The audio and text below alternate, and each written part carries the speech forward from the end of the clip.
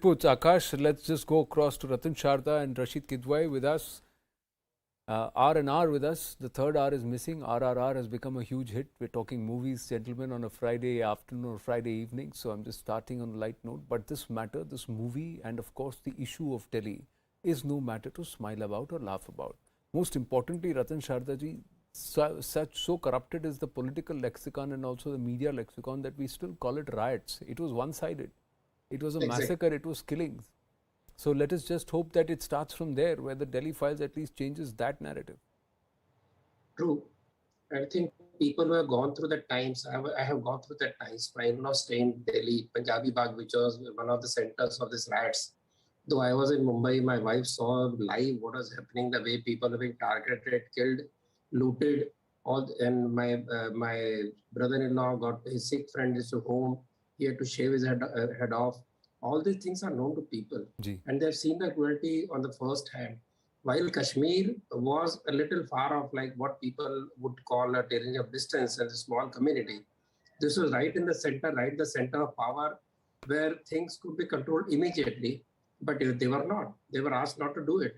And even after that, for years together, the people who led the riots were rewarded. They were made MPs, they were made ministers, totally cynically. And when the protest rose, till Mr. Modi came, not a single person was tried, not a single person got jailed. And this is the tragedy, this is the hurt that makes us all cry in our heart, whether it's Delhi, whether it's Srinagar or Kashmir Valley. And Delhi being where we can say that there can be no excuse at all for this huge massacre that happened.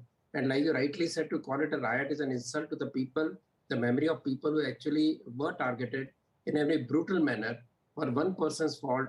The entire community was targeted, and Delhi is the center. But as you know, this took place across India also, not just Delhi. But a prime minister sits, a home minister sits there and let these people run riot and not give them any punishment and in fact reward them was putting salt on the wounds. And if this is the movie that Vivek wishes to make, I think the political people who have been trying to belittle the Kashmir files, belittle the huge genocide of Kashmiris, their exodus, as if it was some picnic or as if the people chose to come out, having got bored with Himalayas and the beauty of Kashmir. This won't be any excuse for Delhi because it's right in our face. Most of the people who are today of any around that age, they have seen, their families have seen, and I think the seeping wound in the psyche of our Sikh brethren, Kahani, what will they say in our Delhi, because it will be there and people will be there. The people, there was Mr. Fulka who was part of AAP, I don't know where he is now, who actually ran the struggle for Sikhs. Yeah. I think this justice would be not just justice of a few people, it is just of thousands of people who lost their lives, who lost their families, and they were simply targets. They were targets of hate. No, There was and nothing not else. just that. And Like the Brahmin. there was a concerted effort, Ratan Sharda ji, to drive a wedge between two communities, that is Hindus and Sikhs. See, right from Punjab to Delhi, the idea was to create wedge. And as a Pakistani person told one of our leading politicians who told me this, that they said he failed because he could not draw the wedge. Now, this creation of wedge was entirely work of Congress party, especially after this assassination of Indira Gandhi ji, and this could have resulted in a huge, very huge kind of reaction in India, and Punjab would have been lost forever. But for the sagacity of Hindus, Sikhs, and the organizations like RSS who continuously struggled against this attempt to divide people, I think this has to be also exposed, because after all, there can be no justification of this kind of genocide. True. There is a book called The Khalistan Conspiracy, ladies and gentlemen. I'm going to plug this because I had a conversation with GBS Sidhuji, the former RNAW officer who spent that book.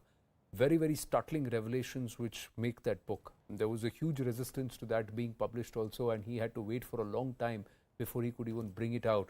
But do take the time to read that to get a perspective as we all wait for the Delhi files.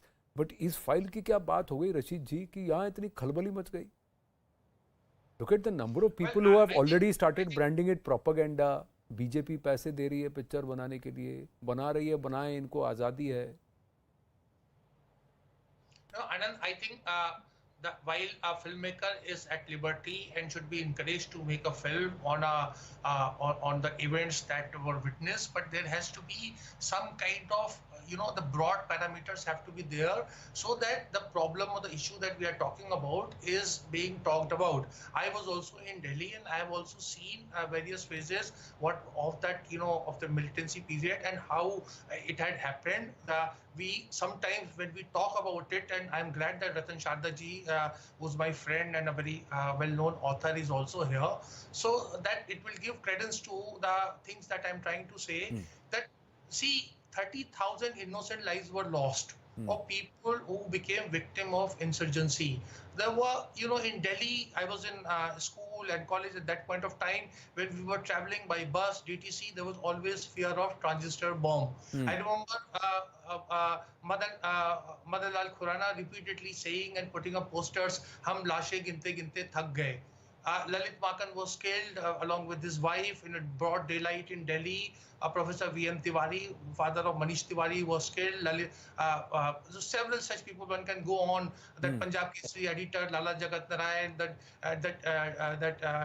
DIG Atwal inside the Golden Temple. And of course, when the army had moved in during Operation Blue Star, the kind of first attack that came, there was a mortar attack. The armored vehicles were blown in pieces. So all kind of things. That's a very comprehensive period of history, a very painful one, very, I would say, areas that are problematic. So a filmmaker has to take cognizance of all these various elements. There is, of course, he is at liberty to. I mean, no. What happens in Pakistan? What happened in Punjab, Rashid Kidwaiji, with the Khalistani movement under KPS? I'm talking about Delhi. No. During the Asian Games, let me complete. Yeah, please. The people were taken, the buses that were coming to Delhi, people were asked to step out of it, and on the grounds of religion, there was separate queues were there, and they were fired at, they were killed. All these things were there. So this is what I'm saying. It's a problematic area, and not to, you see what happened when Indira Gandhi's assassination took place. The writings of Nanaji Deshmukh's writings are there. What he had written, he had described her as a martyr. He was saying that she was killed while defending the majority community. So all these things have also been taken. I'm sure Mr. Vivek Agnihotri must have done a very good research, as he had done it during the Kashmir files. So no, but the larger blame is who allowed this to fuel, who allowed this to fester, and who allowed this to grow to a level where there would be a wedge that would be driven between Hindus and Sikhs. So it's not about majority, community, etc. Let's call a spade, and let's go ahead and take these names. The fact is, that's why I keep saying we need to read the Khalistan Conspiracy by GBS Sidhu, the former RNAW officer, because he's very clearly said who decided that Bhindranwale will be propped up and Bhindranwale will be sent from Delhi to Punjab. Who took that call? Who are the people who decided that this is important to resurrect the fortunes of certain political entities and a political party? Was there a conspiracy greater than that? And is it okay for a nation's prime minister to address a rally and say "Ek bada ped girta hai to dharti hilti hai" and justify the killing of more than 3,000 people? You are again mixing. You are mixing too many issues. No, I'm not mixing too many issues. They're all there. These are all of these played out. So are you going to say that if somebody did something in Punjab or somebody did something in 82, so is simplistic and problematic. No, sir. It's not about simplistic or problematic. It's how simply we have turned around and decided that Kashmiri Pandits are migrants, and it's not that they are refugees. It's how simplistically we have decided that these were riots and it was not a cold-blooded killing or massacre. Killing is killing, whoever does it. Let's call. So we refuse to call it a killing, and we have turned around and said that it's perfectly okay for a nation's prime minister to say "Bada ped girta hai to dharti hilti hai." And it's all right to say for a nation's prime minister to say that, and there should be applause for it. Ratan Sharda wants to respond. Yes, Ratan Sharda. He should be criticized for it, and you will criticized for it. But I am saying you are mixing a lot of issues. No, I'm not mixing a lot of issues, sir. I'm just you are narrating the build-up. I am saying who allowed the build-up should come to the fore too. I am also saying that who allowed this to play out on the streets of the national capital should come to the fore too. Made on 19th of November 2008, 1984, when Riots, whatever the Delhi genocide had taken place, Indira Gandhi was assassinated. I am saying there is a whole history of it. And where, of course, as Ratan Shardaji was saying, role of Pakistan, the failure of our intelligence agencies, all those things should also be Correct. taken on. I'm saying let everything come out. Let everything come out. But already people are saying this is propaganda and somebody is paying money and Vivek Agnihotri is motivated to do it. Because these are aspects which have not been spoken about, which have been brushed under the carpet or painted with a particularly convenient narrative. So then it all starts from changing the media lexicon. All of us sitting here, first word comes to our mouth is riots. It's not killings or massacres, sir. That is how conditioned we are to look at 84. Let's be very honest about it. We are very easily writing Kashmiri migrants. We don't say Kashmiri refugees. They are refugees in their own country. But we have not said that for 32 years or 34 years. Ratan Sharda wanted to say something. Yes, Ratan Sharda ji, and then we'll move on. Yes. With due humility, in my new book, The Conflict Resolution, the RSS Way, I have a whole section of 100 pages on Punjab. So I've done enough research. I used to go there every 2-3 months during the peak of conflicts. And I can tell you, despite all the efforts of Akalis and who became plaything of terrorists and also the Congress, the wedge between Hindus and Sikhs could not be created. RSS lost scores of people. Moga, everybody remembers 25 people killed by machine guns, and still they stayed together. So Mr. Rashid Ali very subtly gives us a hint that this massacre of Sikhs was a result of XYZ things that happened in Punjab. I know Congress also paid a very heavy price, but rightly said, who created this demon? Who created this devil? And if it was created, I have huge respect for Congress leaders like Ben Singh, etc., who paid for their lives and saw that it is finally stopped. But like he said, I had been to Punjab. I also would count how many people with turban, how many people without turban like me. I'm a Punjabi. I've seen those days. But despite of that, we did not allow religion to become the plaything. We saw to it that people don't fall for it. And if you remember when Islamic terror hits, we say no, terror has no religion. But certainly in case of Sikh riots, Sikh genocide, and in case of Punjab Khalistan, we add the religious element to that. If that is the case, then how come that entire Islamic terror, we don't speak the name of Islam or say no, it is bigotry and religion cannot be trained with put with the religion. The RS chief at that time very clearly said, terrorists may be Sikhs, but all Sikhs are not terrorists. They are our brother. This continuous attempt to not allow this wedge, that is what politicians should have done. That is what we should have done. That Sikh genocide have not happened in Delhi. No, sir. But to say things are not very clear, sir, everything is clear. Yeah. We know from the day these things started, we know when a Kali minister was not allowed to work after even creation of Punjabi Suba, we know that Punjabi Suba was delayed despite every other state getting linguistic status. So Punjab was not given. Anandpur Sahib resolution came in. Bhindranwala was created. Every story is known, sir. Let every story come on and let people decide. Correct. How the government dilly-dallied whenever terror came it's not about dilly-dallying. Like up in front of the terrorists, we know that how these Akali leaders simply bent their knees and just lay down because they had no will to fight them. They released the terrorists. We know all that story. We know that Congress finally stood up, realizing the risk. But then to blame the entire generation. But here is the largest thing. I have to. We are being hypocrites. No, Ratan Sharda ji, Rashid Kidwai ji, it's good to have these discussions and let's discuss a lot of matters threadbare and let's put out all the perspectives there. Let's hope the movie does that too. It did with the Kashmir files, where there was a cognition and an understanding how an entire group, an entire community which is a minority in Kashmir has been marginalized and justice denied to them. But it cannot stop with 6 weeks of the movie and thereafter we forget it again. Let's hope that doesn't happen with the Delhi files also, because it's nearly 40 years there. If it's 34 years with the Kashmiris, then it is nearly 40 years with the Sikhs. So there are many questions that have been left unanswered. And if the brutes had been punished and had they been dealt with an iron hand rather than political machinations at play, perhaps the consequences would have been different. Let's hope Vivek Agnihotri can do justice to the Delhi files too. Thank you very much, Ratan Sharda ji and Rashid Kidwai ji. Always a pleasure speaking with you, gentlemen. We're going to take a very short break here on the newscast. Stay with us.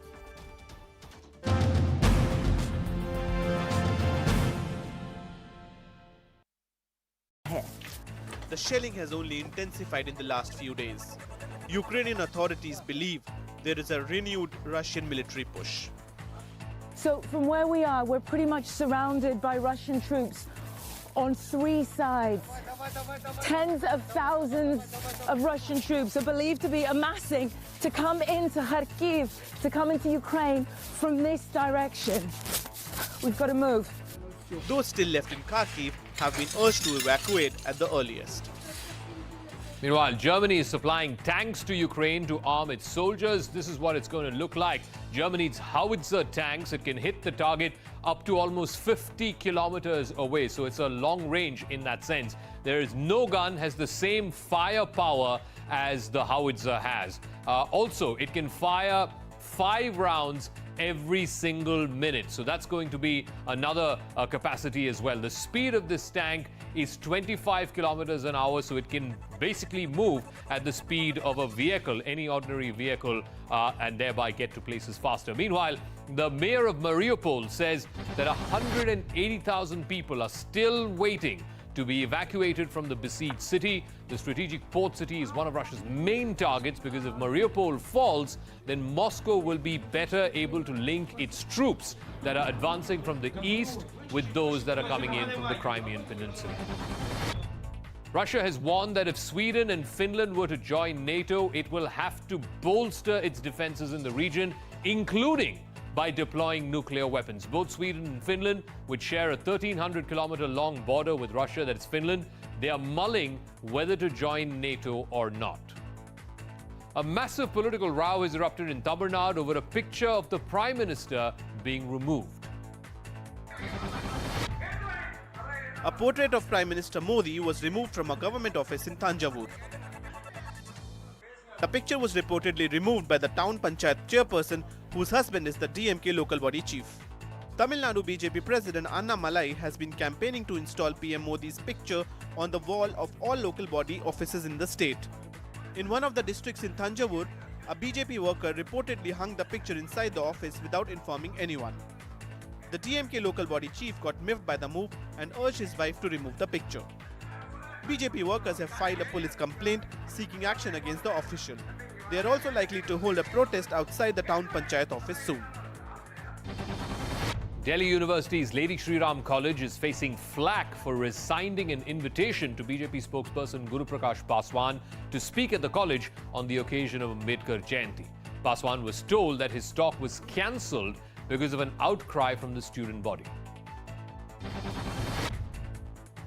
आपके मन में जो भी विचार है आप बातचीत करिए, चर्चा के माध्यम से, संवाद के माध्यम से उसका समाधान निकालिए। अंबेडकर जयंती के दिन अंबेडकर के लोगों को बोलने से रोकना ये उनकी वैचारिक अपरिपक्वता को दिखाता है। आज बाबा साहेब अंबेडकर के लोग, दलित समाज के लोग आपके रोकने से रुकने वाले नहीं है। मैं बोलूंगा, मैं लिखूंगा और अपने समाज के मुद्दे उठाता रहूंगा। 4 terrorists were killed in an encounter in Shopian. The identity and group affiliation of these terrorists is still being ascertained. 2 army personnel were killed and 2 others injured in an incident en route to the site of this gun battle. A 25-year-old woman tried to kill herself by jumping off a building at a Delhi metro station.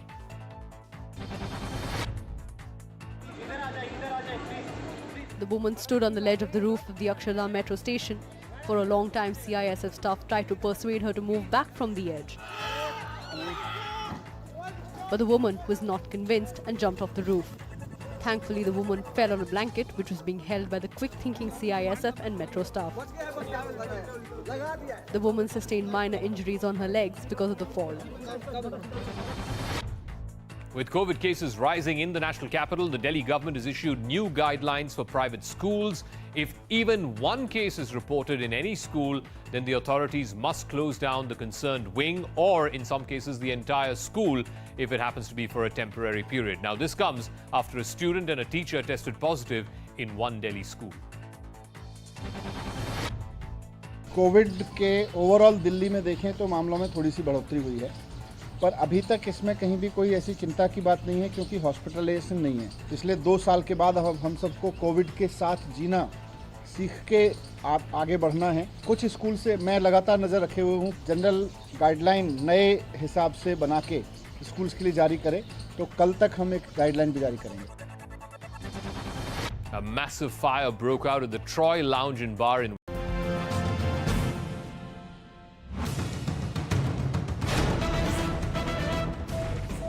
Government of India is all set to ban PFI. Government is likely to take decision this week. All preparations around this already done. This outfit has been under the radar. It has been banned in Chhattisgarh in the past.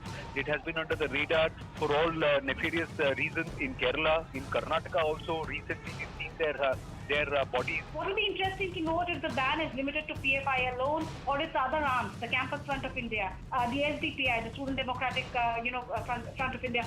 The Christian forums are also demanding ban on PFI because the way a PFI is functioning on ground, is spreading the radical extremist ideology. Welcome back. This is a mega CNN News 18 exclusive. The centre is considering a proposal to ban the Popular Front of India. Top sources have said that the government is likely to ban the outfit via a central notification. The PFI has been accused of radicalizing Muslim youth, using lethal weapons, and being involved in more than 30 political murders in Kerala and other parts of the country. CNN News 18 has accessed the NIA dossier based on which a ban on the PFI has been sought. It details the infamous cases where the PFI is involved and details specifics on where the PFI is allegedly associated with extremist groups. Rajya Sabha MP and BJP leader Rakesh Sinha has backed the decision to ban the PFI. Meanwhile, the PFI continues to maintain that their organization has done nothing against the nation and its interests, and so far they have received no information about the ban. Government is likely to get a ban in a week's time on PFI, and the work has already started. Look, the ideology, programs and leadership of the PFI is just an extension of ISIS in India. They are doing everything to disrupt the Indian society, to create anarchy and promote violence. They don't have faith on constitution. The PFI's real objective is to balkanize India, create communal polarization on the violent basis.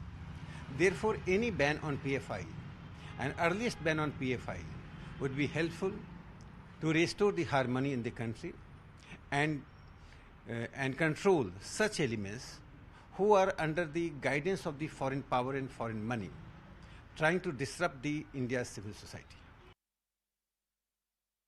You've seen this bit of news coming in that possibly a ban is under consideration. It's a long process, but the government wants to kickstart this process. Yeah, actually there has been no such official communication by any government, whether it's the state or any other union government. Such type of news keep coming here and there. Sometimes they quote some mysterious sources or some unknown sources. So it's not nothing new. You might have seen that in 2017 also, there was a very big campaign, a media trial that Popular Front is going to get banned in another 4 or 5 days, but it's almost been 5 years now and we are here. So we are used to such news coming. So if the government officially says something like that, then we'll consider. Popular Front has not done anything that is against the nation. Yeah, we have been speaking against the Sangh Parivar ideology. So speaking against Sangh Parivar ideology or the BJP ideology doesn't give a reason to ban any organization. So we don't think so there is any reason to ban us. They have a very benign front, Harish. They come across as an organization which has got so many arms, and where they try and say that they are there only for the betterment of society, although they work solely for the betterment of one particular group. But even there, among the Muslims itself, the Popular Front is not very popular. There are a lot of Muslim groups who are upset with the kind of push that the PFI has been making. There are many who are upset with the rabble-rousing that the Campus Front did, even with the incident in Udupi.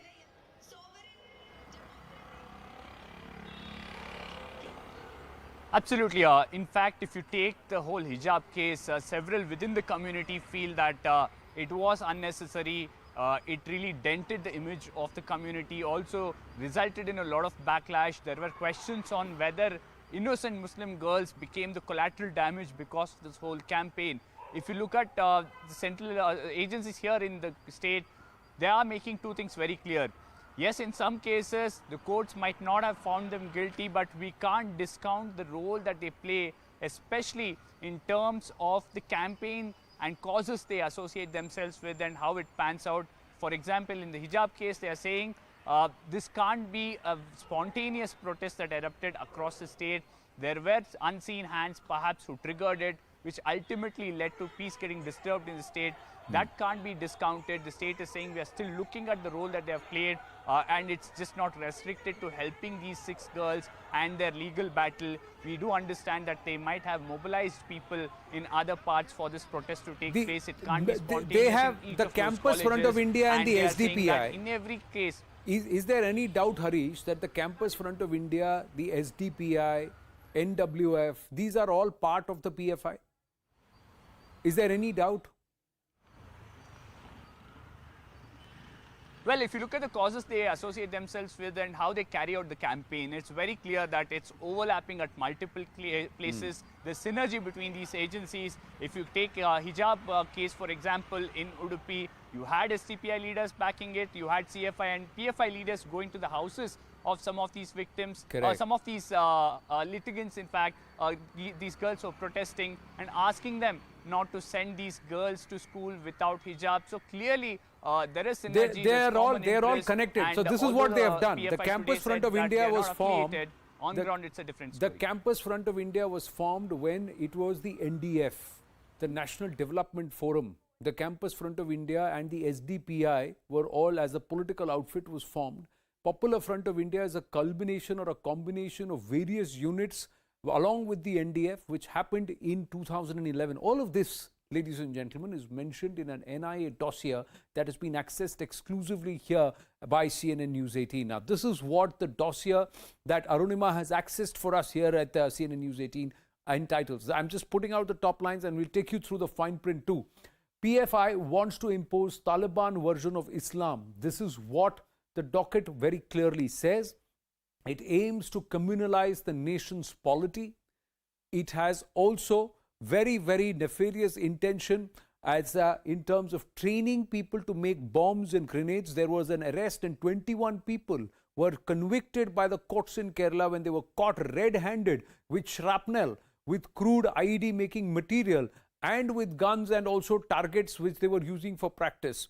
So they're working to foment and instigate anti-India sentiments and hate sentiments, and especially targeting and this driving the wedge between Muslims and Hindus. So they have a very, very anti-Indian and anti-Hindu platform which they are there.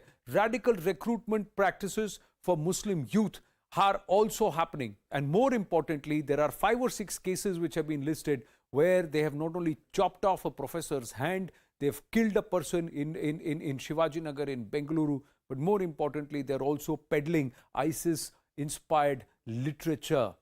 All of this documented in that dossier. Have a look at this explainer.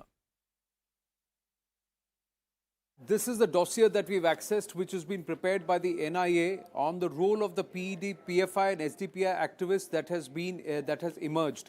The Arunima has accessed these documents, and I'm just taking you through. It's about 18 to 19 pages. This is what it says: Popular Front of India, cases where role of PFI, SDPI activists has emerged. Now, it also talks about all the cases. It starts with the professor's palm chopping case. This was what of Professor T.J. Joseph. The incident occurred on 4th of July 2010 at about 8 a.m. Now, it talks about the conviction of PFI members. Also, we look at the second case. This is the Kannur PFI case. Once again, this is of Rudresh activity. There is also the activity which happened where there was training which was on for terrorist activities, and there were 21 people who were apprehended red-handed with articles like sword, country-made bombs, human-shaped wooden target, etc. IEDs, gunpowder, iron nails, all of this was seized. And there were again arrests that were made after charge sheet was filed. Trial was completed in 20th of January 2016. 21 accused were convicted under various acts of the Indian Penal Code. Then there is also the issue of the Rudresh murder case. And this also comes out. This is on the 16th of October 2016. The murder of Rudresh in Bengaluru, Shivaji Nagar area. The next case that is outlined, this is what we had done as a CNN News 18 exclusive yesterday where Islamist literature that is being pushed by the Al-Qaeda and ISIS is also being peddled, and there is a connection with the Omar al-Hindi, ISIS Omar al-Hindi module case, where again it is a PFI members who are responsible for translating and also propagating literature which was being pushed by the ISIS Daesh to wage war against the government of India. And they were saying that this was by collecting explosives and offensive material to target prominent persons and places of public importance. Have a look. This document also turns around and further says that the PFI receives huge funds through the India Fraternity Forum. This India Fraternity Forum was floated as a counter of the NDF PFI in Gulf countries with allegiance to PFI. They continue to keep traveling there and trying to raise money, and this money is being used. This money is being used for nefarious activities, very, very clearly to create a law and order issue. So names are national, India, etc., but the agenda very clearly is communal and with a deep-rooted sentiment or a fundamentalist background.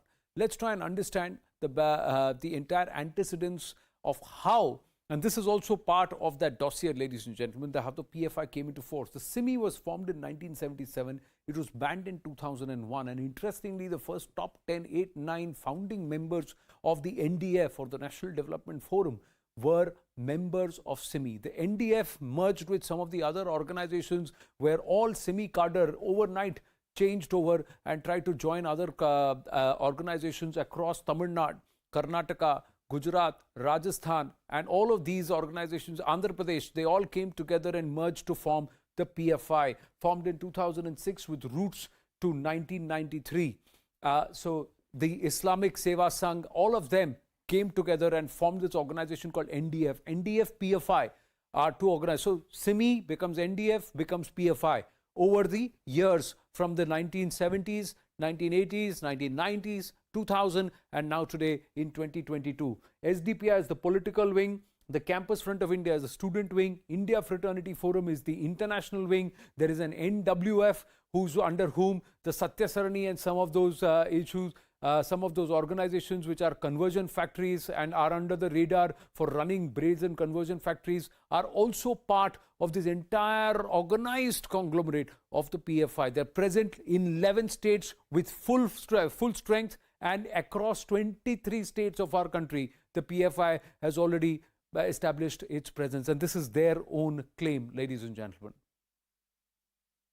Now moving on, a big Congress versus BJP war over the Khargone violence has also now emerged, and its aftermath has erupted. Madhya Pradesh Chief Minister Shivraj Singh Chauhan has openly defended his bulldozer action against alleged rioters in Khargone while hitting out at his critics, and Digvijay Singh, who termed the government's action as illegal. Shivraj Singh Chauhan has gone ahead and said that some people want to set the state on fire, and added that stern action on alleged rioters will continue. He is also assured that houses that were burnt during the riots will be rebuilt for the moment by the government, but eventually the price will be extracted, or the penalty will be extracted from the rioters themselves.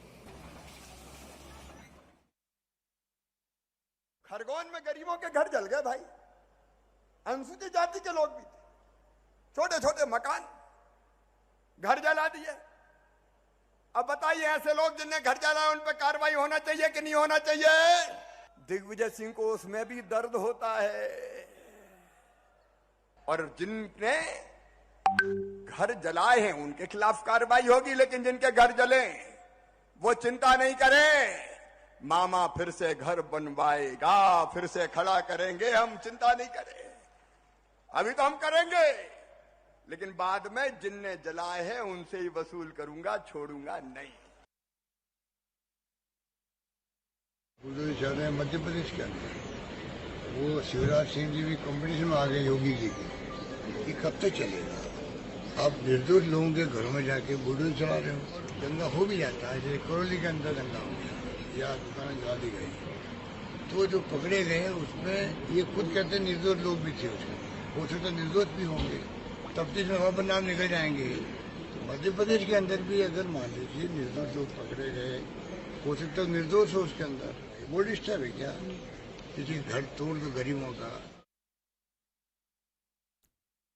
Siddhant Mishra now joins us live. Siddhant, on a day when fresh video has emerged where people are seen with their faces covered, if it was spontaneous, why will you take the pains to ensure that your faces are covered? Because you know there are CCTVs.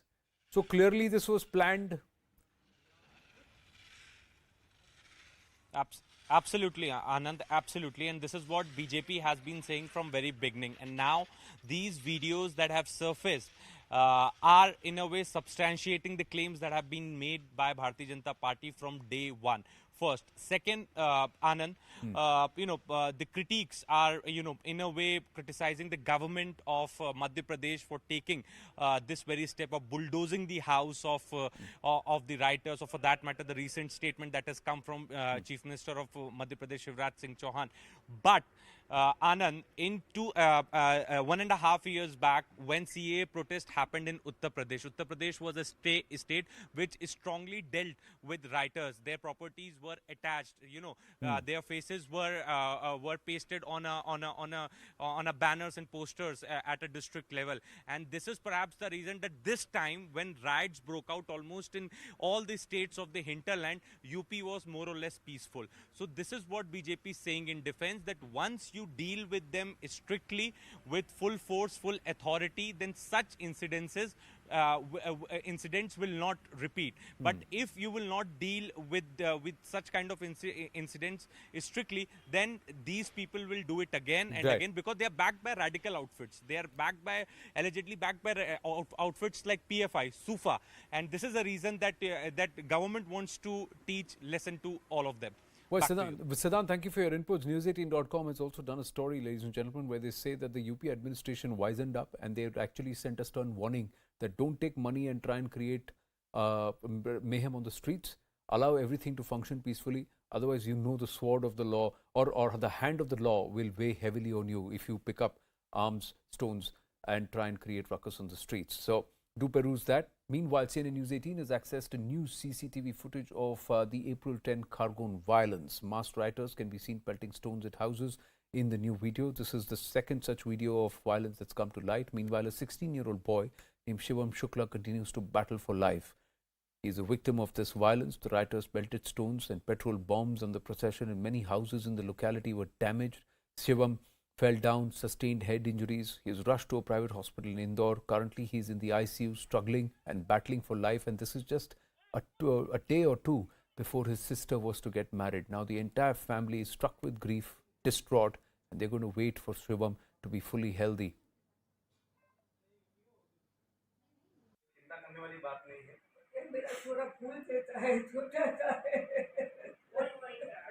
अम्मा आप रोइए मत, हम आपके साथ हैं भाजी, बिल्कुल बेफिक्र रहिए। नहीं हम लोग आपके वहाँ पर रामनवमी की रोज राम भगवान का जुलूस निकला। वहाँ पर वर्ग को लोगों ने पत्थरबाजी से हमला करा के कारण मेरे बच्चों को चोट सिर में आई और आज अस्पताल में भर्ती है। वो बताया जा रहा है कि आपकी बेटी की शादी भी थी। हाँ, हमारी 17 अप्रैल को हमारी बड़ी वाली गुड़िया की मेरी शादी थी। तो 17 अप्रैल को बड़ौदा से बारात आने वाली थी यहाँ। तो शादी कैंसिल कर दी। शादी उस बच्चों के सदमे के कारण हमने सब परिवार से शादी कैंसिल रद्द करना पड़ी हमको। Meanwhile, now following suit and following Madhya Pradesh, the Gujarat government has also adopted the bulldozer action model. According to reports, several illegal properties of the April 10 Khambat violence accused have been razed by the state government. Remember, one person died in the violence that broke out in the Ramnavami procession in several areas in Gujarat's Khambat. Several accused, including some Maulvis, were arrested for their alleged role in the violence. Janak Dave joining us with more details. जनक, तो जिन पर suspicion था अब उन पर action भी हो गया है? बिल्कुल आनंद, देखिए हालांकि मध्य प्रदेश और उत्तर प्रदेश की तर्ज पर सीधा तौर पे नहीं कहेंगे। दरअसल ये जब प्रशासन को ध्यान में आया था कि इस इलाके में जो पथराव हुआ जब रामनवमी के दिन पिछले रविवार को, तब ये पता चला था कि इन इलाकों में पीछे इसका सहारा लेकर इन्होंने पथराव किया था। उसके बाद जो सारी चीजें लीगल थी और उसके बाद अतिक्रमण था तो उसको हटाया गया। उसके बीच उससे पहले पुलिस को ये भी जानकारी मिली थी, लोकल एडमिनिस्ट्रेशन को, डीएम और एसपी को, कि जो आरोपी हैं उनकी जो प्रॉपर्टी है वो भी काफी तरीके से इलीगल बनाई गई है। अब चूंकि कानून उस तरीके का नहीं है, इलीगल प्रॉपर्टी को हटाने का कानून जरूर यहाँ पर है। ऐसे में उस चीज को ध्यान में लेते हुए जो आरोपियों की जो इलीगल प्रॉपर्टीज थी, जो अतिक्रमण करके बनाई गई थी, उन हिस्सों को भी तोड़ा गया और उसके अलावा जो बीच रास्ते सरकारी जमीनों पर अतिक्रमण किया था उनको भी हटाया गया है। आनंद जी धन्यवाद जनक।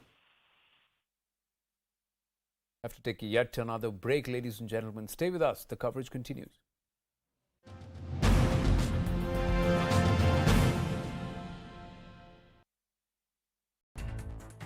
आपके मन में जो भी विचार है आप बातचीत करिए, चर्चा के माध्यम से, संवाद के माध्यम से उसका समाधान निकालिए। अंबेडकर जयंती के दिन अंबेडकर के लोगों को बोलने से रोकना, ये उनकी वैचारिक अपरिपक्वता को दिखाता है। आज बाबा साहेब अंबेडकर के लोग, दलित समाज के लोग आपके रोकने से रुकने वाले नहीं है। मैं बोलूंगा, मैं लिखूंगा और अपने समाज के मुद्दे उठाता रहूंगा।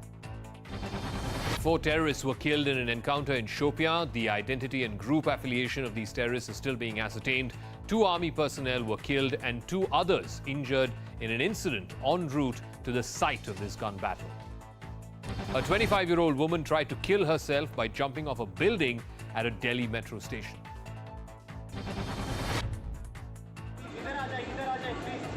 The woman stood on the ledge of the roof of the Akshardham metro station. For a long time, CISF staff tried to persuade her to move back from the edge. But the woman was not convinced and jumped off the roof. Thankfully, the woman fell on a blanket which was being held by the quick-thinking CISF and metro staff. The woman sustained minor injuries on her legs because of the fall. With COVID cases rising in the national capital, the Delhi government has issued new guidelines for private schools.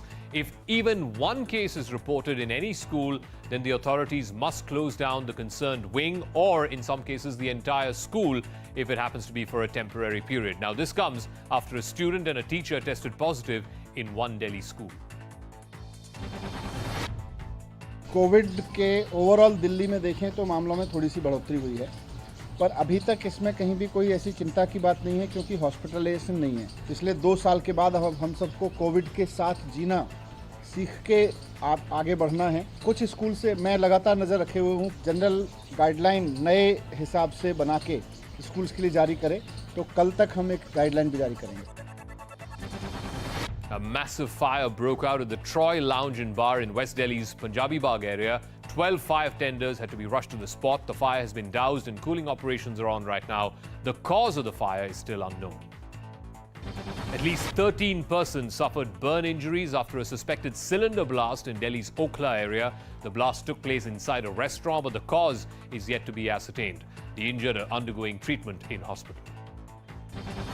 Prime Minister Modi today inaugurated a new museum dedicated to 14 former prime ministers of the country. He bought the first ticket to the Pradhan Mantri Sangrahalaya.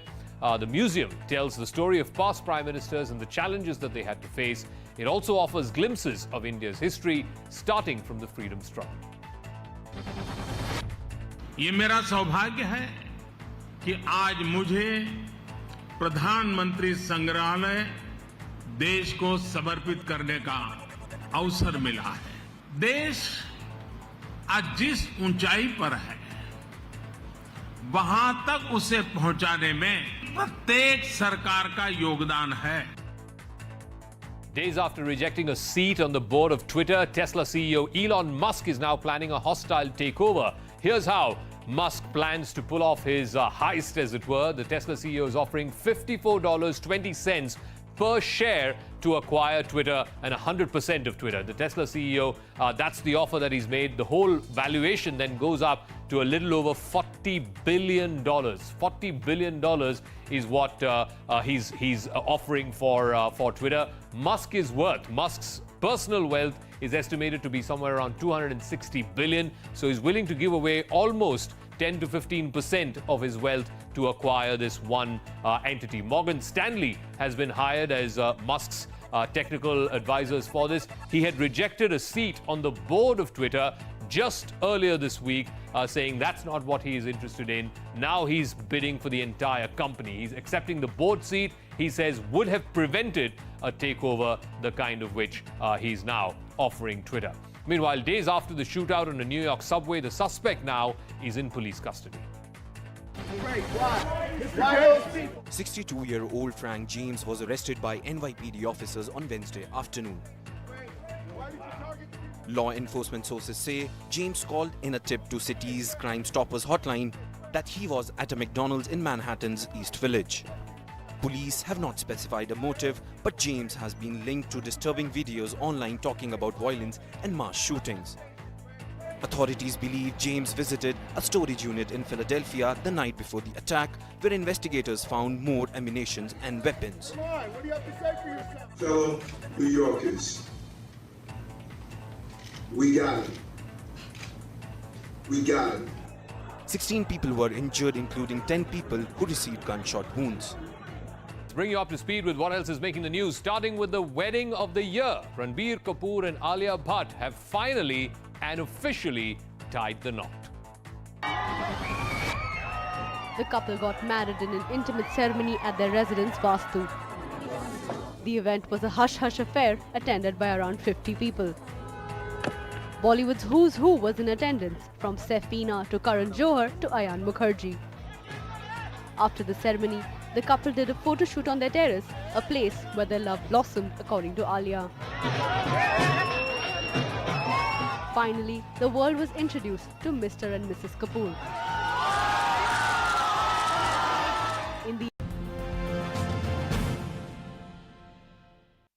Welcome back. Karnataka Minister K.S. Ishwarappa is all set to tender his resignation this evening. The senior leader has been under fire over the suicide of a contractor who accused him of corruption.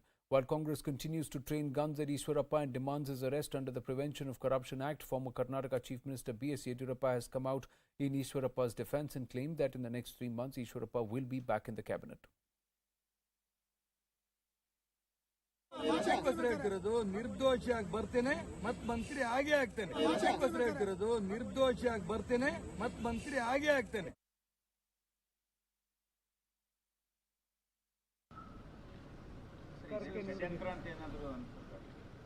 ತನಿಖೆಯಲ್ಲಿ ಎಲ್ಲವೂ ಕೂಡ ಹೊರಗೆ ಬಿಡ್ತದೆ. ತನಿಖೆ ಮಾಡ್ತಾ ಮಾಡ್ತಾ ಆವಾಗ ಇಡೀ ಕೇಸಿನ ಎಲ್ಲ ಆಯಾಮಗಳು ತನಿಖೆ ಆಗ್ತವೆ. ಆ ಸಂದರ್ಭದಲ್ಲಿ ಸತ್ಯಾಂಶ ಹೊರಗಡೆ ಬರ್ತದೆ.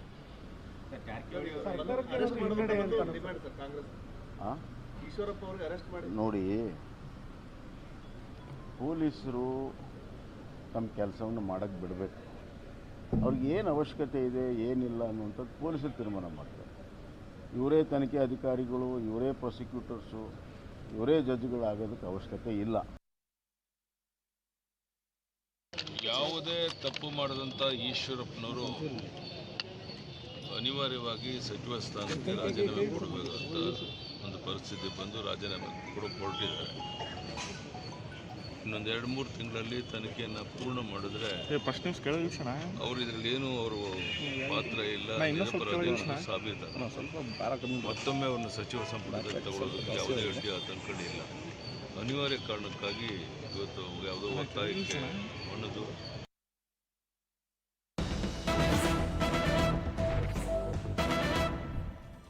And big news coming through in the middle of the raging war with Ukraine. Russia has started the delivery of the 2nd Regiment of the S-400 missiles and the missile defense systems.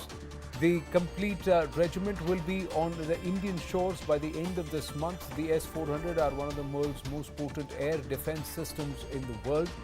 India has signed a deal with Russia to buy 5 regiments. The first has been deployed along the Punjab border. Shreya Dhondiyal, our defense editor, joining us with more details. Yes, Shreya.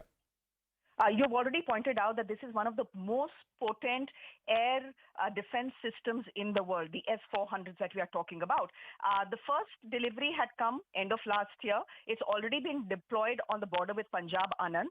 The delivery of the second one, well, there was a question mark given that Russia is fighting a raging war in Ukraine. And the fear amongst the Indian defense establishment was whether the commitment to start delivering the 2nd regiment would be met or not, given Russia Russia's own constraints. But even even before the deadline came in, slightly ahead of time, we are starting to see the delivery of the second regiment. It is coming basically and mostly via sea. And by the end of it, we are being told that by the end of this month, the entire regiment would be here. Now, this is a big regiment that we are talking about because there are 8 launchers in each regiment and each can fire 4 missiles, which means, the systems don't come all together. They come in parts and then they are assembled here in India. So by the end of this month, we are being told that the second regiment, the complete second regiment of the S-400s should be in India. The question is, where will they be deployed? The first one, as I said, has been deployed in the Punjab border. The second one could be anywhere near the Chinese border, is what our sources are telling us. Well, Shreya, thank you for your inputs. Clearly, the Russians now not just advancing the delivery, but holding on to their commitment and perhaps encouraged by the strategic autonomic position or the neutrality that India has shown and the assertion that India has shown as they continue to engage with nations despite the Russia-Ukraine crisis. So the delivery continues for us. We've put 1 regiment at the Punjab border. The second regiment, the entire consignment should reach us by the end of this month. We'll see where that is deployed. For the moment, winding up. Stay with us, The Nation at 5 after the break.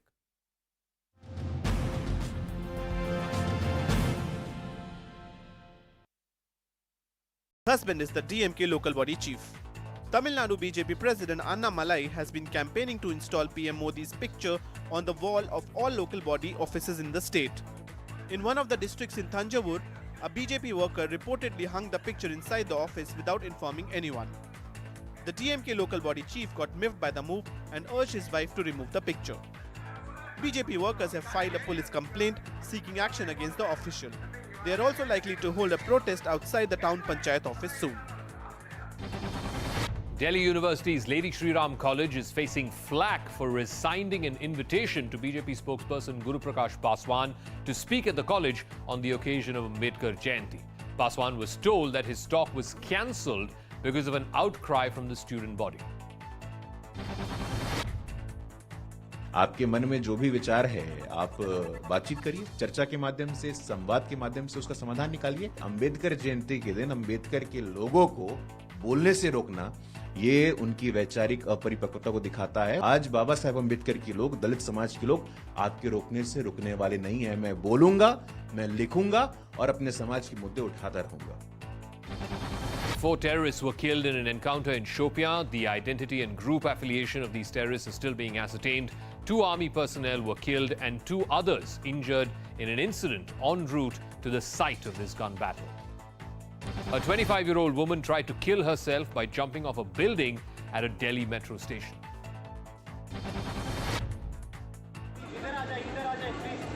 The woman stood on the ledge of the roof of the Akshardham metro station. For a long time, CISF staff tried to persuade her to move back from the edge. But the woman was not convinced and jumped off the roof. Thankfully, the woman fell on a blanket which was being held by the quick-thinking CISF and metro staff. The woman sustained minor injuries on her legs because of the fall. With COVID cases rising in the national capital, the Delhi government has issued new guidelines for private schools. If even one case is reported in any school, then the authorities must close down the concerned wing or, in some cases, the entire school if it happens to be for a temporary period. Now, this comes after a student and a teacher tested positive in one Delhi school.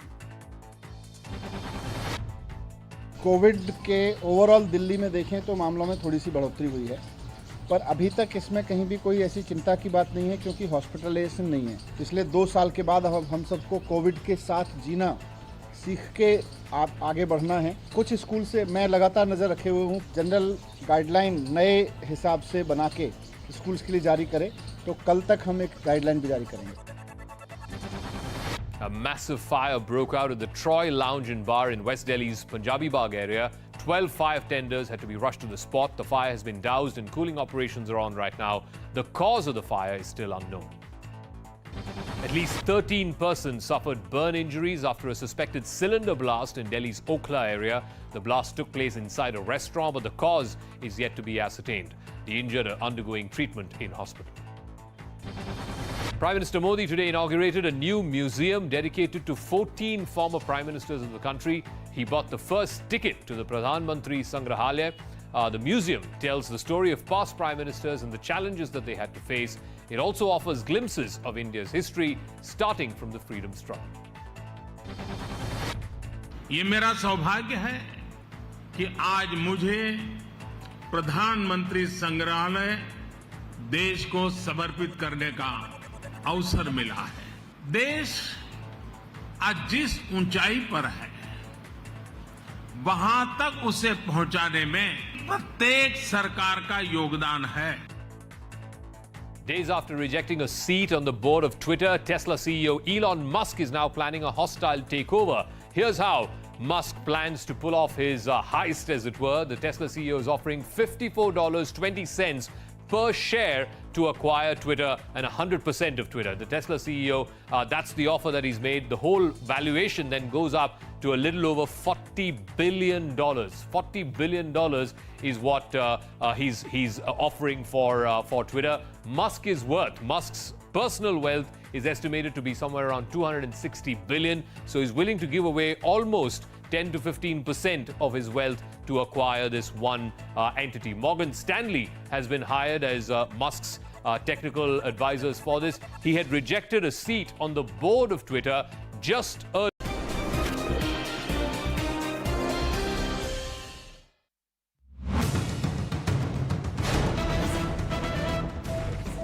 Government of India is all set to ban PFI. Government is likely to take decision this week. All preparations around this already done. This outfit has been under the radar. It has been banned in Chhattisgarh in the past.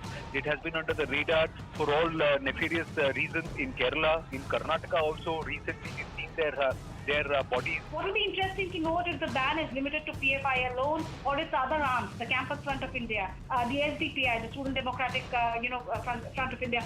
The Christian forums are also demanding ban on PFI because the way a PFI is functioning on ground, is spreading the radical extremist ideology.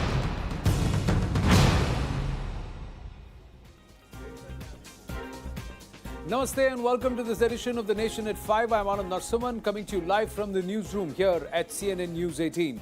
The focus this evening, ladies and gentlemen, remains on the Popular Front of India, which is currently not so popular in the political environment and also across the country because of their involvement and in many cases of trying to stir political social unrest on ground and their involvement and role of their cadre in trying to create and disrupt Ram Navami processions and their involvement in trying to stoke unrest, social unrest across the length and breadth of the country. The PFI today finds itself officially embedded and they claim to be present in 11 states with limited presence or sporadic presence across 23 states in the country.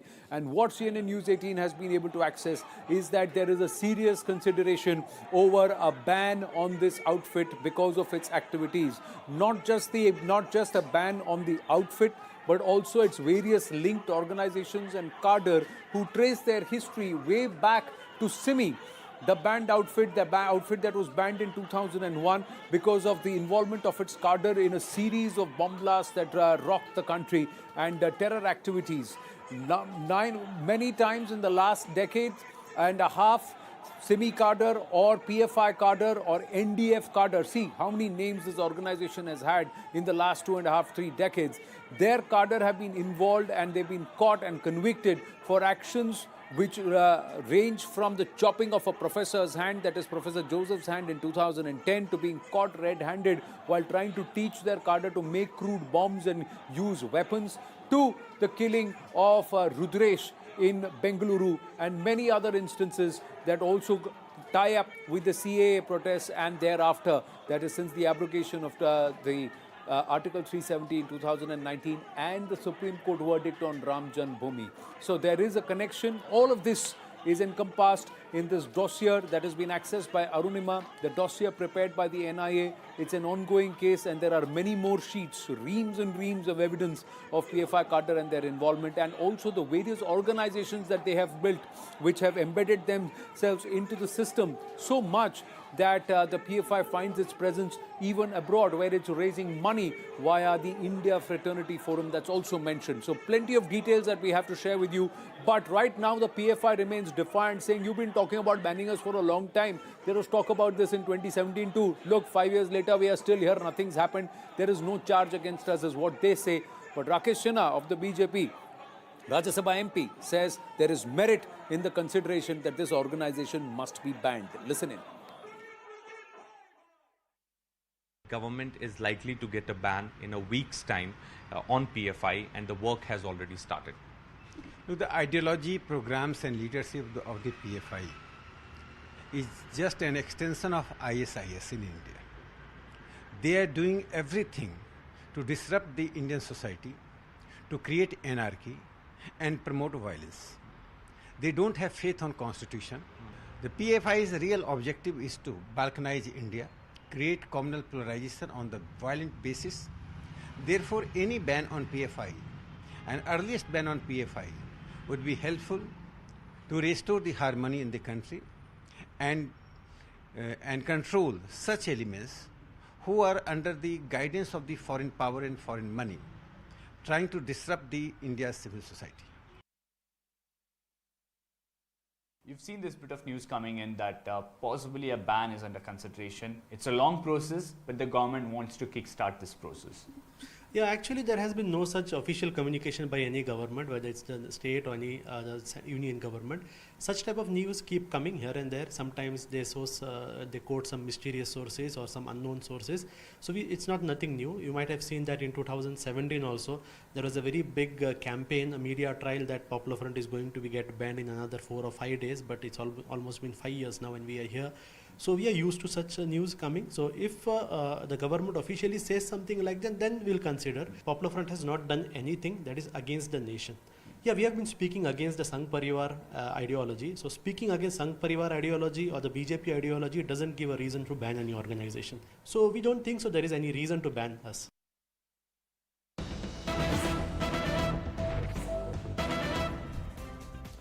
And now CNN News 18 gets you the details of the NIA investigations against PFI and its related organizations, highlighting the modus operandi of the group.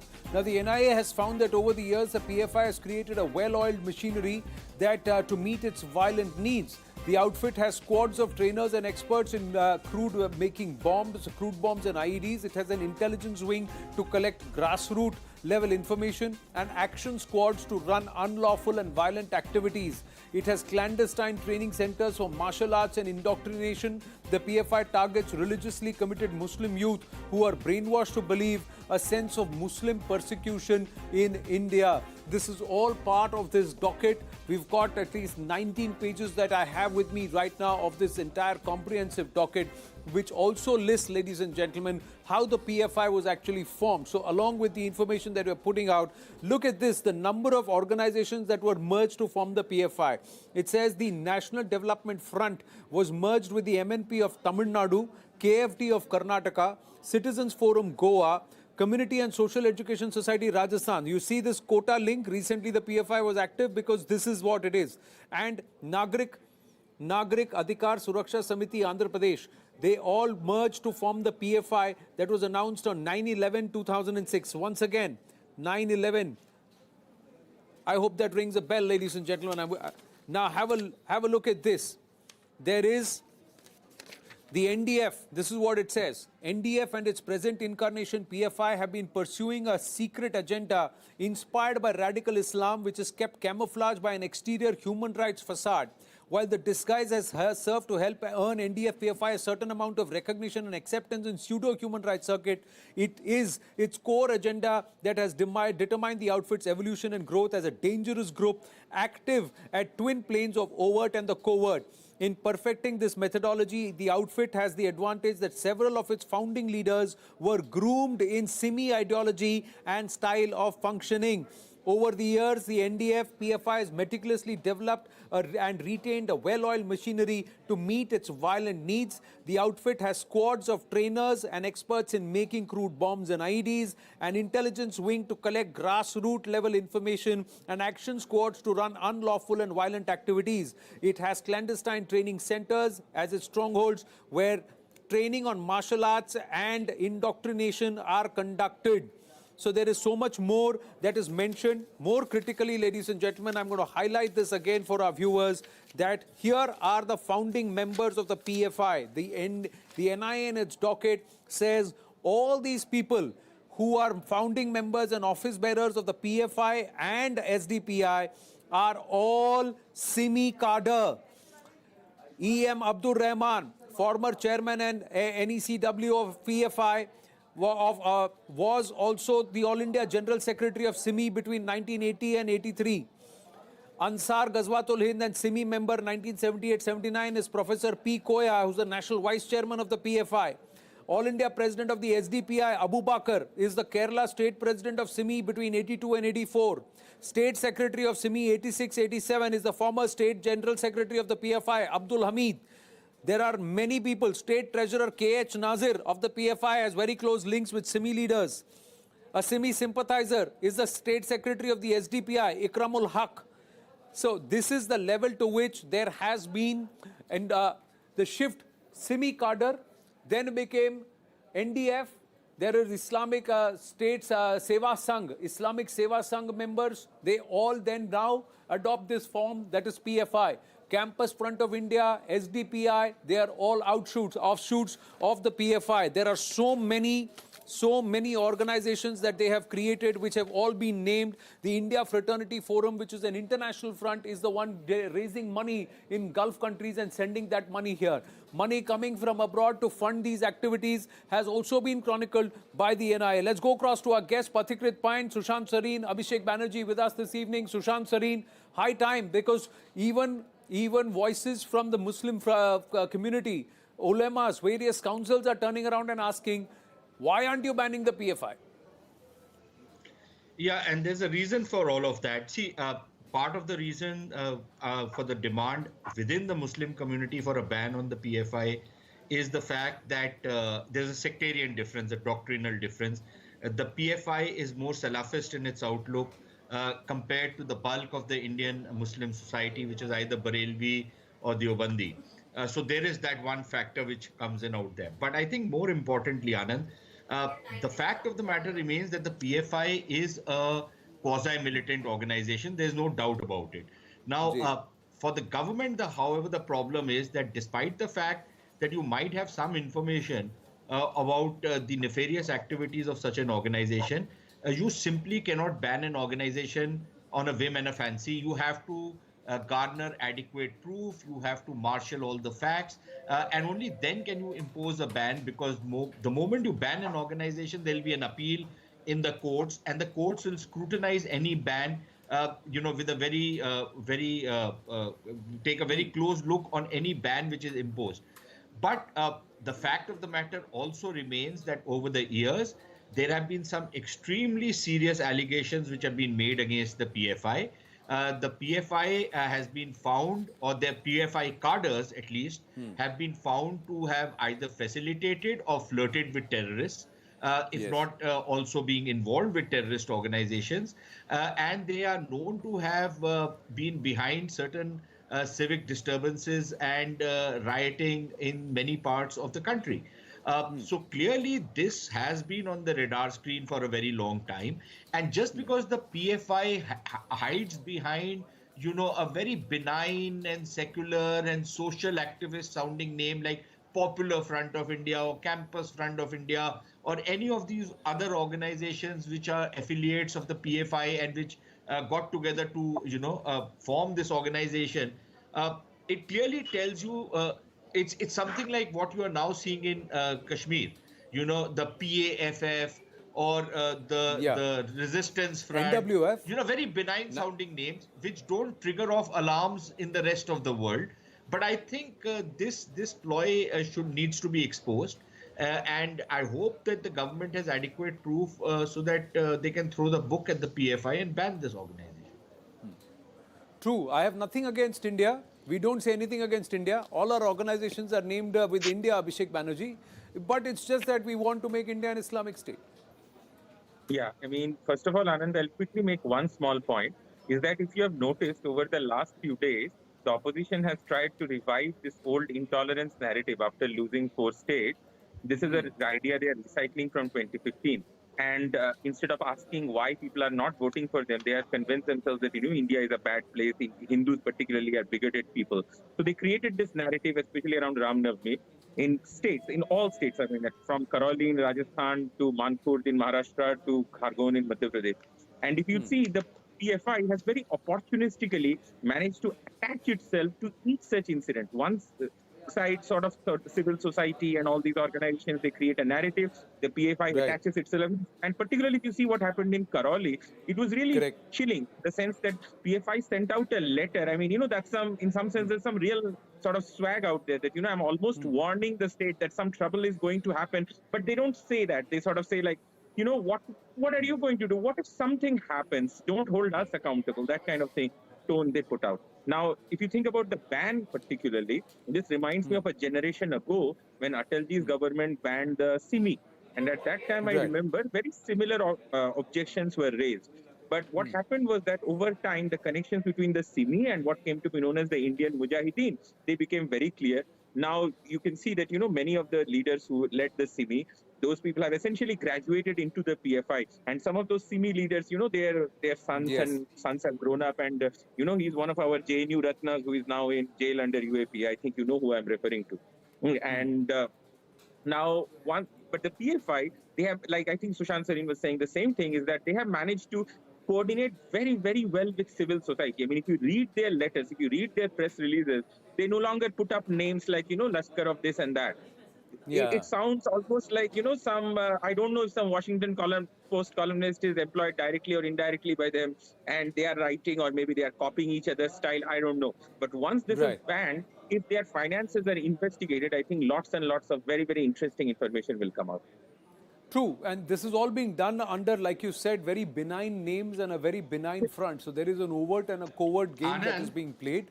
So, look at the role as the NIA dossier, Pathikritpa, and what it details of the National Women's Front. It says the women's wing of the PFI was formed at a meeting in Kozhikode on 2009 July, and that's what it says. The Kerala Women's Front, Karnataka Women's Forum, and the Jamiyatun Nisa Tamil Nadu also participated. And what did they say? Strive for uplifting of movement, protecting of rights, to work for intellectual, spiritual development, and coordinate the union and unite various women's organizations all over India. But this is what it says on the face of it. But what are they trying to implement? They are saying they're limited to Muslim-dominated areas in Malabar region. The cadre give maximum thrust to adherence of Muslim dress code by Muslim women, and they also conduct vigorous campaigning to win over relatively less educated Muslim women to spread the ideology of PFI, especially in rural areas. A.S. Sainaba of Malappuram, Kerala, is the national president of NWF. Does this name ring a bell? Satya Sarani and A.S. Sainaba, Pathikrit Bain. And look at what was being pushed in Udupi. Anand, over the years, Popular Front of India has understood, in fact, its own cadres and those who actually run this organization, that in India, you can write the most vicious thing, you can do the most vicious thing, and all you need to do is to sugarcoat it with fine English and articulate it in such a manner that it becomes acceptable to a large section of so-called educated intellectuals. Secondly, yes, what they do, Popular Front of India, is more like a mentoring organization, which creates a radicalized cadre for other organizations, terror organizations, to be used. I welcome if the ban actually happens. And one specific amendment that was brought in the NIA Act in 2019 will be very helpful in this case, where individuals can be designated as terrorists and not just organizations, because there has been a whole series of examples where organizations simply change the name and keep on working as usual. But, this whole thing is about fight against the different edifice and pillars of the hybrid war. There are two important things. Number one, the radicalization thing that they have done. Unfortunately, in this country, somebody can be highly radicalized, done by a PFI, and still will not be considered a criminal unless he does a terror attack. So what PFI has done over the years, two things. Number one, they have radicalized people. And number two, they have resorted to organized violence rather than act of terrorism. Now, we have never been able to do away with the distinction between organized violence and terrorism. That's the problem that we have. So you have two problems. One, the radicalized youth. How do you deal with that? How do you de-radicalize that? And secondly, will the states cooperate when the name suddenly, and of course, some of these organizations will change their name, and will do the same thing of conversion, narcotics trade, hawala, dealing with fake currencies, and radicalizing again in some other names, and then do the justification. The problem here is that while the central government will be doing its part, since again I repeat, law and order is a state subject, the states at times have shown reluctance to cooperate with the center by looking at it as a national security issue. They will just do away with it, keep it aside by saying it's a sensitive issue. That is the problem. Right. So this is a job half done till the time we have a whole coordinated act to deal with any kind of radicalization, any kind of organized violence. Till the time that is done, I congratulate if it happens, but the job will be half finished.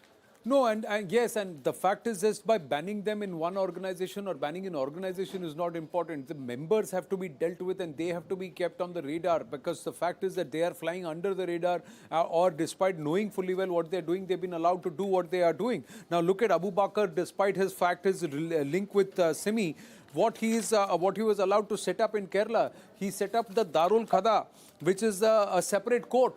A separate court which comprised of its own members, and it was urging people not to go to the civilian courts at all for settlement. So they were trying to set up a parallel judiciary, Sushant Sareen. And look at the issue of Omar al-Hindi, which is the module case that came forth. Now in this Omar al-Hindi case, where they were ISIS-inspired members of the Islamic State and Daesh to wage war against the government of India by collecting explosives and other offensive material. This person, one of the accused, A1 is Mahmood Kunnumal. Manseed A1 left Qatar in search of a job, and this is another accused, namely Safwan, that is PA9. He was in 2009, he was a worker, an active overseas worker of PFI. 2009, he was during the formation of SDPI, became a member of the SDPI in Qatar.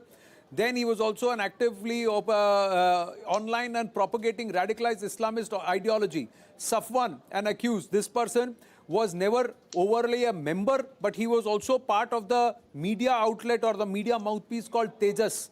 So they are also pushing literature which is ISIS influenced, and they're also doing this in multiple languages now.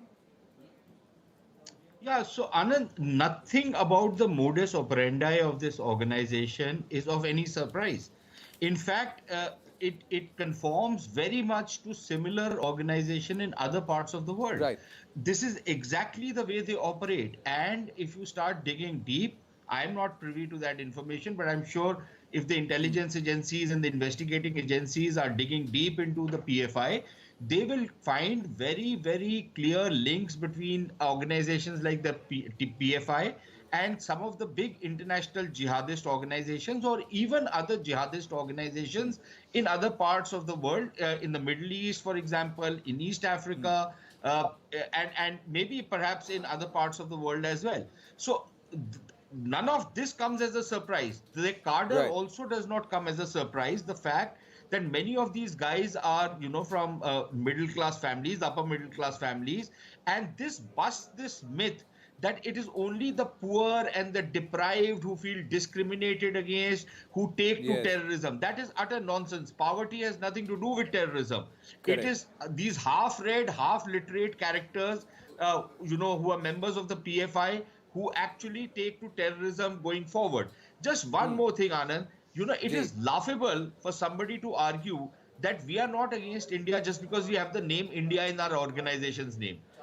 But I can't find anything more ridiculous, because Indian Mujahideen had Indian in its name, and yet it was carrying out terrorism. If tomorrow you have an organization called Tehreek Ghazwa-e-Hind, it has Hind in its name, but Ghazwa-e-Hind has a completely different connotation, which means basically, a war on Hind.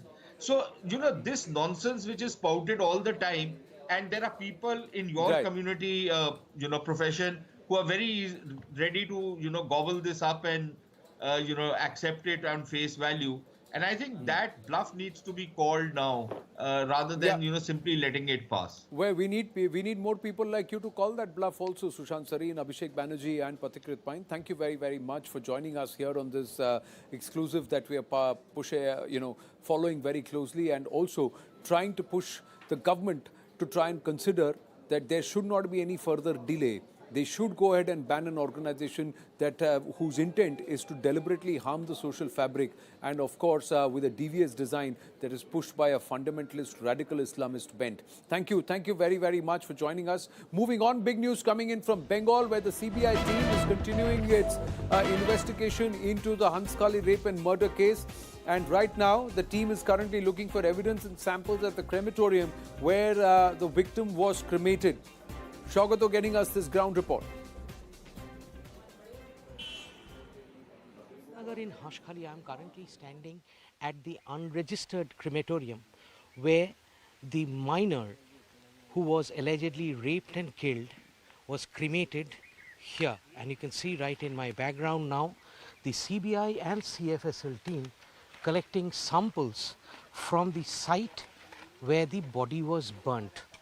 You can see that the CFSL team is digging the ground right in my background to figure if they can find any samples of the body or the remains after the body was cremated over here.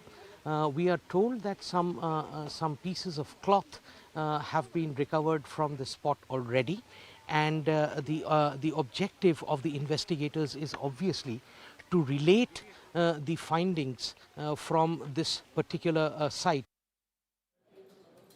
Shaugato now joins us live. Shaugato, high drama at Hanskali. The family almost quite literally isolated there. We are given to understand that some of the rights, the final rights of the victim, the priests were not available or they refused to do it.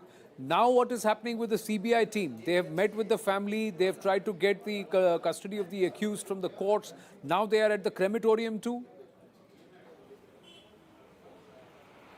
That's right, Anand. The CBI has almost wrapped up its bit of work here at the ground in Hanskali.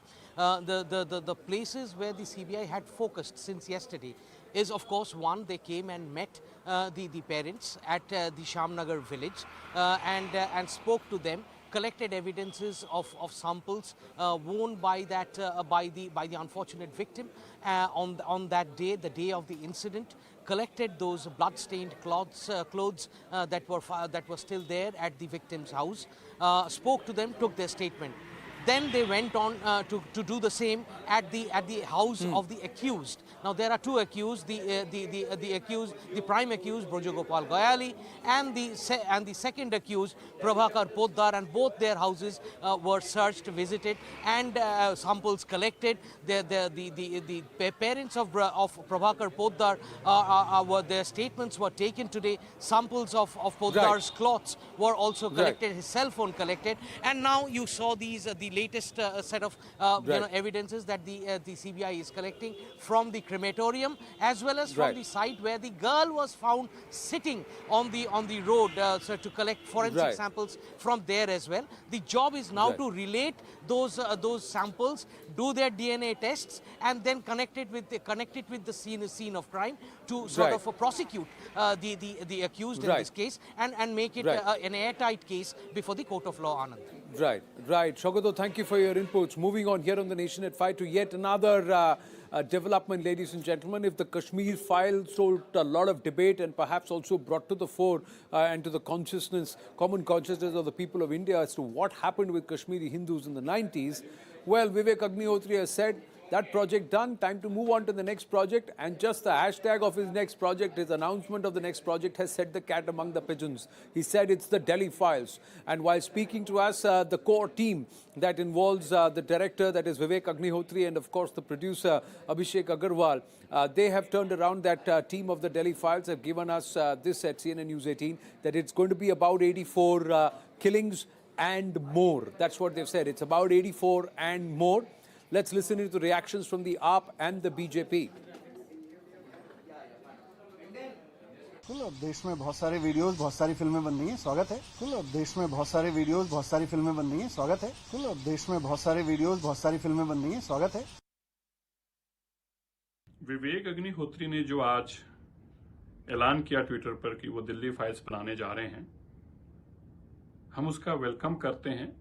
मैंने खुद भी उनसे आग्रह किया था Twitter पे कि आपको ऐसी मूवी बनानी चाहिए ताकि 1984 का जो ये कत्लेआम है, कार्नेज है, जो देश के एक प्रधानमंत्री ने संयोजित तरीके से एक धर्म के लोगों के, विशेष धर्म के लोगों को मरवाने के लिए, उनका धर्म खत्म करने के लिए, उनको खत्म करने के लिए अपने सरकारी तंत्र का इस्तेमाल किया और फिर मरवाने के बाद, इतना बड़ा कत्लेआम को अंजाम देने के बाद उन लोगों को पुरस्कार दिए गए, उन लोगों को मंत्री बनाया गया। ये सच्चाई लोगों के सामने आनी जरूरी है।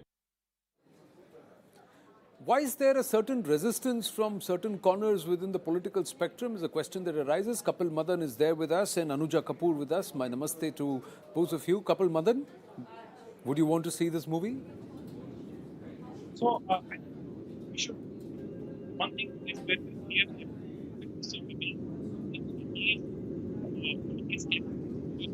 Kapil, your audio is not coming through. We'll try and sort it out. Please bear with me. I'm going to request our team to just sort your audio out because you're not audible. Some issue. We'll just sort that out. Anuja Kapoor, your reaction. Many are calling it a BJP propaganda that Vivek Agnihotri is going to push the BJP narrative. He's a propagandist for the BJP. How do you want to respond to that? Look, I think if they're talking about that Vivek Agnihotri is BJP's propagandist, then I think the Purzania movie was also being done in Congress era, so don't forget that. So I think people should know also this, that there was a time when Congress has also taken forward this, some kind of a protagonist kind of a shows in various areas. And why not? It was the biggest massacre, Sikh massacre which happened at that time. Why not? We should show it. As we have shown Kashmir files, we should show Delhi files. Why they kept on being quiet? The Indira Gandhi and Rajiv Gandhi justified that Sikh riots and he said, "Bada ped girta hai to dharti to hilti hi hai." Imagine the Prime Minister saying these words, and imagine 3,000 Sikhs were killed in 3 days, raped. They were burned alive. The tire was there on their neck, and they were burned with that. They had to take off the turban so that they could stay safe. Imagine the times that they were in during that period. And why did this thing happen? Because Indira Gandhi, at that time, this Operation Blue was happening, and the Indian army was there with shoes in Golden Temple. They have done everything. They have taken it off in Golden Temple. The Golden Temple was no more during that time. And definitely Sikhs, it's you can imagine what the plight the Sikhs would be feeling at that time. But after this golden operation, this operation of Blue Star, which Operation happened, Blue Star at the Golden Temple, you're saying. But Yes. the fact of the matter, Yes. Anuja Kapoor, is that there is a book written by a former RNAW officer called The Khalistan Conspiracy. GBS Sidhu has penned it. And he says there is a series. There is a lot that happened between the 70s and the 80s, post the 71 victory and the humiliation of the Pakistanis. And thereafter, the emergency that came through and the situation in the Congress party, the strife and their struggle for resurrection. And thereafter, somebody and the machinations that came through let's drive a wedge between Hindus and Sikhs and try and see if we can exact political capital. What happened thereafter in the elections is another story too. But Kapil Madan is back with us. Kapil, we lost you there at technical issues, but I wanted to ask you, and I'll ask you again, are you looking forward to the Delhi files? Let me respond by saying in not any unequivocal term that I am looking forward to Delhi files, and I am also looking forward, and I would also expect that Mr. Vivek Agnihotri will also make a Delhi file on 2020, and I'm expecting a casting, and I'm really want to see whether Mr. Agnihotri will cast or will show people like Kapil Mishra, whether Mr. Vivek Agnihotri will show people like Anurag Thakur, whether Mr. Agnihotri will show people like Amit Shah, who openly gave threats, openly made statements that was basically aimed against one particular community, and we all know what was the aftermath. And this is not a coincidence.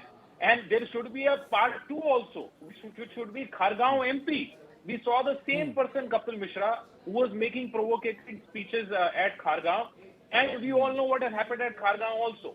So, everyone, it's a free country. Everyone has a freedom of you will continue and to right push to the express. narrative and ignore the facts, despite the fact that the Delhi courts have seen are cognizant and taken cognizance of material evidence that's been shown that Kapil Mishra's comment was used as a tool and that it was already planned, and the entire WhatsApp and Telegram chats which have been accessed which show that it was all pre-planned. There were many within that area who were upset with the fact that their places and their people were being used to try and deliberately foment violence, and it was all planned. So you will forget what the likes of Umar Khalid and the others are already said कि किस चीज की तैयारी हो गई है, and also clearly mentioned as to how Kapil Mishra you should be used to steer the narrative. So if you are going to continue to hold on to that denial that your namesake was there in 2020, are you also accepting that another person whose name starts from K was there in the streets of Delhi trying to personally engineer and ensure that there were the tires were put around the necks of Sikhs properly and they were burnt alive properly, that they were cooked alive properly on the streets of the country? Are you ready to accept that there are other leaders of your party who are present on the streets, and there were those who actually seated a former prime minister and took him around late in the night, driving him through the streets to say, see, this is how we are avenging the death of the prime minister? Sir, let me jog your memory a bit. If you go 6-8 months before in the past, we saw their own leader, Mr. Ashwini Upadhyay. He organized a meeting at Jantar Mantar. He openly again. No, why are you moving away from 84, Kapil Madan? Why are you steering clear of 84? Let me ask you why. Why is it that you are so you have not spent one full minute on 84? You have not spent one full minute on 84. So let me tell you what happened at 1984. Who got promoted after 1984, elevated within your party, sir? Who was it who stood there and said, "Bada ped gilta hai to dharti hilti hai"? Let me respond. In fact, our own Prime Minister, Dr. Manmohan Singh, publicly gave an apology. Do you see an apology from our own Prime Minister? Is there an apology for 200? Is there an apology? Is there an apology for 2002 riots? I'm just going to ask three questions. How many people were convicted? How many years before a case was even filed and a conviction even announced? How many families destroyed? How many families destroyed and that destruction justified? 3,000 people killed, many of them brutally massacred, raped, and what you are citing is a half-hearted, tendered apology in 2005. The incident happened in 1984. Let it all come. Let all the facts come. Vivek Agnihotri has set the benchmark, and now he's got to better it with the Kashmir files and now the Delhi files. Kapil Madan and Anuja Kapoor, I have to thank you. We're way past or overshot the time here on segment 1 of The Nation at 5, ladies and gentlemen. Taking a very, very short break. Big development coming through when we come back. Stay with us.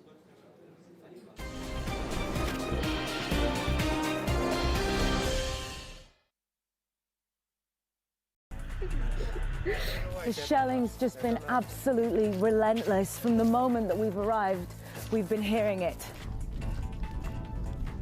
We have to be careful where we step because the Russians are also dispersing mines from the rockets that they're sending over into here. The shelling has only intensified in the last few days.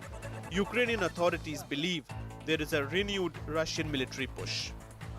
So from where we are, we're pretty much surrounded by Russian troops on 3 sides.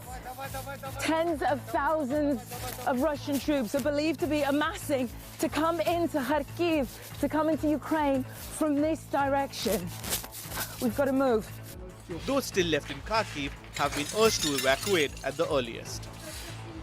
Meanwhile, Germany is supplying tanks to Ukraine to arm its soldiers. This is what it's going to look like.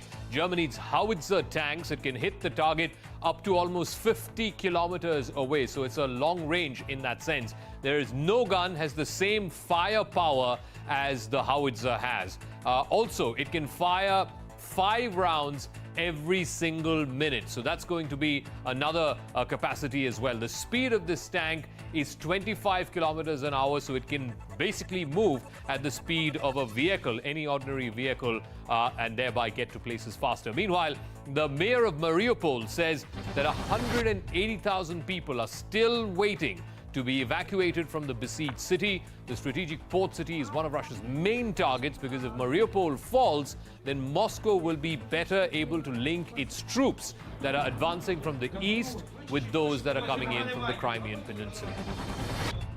Russia has warned that if Sweden and Finland were to join NATO, it will have to bolster its defenses in the region, including by deploying nuclear weapons. Both Sweden and Finland, which share a 1,300-kilometer long border with Russia, that's Finland, they are mulling whether to join NATO or not.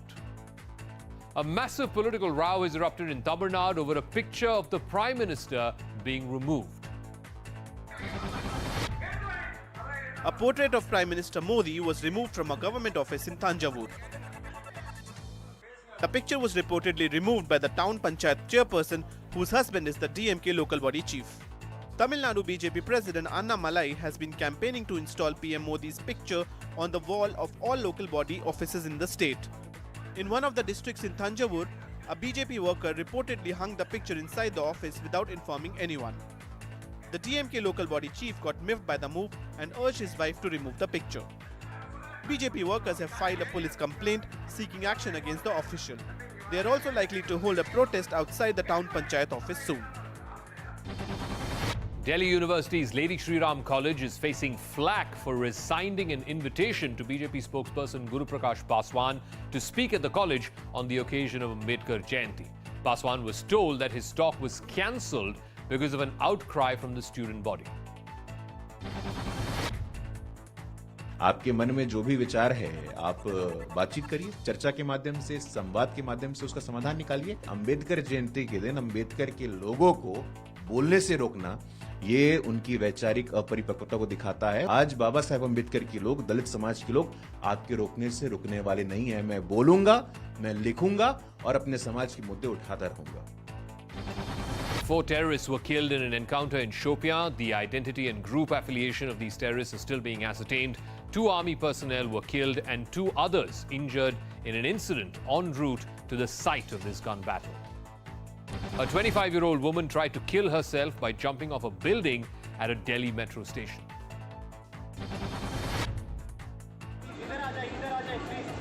The woman stood on the ledge of the roof of the Akshardham metro station. For a long time, CISF staff tried to persuade her to move back from the edge. But the woman was not convinced and jumped off the roof. Thankfully, the woman fell on a blanket which was being held by the quick-thinking CISF and metro staff. The woman sustained minor injuries on her legs because of the fall. With COVID cases rising in the national capital, the Delhi government has issued new guidelines for private schools. If even one case is reported in any school, then the authorities must close down the concerned wing or, in some cases, the entire school if it happens to be for a temporary period. Now, this comes after a student and a teacher tested positive in one Delhi school. Covid के overall Delhi में देखें तो मामलों में थोड़ी सी बढ़ोतरी हुई है, पर अभी तक इसमें कहीं भी कोई ऐसी चिंता की बात नहीं है क्योंकि हॉस्पिटलाइजेशन नहीं है। पिछले 2 साल के बाद अब हम सबको कोविड के साथ जीना।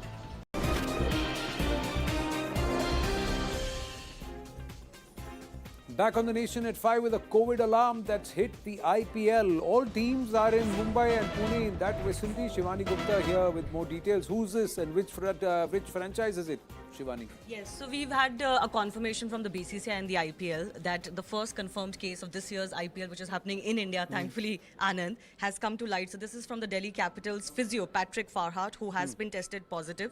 He is being closely monitored by the DC medical team at the moment, is what they have said officially. Now, the good thing is that the Delhi Capitals have not played a match since Sunday. Okay. So they haven't really been in contact in stadium atmosphere with any other team. They are, of course, playing a big match against RCB tomorrow. We're yet to hear anything more more on the situation, on the kind of impact that the COVID has had on this particular individual, their physio. But of course, as far as the team is concerned, there will have to be stricter protocols now maintained before the next match. Absolutely. Now, if what happens is all the people who were in touch with Patrick Farhart, as far as the team is concerned, they will be tested, and if they are all right, then that means you have a team that was going to turn up against of course, the RCB. The teams have a minimum of 18 players, so they can, of course, put up a team even if the spread is not widespread as far as the team is concerned, and even within the hotels that the franchises are living in the hotel rooms, in as far as their common interaction is concerned, food, eating, etc. is concerned, there are SOPs in place. Right. Precisely for this kind of a situation if one person tests positive. Right. Shivani, thanks for that. Thank you very much. We'll keep close tabs on the developments there. So one person, that's the physio within the Delhi Capitals, has tested positive for COVID-19. Hopefully, Patrick will recover soon and the symptoms are not very, very harsh or adverse. Shifting focus towards Tamil Nadu, where there is a fight brewing between the Chief Minister and the Governor, and this is around the NEET exemption bill.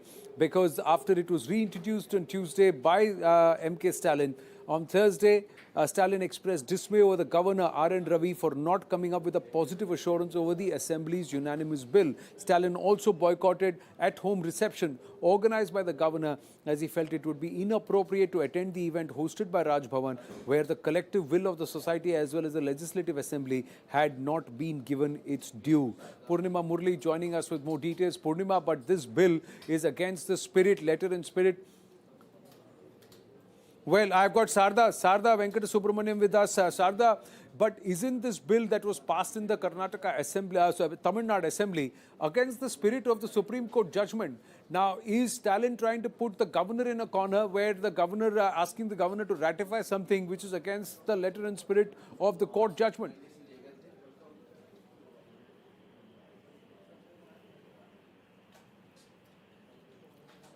Sarda Venkata Subramaniam, can you hear me?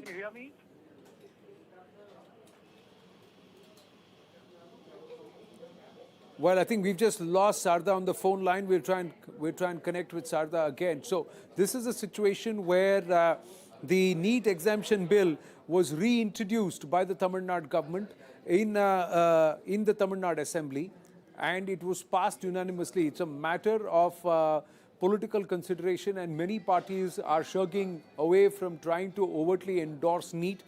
And despite the Supreme Court's judgment, despite the Sarda is with us now. Sarda, so clearly, is this Stalin trying to deflect the disappointment over NEET or the inability of his government to convince the courts to the governor's office now? So, Chief Minister M.K. Stalin, in his letter to the governor, has pointed out that this is a bill passed by the State Assembly unanimously and was submitted to the governor. And as he had also pointed out in the letter, the governor had sent the bill back, raising some clarifications, which the CM says was not taken as an adversarial stand by the government, whereas they actually went through the bill again, had discussions and gave clarifications which were to the issues which were raised by the government and resubmitted the bill. And he says, in fact, during one-on-one discussions with the governor had indeed assured the government that the bill would be sent to the president's approval. Right. And only then he had also sent two senior ministers yesterday evening to meet the governor in person to press the urgency of the issue. But he says that he was disappointed that there was no assurance given by the governor in yesterday's meeting to the ministers. Right. And that is why we know that the DMK government had chose not to attend the tea party hosted by the Raj Bhavan. Well, but amidst the politics, a record number of students in Tamil Nadu have also taken NEET and they have appeared for the exams. It also opens up, and many people have been talking about the advantage which opens up the possibilities for Tamil Nadu students aspiring to be to pursue medicine for being able to study in universities across the country. Thank you for your inputs. We'll continue to track the developments on this story very closely. Sarda, thank you for joining us. We're going to take a very, very short break here on The Nation at 5.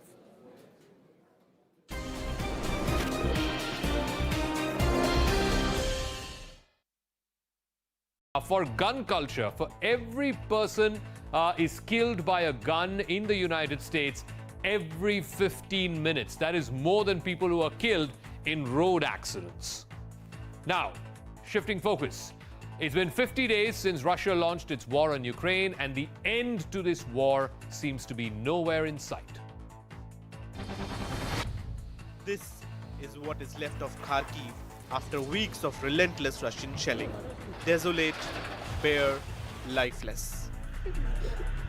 The shelling's just been absolutely relentless. From the moment that we've arrived, we've been hearing it. We have to be careful where we step because the Russians are also dispersing mines from the rockets that they're sending over into here. The shelling has only intensified in the last few days. Ukrainian authorities believe there is a renewed Russian military push. So from where we are, we're pretty much surrounded by Russian troops on three sides. Tens of thousands of Russian troops are believed to be amassing to come into Kharkiv, to come into Ukraine from this direction. We've got to move.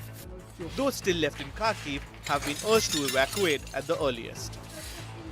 Meanwhile, Germany is supplying tanks to Ukraine to arm its soldiers. This is what it's going to look like.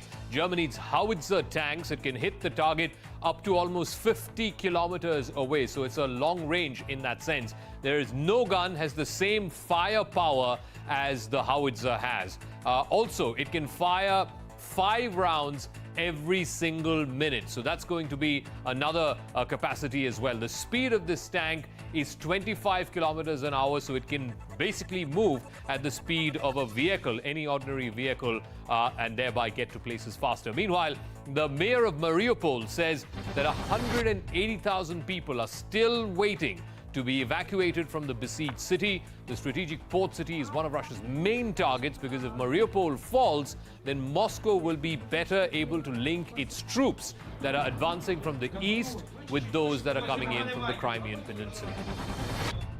Russia has warned that if Sweden and Finland were to join NATO, it will have to bolster its defenses in the region, including by deploying nuclear weapons. Both Sweden and Finland, which share a 1,300-kilometer long border with Russia, that is Finland, they are mulling whether to join NATO or not. A massive political row has erupted in Tamil Nadu over a picture of the Prime Minister being removed. A portrait of Prime Minister Modi was removed from a government office in Thanjavur. The picture was reportedly removed by the town panchayat chairperson.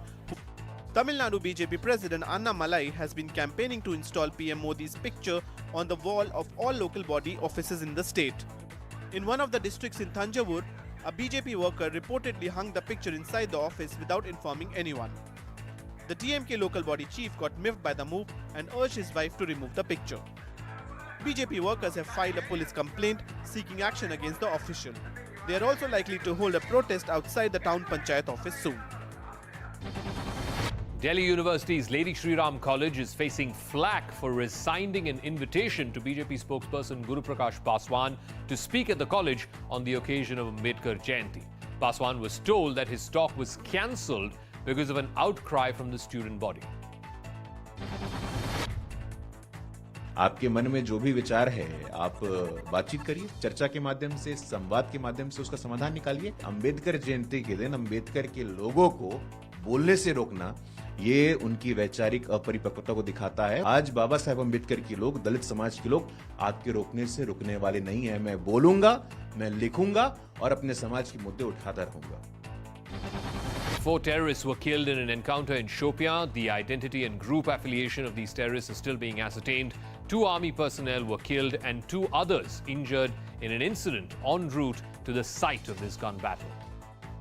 A 25-year-old woman tried to kill herself by jumping off a building at a Delhi metro station.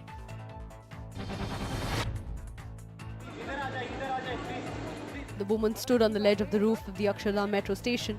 For a long time, CISF staff tried to persuade her to move back from the edge. But the woman was not convinced and jumped off the roof. Thankfully, the woman fell on a blanket which was being held by the quick-thinking CISF and metro staff. The woman sustained minor injuries on her legs because of the fall.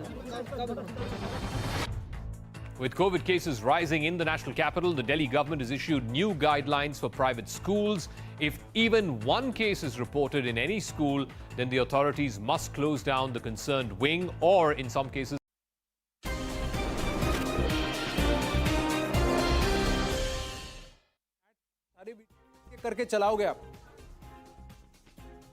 Back on the nation at 5 with the latest from China, ladies and gentlemen, where some shocking videos have emerged of how the Chinese state is trying to control the burgeoning COVID cases, especially in regions like Shanghai.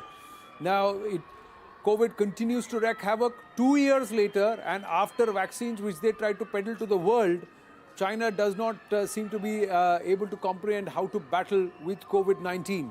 Shanghai has witnessed a massive surge in daily caseload. Videos of residents being locked in their homes, screaming through their apartments have caught the eye of social media, giving a peek on the ground reality of the situation. China has reported nearly 4,000 new cases in the last 24 hours, and Shanghai was reporting nearly 30,000 cases not so long ago. Arunima joining us with more details. Arunima, clearly Chinese vaccine is a dud. And the other aspect is that the Chinese themselves don't know how to handle the China virus. Look at how they are actually bullying people, pushing them, roughing them up and putting them into isolation and herding them together.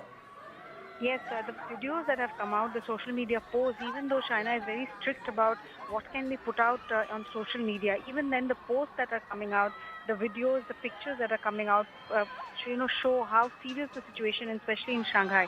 The quarantine facilities don't look hygienic enough. There are, like you said, there is a video doing the rounds on social media where people can be seen screaming out of their apartments simply out of frustration. There are also users of social media who have put out that even though the local government, the local administration has assured food delivery, the last mile connectivity is not really happening. People have cut down their meals. Instead of 3 meals, they're now down to 1 because they're running out of food. So it's a massive situation that China is staring at. True, clearly, we're just going to play out some of the video sequences which we have gathered here and we have been able to access here at CNN News 18. Arunima, please stay with us on the phone line.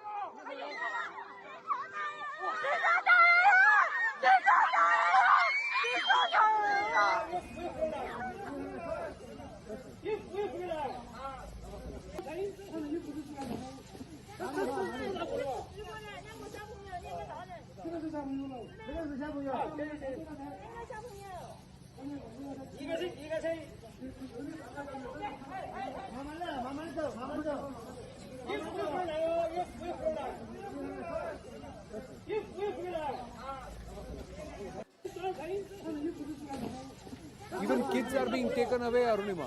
Quite brutal in the way they are treating. So clearly the Chinese have not been able to get a handle on COVID-19, and no matter how many times they try to suppress this, they've had multiple waves, and it's province after province that's been reeling under the China virus.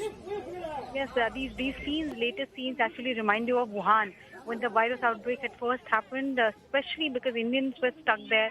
And I remember speaking to these Indians who were brought back to the country and they were put in the ITBP quarantine facility. They had also recalled how, the Chinese authorities really handled the situation, not really mindful of rights of human beings, not really mindful that they would want certain degree of comfort in times of illness from the administration.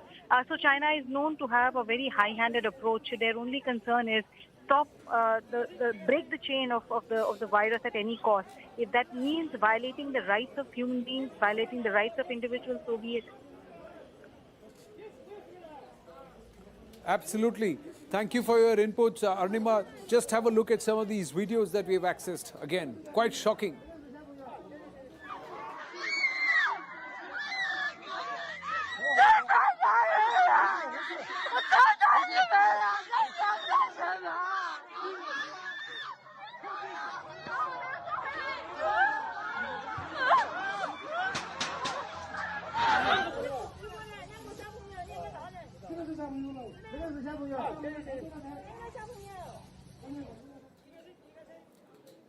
Well, that's happening in China, but China has also perpetrated a huge amount of distress in another country, that is the Emerald Isle of Sri Lanka.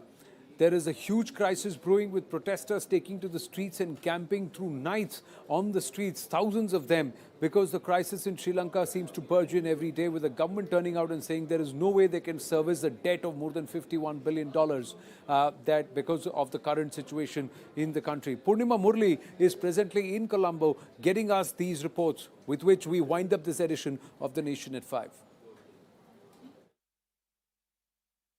Take us through the mood of the people. Everyone is raising slogans, but everyone is angry about the way things have happened. What do you think has led to this? Yeah, look, it's a historic moment in Sri Lanka. We have never seen anything like this before. People representing all religions and all ethnic groups have united under one banner. That is, they want a corrupted regime led by Rajapaksas to leave immediately. The people will lose jobs, and the people, they don't have essential supplies like medicine and gas, oil. So the people are not asking for any luxury. It's basic human rights for survival is not in there in Sri Lanka right now. So there's a huge scarcity. So therefore people are suffocating. So that is why they are angry. That is why they want to change the system.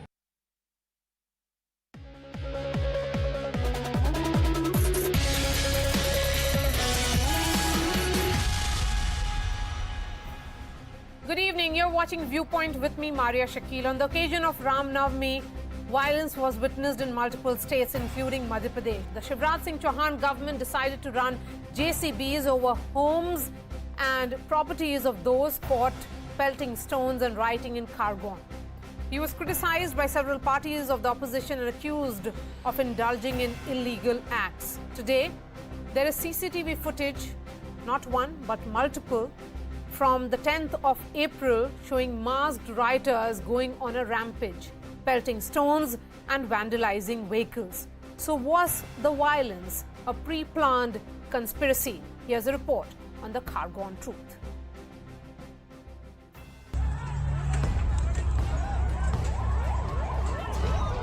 Days after a Ram Navami procession was attacked in Madhya Pradesh's Khargone,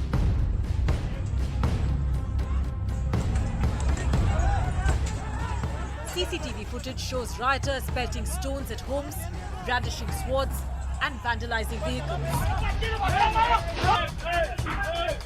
Another video shows masked goons going on a rampage in broad daylight, destroying everything in sight.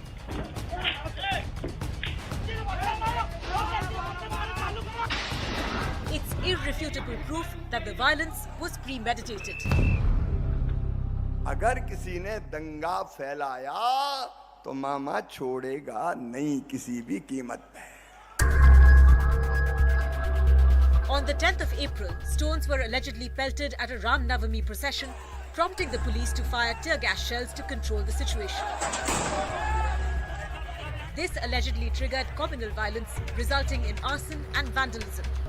उस time हम मंदिर में आरती कर रहे थे. मंदिर में आरती के दौरान ये सब 300-400 लोग पत्थर तलवारें बम पेट्रोल बम वगैरह लेके आए और मारना चालू कर दिया directly.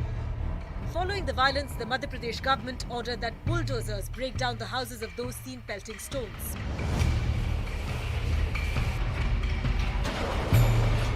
The opposition objected to the move, accusing the MP government of high-handedness. Now, bulldozer politics has spread to Gujarat, which also witnessed violence on Ram Navami. The BJP government in the state ordered demolition of properties belonging to the accused in the riots in Khambat. Joining me now, Shaina NC spokesperson of the BJP, Gurdeep Sappal representing the Congress, Yashwardhan Azad, former IPS officer, Swapnil Kothari, senior lawyer. Before I bring in the politicians, Yashwardhan Azad, what is becoming increasingly clear that this was some kind of conspiracy, that this was premeditated violence. That is the reason why the state government is trying to justify what followed post the violence, that is essentially bringing down these homes. Is this model of justice then justified? Well, bulldozer model is certainly not the model of justice. I totally agree that due process of law should be followed.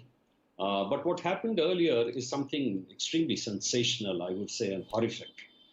There is no doubt that preparations were made from both sides. But I'll tell you, this kind of a pattern has been rolling out year after year, not only now, but for the last 25 years.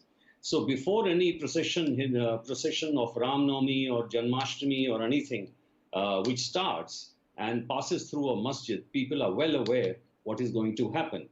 And that is why a kind of an assessment which was required to be done by the states was not done. And if it was done, then they did not care to take any action upon it. Mind you, the very important point to note is all the states have failed uniformly. Yes. Of the 7 states, half are ruled by the BJP and the other half are ruled by the non-BJP. While the BJP complains that the other side is creating all the trouble, the non-BJP states blame the BJP for creating an environment, forgetting that the state is supposed to not complain, but state is supposed to take action, fire, kill, whatever, but stop the riots in time. And in that respect, unfortunately, all the states have failed. Yes, Shaina and see, yes, action must be taken against those who are involved in stone throwing and arson. But because there is a larger conspiracy and this larger conspiracy has come to light post this is also a case of intelligence failure. It's your government for over 20 years. What did you do to prevent this? Could this have been prevented? Well, obviously it should have been prevented, but does that mean that rioters can be viewed as some kind of machinery that you can determine when they're going to riot? Absolutely not. Do understand that the total of 16 houses and the 29 shops that we're talking about in 5 localities was a targeted conspiracy.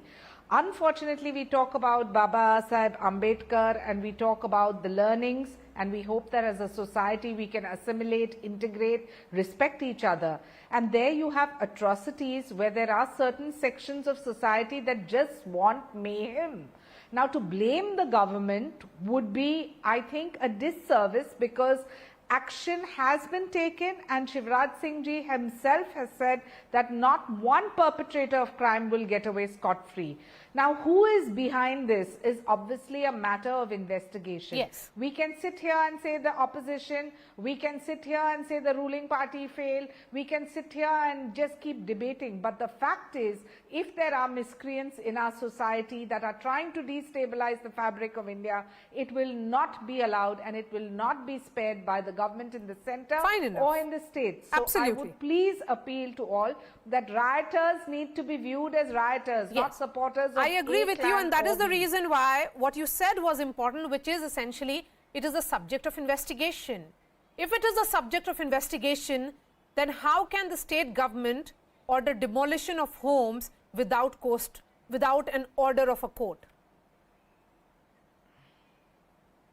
Shaina. Well, let's understand that the homes of the rioters that were bulldozed is part of a process of law which was in accordance with the investigative findings of the police and the administration. Now, if we are going to question them on why they have taken action to contain a situation, I think that is also wrong. Do we want to maintain law and order? If we want to maintain, yes, but if we want to maintain law and order, and if there is some news that comes to the administration that they need to take cognizance of the conspiracy that can erupt further. But this is post-violence. Obviously, the state government is well within its. So this was more punitive. Yes, I'm aware totally, Maria. This is more punitive but there rather could be than other preventive. Information which is no. No, You're that punishing them. Can be an argument. Yes, punishing clearly. them who are seen as alleged writers. Alleged writers. Because it's a subject of investigation. But I'll give you a contrary. Yes. See, if we are going to wait only for the investigation and let the rioters be scot-free and not realize that they have wronged, then what message are we sending to other rioters who would probably be sitting on the fence and just waiting to see what the situation is going to be? According to the state government, there is a this is more to ensure that there is fear of law. And that is the reason why this action has been taken. I'll begin with your first question, Maria. First question is whether there was a conspiracy. When something happens across 9 states, of course there's a conspiracy. Question is who did the conspiracy? For a minute, let us forget about whatever vitriolic speeches are given by BJP and its supporters. Let us forget about whatever slogans are raised by people in saffron scarf. Let us forget about it. Let us go by what BJP says. BJP says it is PFI. PFI who is doing it. What is BJP doing about PFI? First time BJP government raised the issue of PFI was in 2014. We are now in 2022. On January 1, 2020, UP government wrote to central government asking to ban PFI. They did not ban. On 8th March this year, the Karnataka Home Minister said, no, we are not banning PFI. So BJP tries to promote an organization, tries to provoke sentiments in name of that organization, but will do nothing against that organization. That is fact one. Number two, if a state or the representatives of a state resort to lies to justify their action, then we must question their action. What are the lies? Lies are that we did it because it was part of an investigation. It was the result of an investigation and bulldozers were used. Now they say they used the bulldozer under an act passed last year, which is prevention of demolition of private property, something. Yes. Now that act says a tribunal has to be first floated. That's right. And people get 30 days time to go to the tribunal and another 90 days time to go to High Court. And here they did it without a tribunal. Tribunal was floated after demolition. And now they are saying we did it as per law. Once it goes to court, it will be demolished. Their argument will be demolished because they did not go as per law. They are hiding behind the law to justify their illegal act. Okay. Right? Earlier in riots, Maria, the rioters used to target particular buildings, particular shops or houses and raise them. Now the state is doing it. And that is very unfortunate. Shaina, before I get in that law, which is essentially the Prevention of Damage to Public and Private Property and Recovery of Damages Bill 2021, I'll take that question to Swapnil Kothari. A quick response from you, China NC. If the government repeatedly thinks that PFI has been involved in multiple incidents of inciting violence, then why has action not been taken against this organization till date? Every year we hear, इस साल ban हो जाएगा, लेकिन कुछ नहीं होता. कर लीजिए ban if they are responsible for instigating violence. So this is a double-edged sword, because if the government does act and acts very fiercely so that there is fear of law, you will say how could they take action without, the investigation coming out in the open. My limited point is, one sec, sir, I heard you. I know exactly where you're coming from and what the opposition is trying to say. Yeah. We are very clear, there's no question of anarchy, there is no question of any miscreant rioter taking law into their hands, and the culprits will be booked, and as has been assured by the central government and the state. Okay. You look pan-India, under the leadership of Narendra Modi ji, have we had any incidents of communal violence? Have we had this kind of atrocity, or have we acted absolutely alertly and got a situation in control? Law and order is a state subject, and we have to leave it to the discretion of the state government to decide how they deem fit to make sure there is no unleashing of a mob fury. Okay. But this template that we are looking at, which is essentially... Maria. Yes, I'm coming to you, Gurdeep. Swapnil Kothari, this law, of course, was passed soon after UP did. This essentially talks about tribunals could recover up to twice the cost of alleged damage. Again, this is a template which should be followed, but here it is about a tribunal. What has been done by the state government, which is also being replicated in another state, is showing neither the respect of law nor the respect for any due process.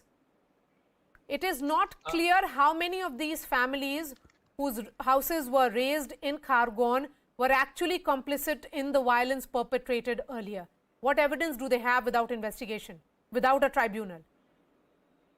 Well, Maria, the answer is itself in the passage of the bill. Obviously, these bills have been passed in the states where these kind of violence or violent acts are rampant. And once you pass the bill, then obviously what you are doing is that you've got some sort of a handle, some sort of a discretionary handle to do things which are beyond your own powers, and then you leave it for the court to either penalize you or to ratify what you've done or to let you off with a warning, etc. So what these passages of the bills doesn't mean that they really intend to go through a tribunal. That's all a hogwash. The whole idea is to have some sort of a legislative backbone where you say some sort of an interpretative disguise takes place, and then you do the things which are actually beyond your purview, because you cannot have these are called bulldozer politics. So this bulldozer politics is something which is absolutely vicious. Now, as far as this particular case is concerned, obviously they should have waited. There should have been a process followed. They have not followed their process. But as I am saying, that these bills mean nothing to the people who are passing them. They only want this as some sort of a backbone. Now, as far as this particular incident is concerned, it was very clear that this was a conspiracy hatch. It happened in several states together. Yes. And then thereafter, you wanted to show that, okay, you have to rein in the mob. So let us do the bulldozer politics. Let us bulldoze them. And let us try to kowtow them or intimidate them, which is actually not going to happen, because this is only going to worsen. Now, the unfortunate part is that the BJP, even though it may be well-intentioned as far as stopping of this act is concerned, the process, the means that have been used are absolutely inappropriate. And I think the BJP knew itself that when some sort of a procession is passing through in another religion, of a particular, say, of Hindu religion passing into a masjid area or a Muslim area, then obviously they know that what awaits them. They are not children. It's not that they are naive about it. They obviously know. So preventive measures should have been taken. The very fact at that time itself to have some police bandobast, etc., that when it passes through that, this stone pelting doesn't happen. This is trying to, put up a dam after the river has inundated the village. So this is complete hogwash. This is an absolute disparaging act of the state and a knee-jerk reaction trying to do that. And I don't care whether it's by the ruling party, who the ruling party is. For me, it's complete transgression of the law. First by the rioters, whom I don't have any respect for any which ways. And secondly by the state, who should have had some semblance of doing that, because this is going to give another, leeway to a lot of rioters saying, okay, let's do this. Now this has happened. So it's a vendetta politics which is going to take forward. So it's a vicious circle which is actually starting. Shaina NC, I'll come to you. But before that, Gurdeep Sappal. The motive also can be, I agree with Swapnil, it is well-intentioned. If it is about containing acts of violence and ensuring that there is no law and order situation, don't you think that actions such as this, yes, the process of law has not been followed and that will be questioned, but it is about generating fear, ensuring that there is a deterrent, people do not repeat it? Well, BJP has been trying to generate fear among various sections of society. It's not just Muslims, but many other sections also. And they're using the bulldozer also to the same end. I have been listening to the platitudes by Ms. Shaina that Modi government doesn't want mob violence, it doesn't want riots. Ms. Shaina, please tell me, 3 years back, Supreme Court said, please pass mob violence acts. Your governments are not doing it. Even those governments like Jharkhand, like West Bengal, like Rajasthan, like Manipur, who have passed these acts in 2 years, 3 years back, they are not being allowed to be implemented by the union government. They are pending with the union government, with the President of India, with the Home Ministry. They are not allowing the mob violence acts to be put in place. The mobs can be dealt in a more legal fashion. India is a democratic country. We have a system of law. You are converting into a kangaroo court. Okay. India cannot be a kangaroo court, please. Okay. Shaina, a quick response from you. Why are you not allowing mob violence acts to be passed by various state governments? Yes. Why are you impeding it? Okay. Shaina. Maria, so far 144 persons have been arrested. Now, the discretionary power that is there with the state government to ascertain whether they need to contain a situation, whether they need to come down strong and create that fear of law, is the discretion of the state government. If the state government gets into action, you say, why have they gotten into action? If they don't, you say that why they haven't. My point being, rioters are perpetrators of crime. This is a conspiracy because this is not just Madhya Pradesh. This has happened in Gujarat too. And we know who are the people who try to destabilize the Modi government, because we have done an exemplary job under the leadership of the Prime Minister and the Home Minister across the length and breadth of this country. So for those who are trying I have just enough time for Yashwardhan Azad's please look at yourselves final words. Answering. Yashwardhan Azad, is this strengthening or threatening the rule of law? I think this is a complete recipe for disaster. And let me say that It is the right of the common man to attack the government because all the state governments have failed completely. I totally agree with Mr. Kothari when he said that this pattern of a Hindu procession going through a mosque has its consequences, and everyone knows that. Yes. We prepare for it for the last 40 years. We've been preparing for it. But dithering at the time, not taking action is a complete failure. State governments can't cry and talk about PFI. PFI, by the way, Mr. Suppal, was known before 2014 also. In 2010 also, there were very serious concerns about PFI. Yes, it is a conspiracy. Yes, it might be planned. But then that's the whole job of the state government to act upon. And mind you, the bulldozers which have been used, they have been used without the due process of law. In some cases, you should check whether there are backdated notices given in terms of, and what were the time of the notices. Bulldozer is not included in the act at all.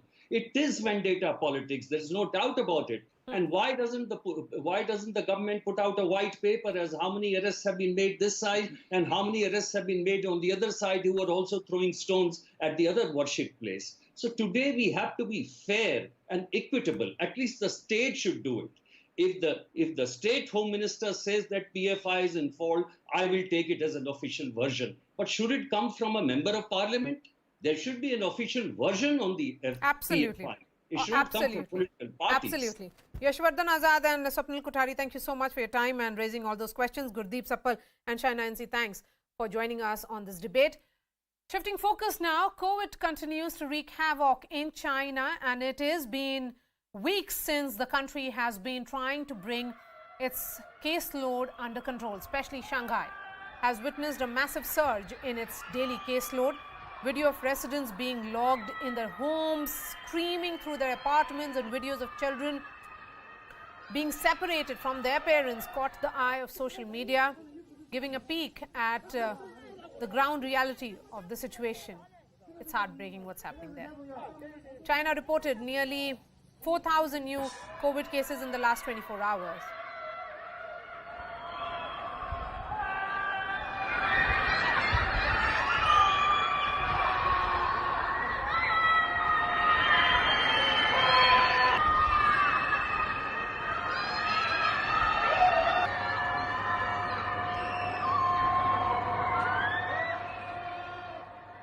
Arunima is joining me on the phone line. Arunima, it's heartbreaking to listen to those shrieks and shouting.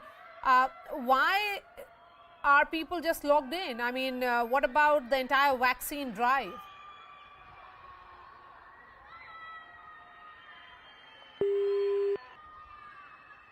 In fact, COVID has been wreaking havoc in Shanghai. You heard those voices, and here's a look at this report that has been filed by CNN's David Kalwa.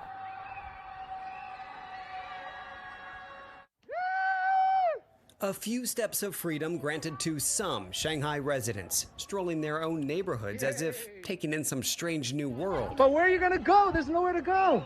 Most shops still closed and public transportation halted. Still, this woman can't hold back her joy, recording as she and her neighbors roam the empty streets. After forcing 25+ million people into weeks of harsh lockdown, government officials, facing mounting pressure, lifted some restrictions.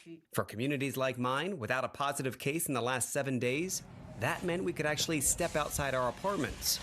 My neighbors enjoying the taste of relative freedom, and so too our pets, eager to stretch their legs, still keeping within the confines of our compound.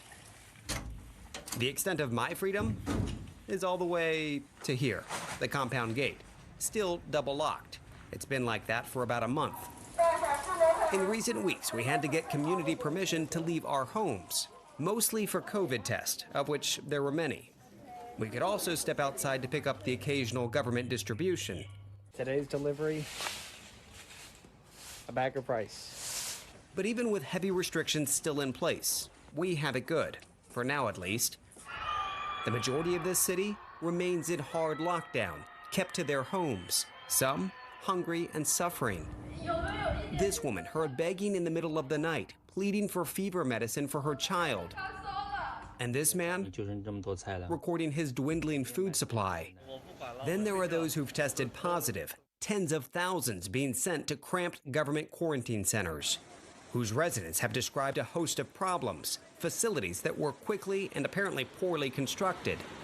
Outside of Shanghai, panic spreading quicker than the virus. The horror stories from China's financial hub have residents in other Chinese cities stocking up, from Suzhou to Guangzhou. Online, sales for prepackaged foods surging. This as China's National Health Commission warns of more cases and publicly calls out Shanghai for not effectively containing the virus, shifting blame to local officials for allowing it to spread to other places. China's strict zero-COVID approach forcing dozens of cities into weeks-long full or partial lockdowns. Residents in Jilin banging on pots to protest. Most of the 24 million people in the northern Chinese province confined to their homes for more than a month now. Back in Shanghai, the joys of freedom for some might last only a few hours, as it takes just one new case nearby to send them back inside, resetting the clock for their community. Another 14-day sentence in lockdown, a seemingly endless cycle.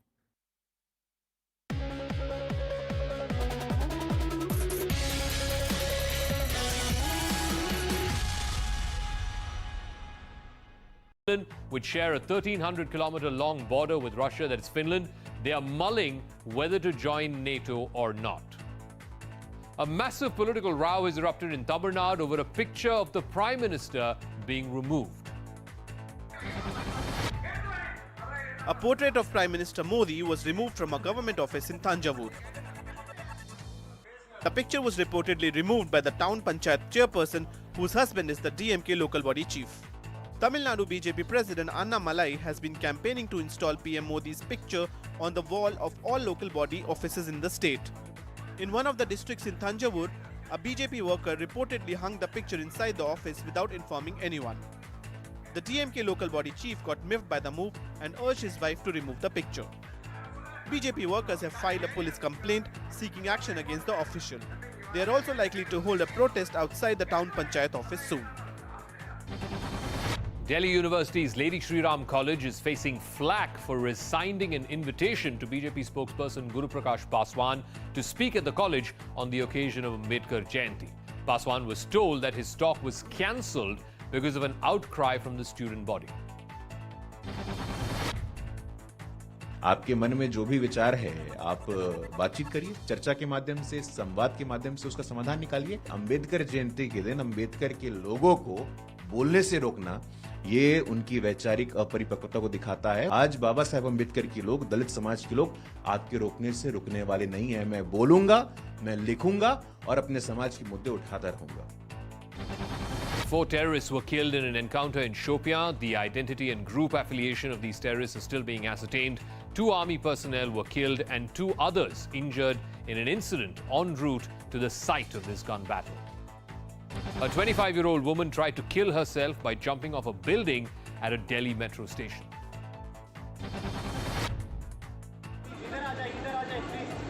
The woman stood on the ledge of the roof of the Akshardham metro station. For a long time, CISF staff tried to persuade her to move back from the edge.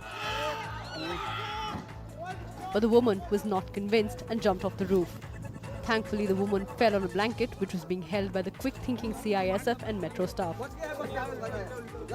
The woman sustained minor injuries on her legs because of the fall.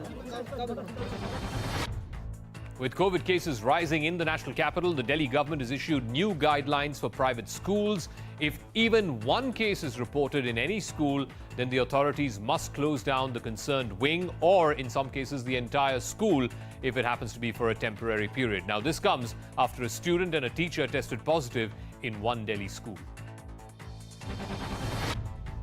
Covid के overall Delhi में देखें तो मामलों में थोड़ी सी बढ़ोतरी हुई है, पर अभी तक इसमें कहीं भी कोई ऐसी चिंता की बात नहीं है क्योंकि हॉस्पिटलाइजेशन नहीं है। इसलिए 2 साल के बाद अब हम सबको कोविड के साथ जीना सीख के आगे बढ़ना है। कुछ स्कूल से मैं लगातार नज़र रखे हुए हूँ, जनरल गाइडलाइन नए हिसाब से बना के स्कूल्स के लिए जारी करें, तो कल तक हम एक गाइडलाइन भी जारी करेंगे।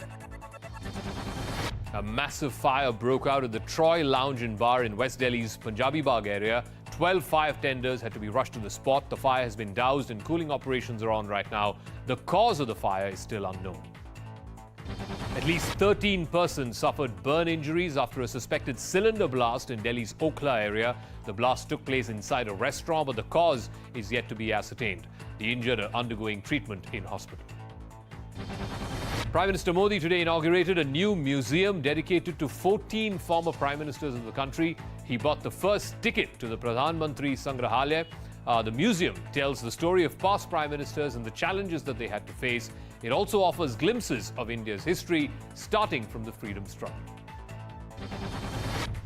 ये मेरा सौभाग्य है कि आज मुझे प्रधानमंत्री संग्रहालय देश को समर्पित करने का अवसर मिला है। देश आज जिस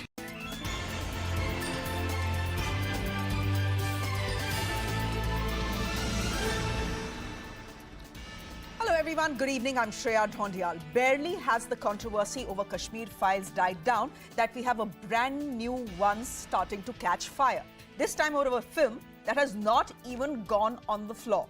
Vivek Agnihotri has just announced that his next film will be on the 1984 anti-Sikh riots, which is a black spot on the Congress's history. The Congress says the film is being sponsored by the BJP. The BJP says what happened happened and facts should come out. My panel this evening is representing every stakeholder in the horrifying 1984 story. Before that, here's how the story has played so far.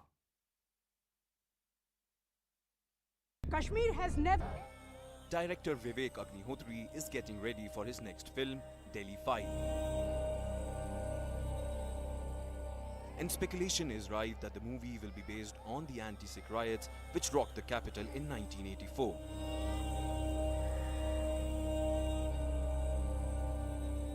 If he is making Delhi File on 84, I don't know what subject he is picking up, he is making Delhi File on 84.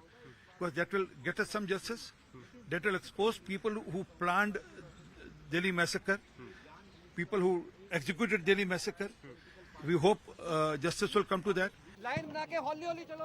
The movie is only in the works, but it has already triggered a political firestorm. The BJP saw it as an opportunity to target the Congress. कि 1984 का जो ये कत्लेआम है, carnage है, जो देश के एक प्रधानमंत्री ने संयोजित तरीके से एक धर्म के लोगों के, विशेष धर्म के लोगों को मरवाने के लिए, उनका धर्म खत्म करने के लिए, उनको खत्म करने के लिए अपने सरकारी तंत्र का इस्तेमाल किया. The Congress tried to brush it under the carpet. Well, it's a free country. Even if it's sponsored by the BJP, they have a right to sponsor it. And everybody has a right to make a film. They can claim that this is the truth. There can be another film on a film. The ruling Aam Aadmi Party in Delhi welcomed it. देश में बहुत सारे videos, बहुत सारी फिल्में बन रही हैं. स्वागत है. कश्मीरी पंडितों को वापस अपने घर कश्मीर जाने का मौका मिलेगा. Is this justice? The anti-Sikh riots which broke out after the assassination of Indira Gandhi led to the murder of nearly 3,000 Sikhs in Delhi. So, is it time for a Delhi fight?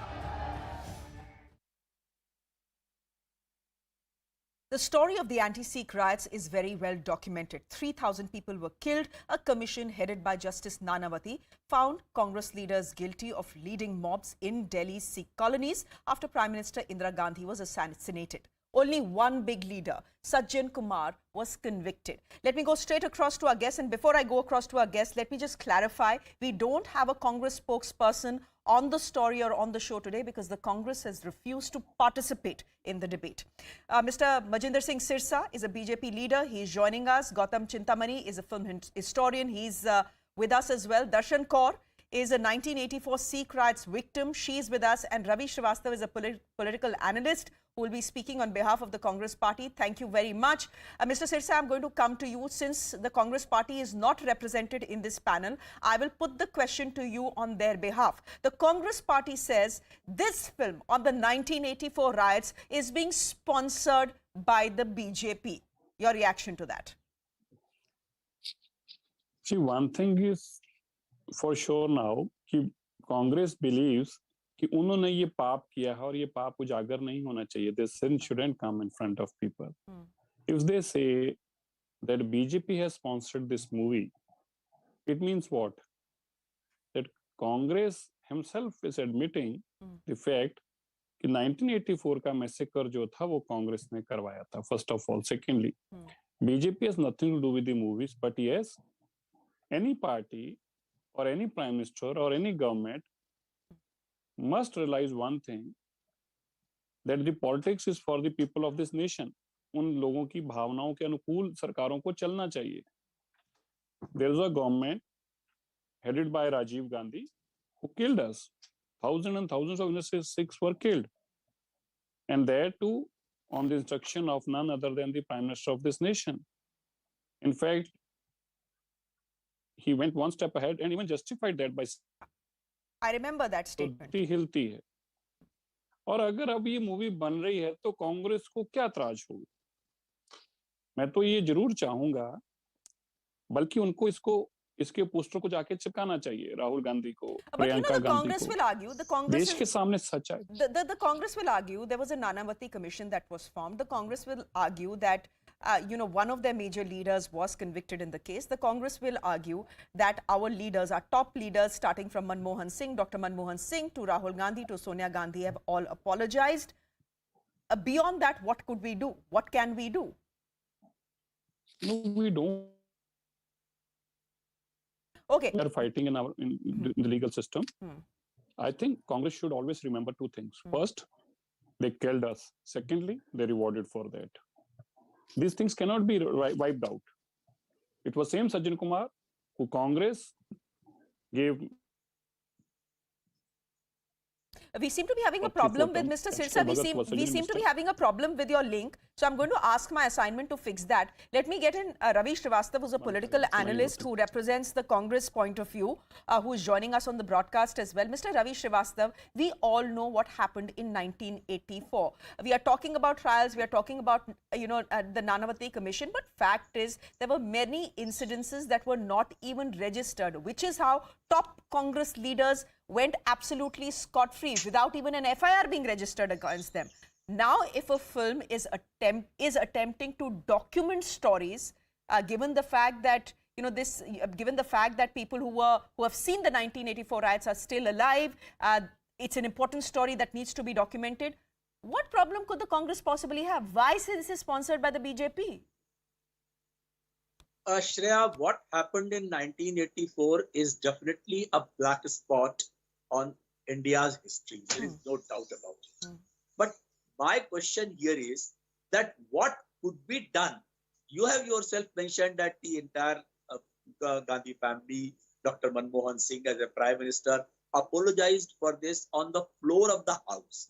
Now, fastening the guilt on one particular party, that there is a legal system, there is a judicial system. You only mentioned Nanavati Commission was there. The people have been convicted. They are jailed.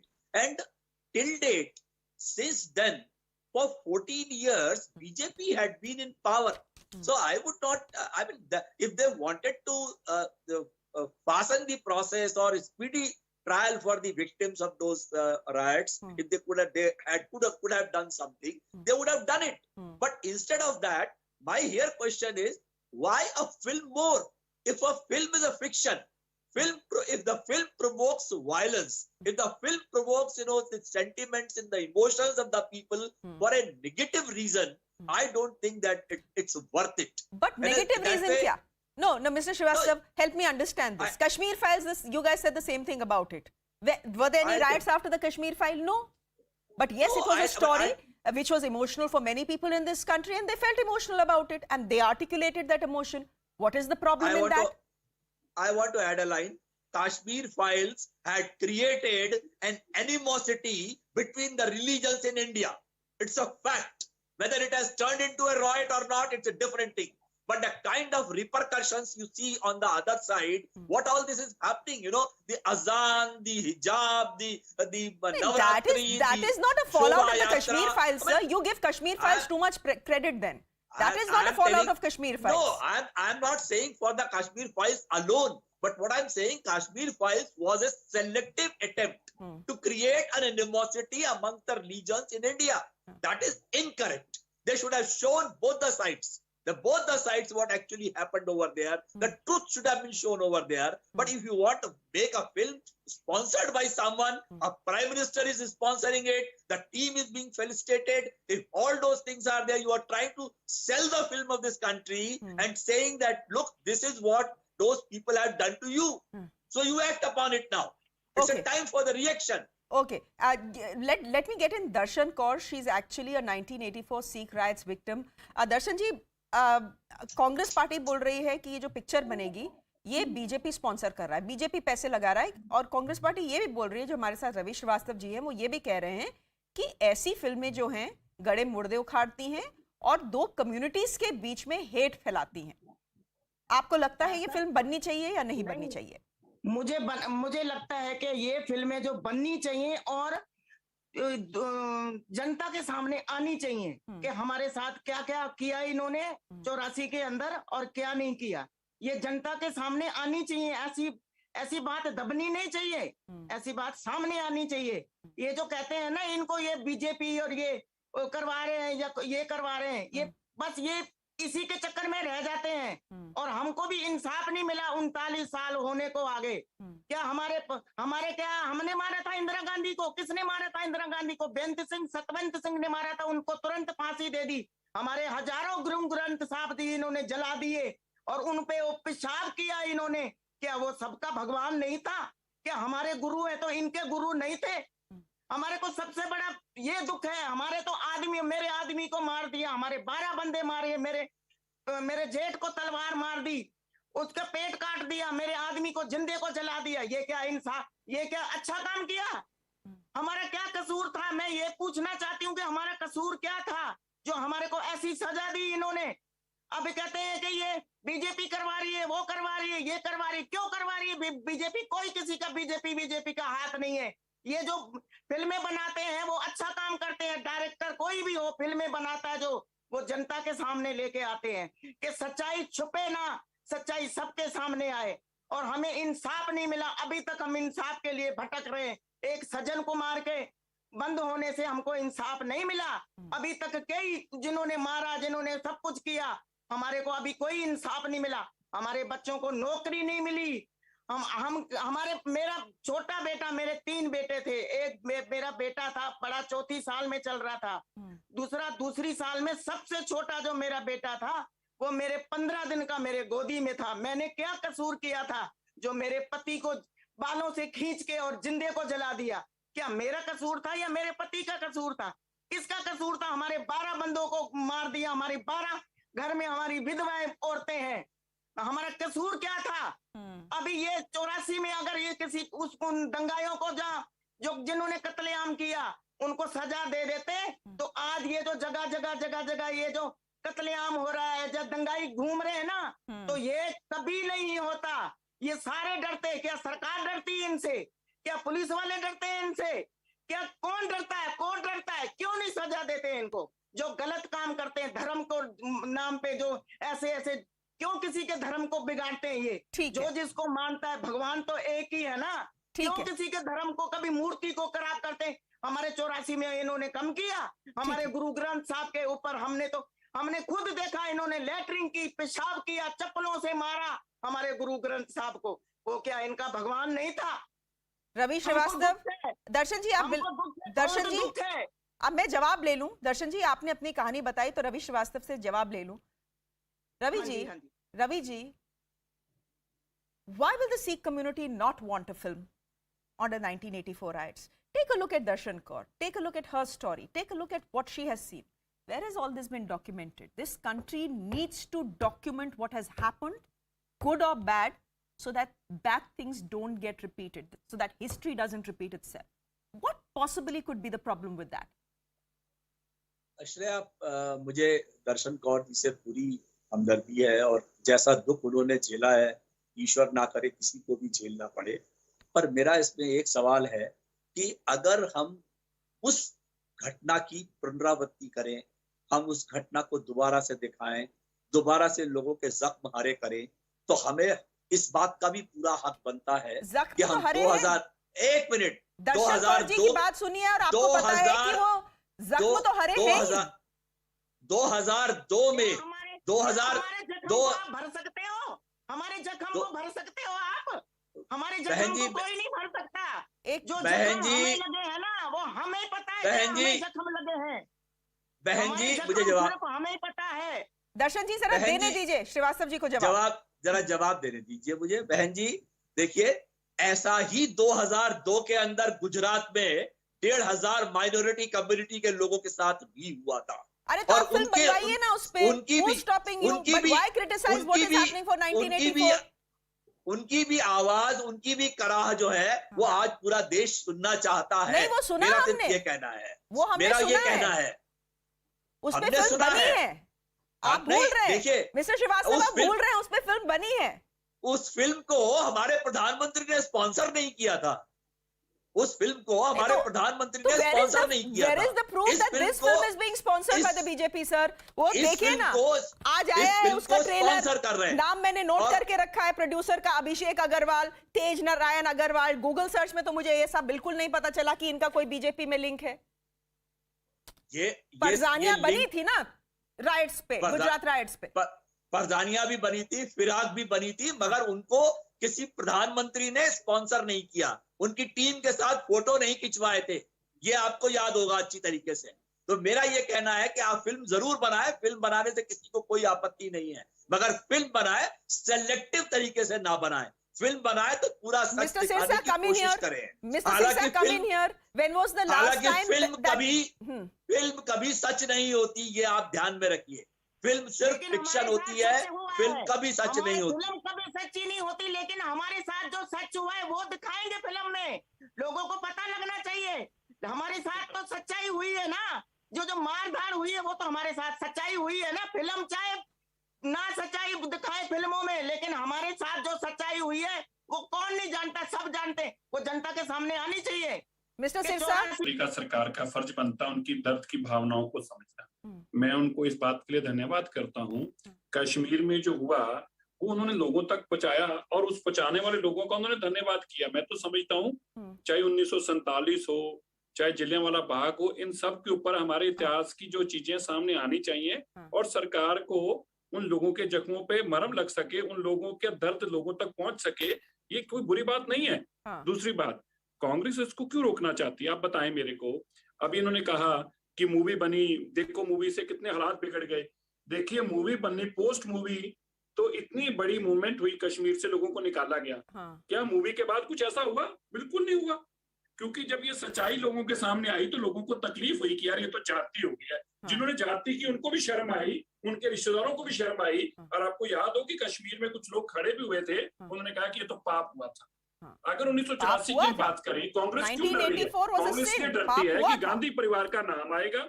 वो dialogue आएंगे जिसमें कहा गया था जब बड़ा पेड़ गिरता है तो धरती हिलती है।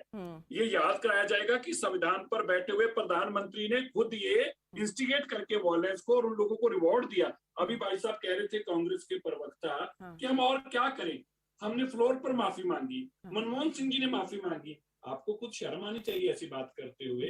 आपने तो उनको मंत्री बनाया था, सज्जन कुमार को हमने जेल में भेजा है, आपने सज्जन कुमार को एमपी बनाया, कमलनाथ को मुख्यमंत्री बनाया, एचके भगत को मंत्री बनाया, जगदीश टाइगर को मंत्री बनाया। तो आप लोगों ने तो रिवॉर्ड दिया उनको, आप लोगों ने तो जस्टिफाई किया स्टेजों पे खड़े होकर। और आपको डर क्या है? आपको खौफ इस बात का है कि वो खतरनाक चेहरा, आपका घिनौना चेहरा जो है वो लोगों के सामने आएगा। इतना गंदा चेहरा जब लोग देखेंगे, राक्षस रूप चेहरा, तो लोग आपको कभी माफ नहीं करेंगे। आपको ये तकलीफ हो रही है। एक मिनट, अब let me get in Gautam Chintamani because he's been sitting listening to all of you and he's been sitting very patiently. Mr. Chintamani, first of all, thank you for your patience. Before anything else, I want you to put this debate in the larger context. Films, you know, carry their own politics. In a case like this, the argument that is being made by the spokesperson of the Congress party on this show is that films are never reality. That if you have to make something on the 1984 riots, make a documentary. What's your take on, how things have played out as far as Kashmir Files is concerned and this debate about the 1984 riots film that has not even gone on the floors? Thank you, Shreya. I think hearing Darshanji should put all doubts to rest that this is a story which needs to be told. देखिए, cinema जो है वो society का प्रतीक है. It reflects what is in the society, but it also dictates how society behaves in a particular manner. See, that is the reason why even after the independence of India, we fought 4 wars in Kashmir. And yet, when you think of popular Hindi films, at least in for the sake of argument, you only think of Kashmir as a paradise. आप एक तरफ की छोड़िए, आप किसी भी तरफ की असली कहानी बता नहीं पाए फिल्मों में. जहां तक कश्मीर की बात थी, वहां पे सिर्फ वादियां थी, सिर्फ गाने थे. Kashmir files brings out a chapter in India's history जहां पे ना सोशल जस्टिस मिला, यहाँ वहां सुनते हैं या किताबों में पढ़ते हैं. ये उन्होंने तो लिव किया है, और कितने ऐसे लोग हैं जिनको किसी भी टाइप का जस्टिस नहीं मिला है. So if a film brings facts out there, it could be a documentary, it could be a fictional account. If I hear Darshan ji, then for me it's not a documentary, it's not a fiction story, it is her story. If Delhi Files brings out a certain truth which is well documented, well researched, and which is the experience of people, then it is only going to start political justice comes to people who have seen the worst kind of pogrom recorded in human history. Then I don't think there is anything wrong. और अगर ये एक film के माध्यम से आती है, तो चाहे वो डॉक्यूमेंट्री हो, चाहे वो फिक्शन हो, I am all for it. All right, we'll leave it there for the moment. I will wrap this debate up here. Thank you very much, Majinder Singh Sirsa, for joining us, Mr. Gautam Chintamani, Darshan Kaur ji, हमारे साथ जुड़ने के लिए बहुत-बहुत धन्यवाद, and Ravi Srivastav as well. Thank you very much. A quick look now at what's been happening in Ukraine. The war there has now lasted 51 days. The International Criminal Court's chief prosecutor has declared Ukraine a crime scene and said there are reasonable grounds to believe that war crimes have been committed. The chief prosecutor has visited Bucha in Ukraine, where hundreds of bodies of civilians were recovered following the retreat of Russian troops. Now, one of the Russian Navy's most important warships, the Moskva, has sunk in the Black Sea. Russia claims the warship, which is a flagship of the Black Sea fleet of the Russians, sank after a fire on board. That's the Russian claim. But Ukraine is saying it began to sink after it was hit by their Neptune anti-ship missile. Either ways, it's a big blow to the Russian military, which has been struggling against Ukrainian resistance for the last 51 days now. Powerful explosions have been heard in Kiev today, even though Russian troops have pulled back from the Ukrainian capital. After its Black Sea naval flagship sank, Russia is now warning that it will step up missile attacks on Kiev in response to sorties across the border.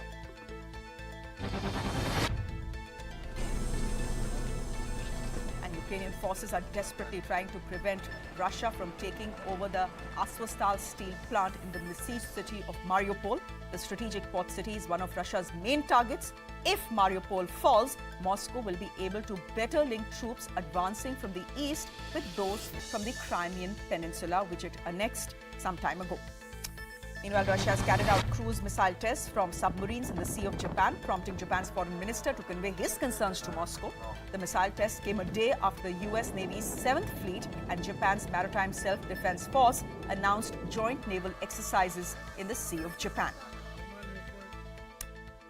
And Severodonetsk, the easternmost town under Ukrainian control, is being bombarded daily by Russia. Volunteers are braving the shelling to deliver food to more than 20,000 residents who are still out of a pre-war population of 100,000. CNN's Ben Wiedemann getting us this report.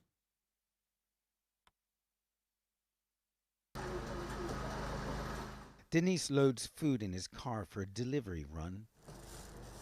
The supplies sorted by volunteers in this old warehouse were donated from around Ukraine and abroad. Denise was a musician before the war. My town broken. Destroyed. Severodonetsk is the city furthest east under Ukrainian government control and under constant bombardment from Russian forces nearby. The supplies Denise and other volunteers deliver are what keep this city alive. 2 missiles landed outside Nadia's decrepit Soviet-era apartment building.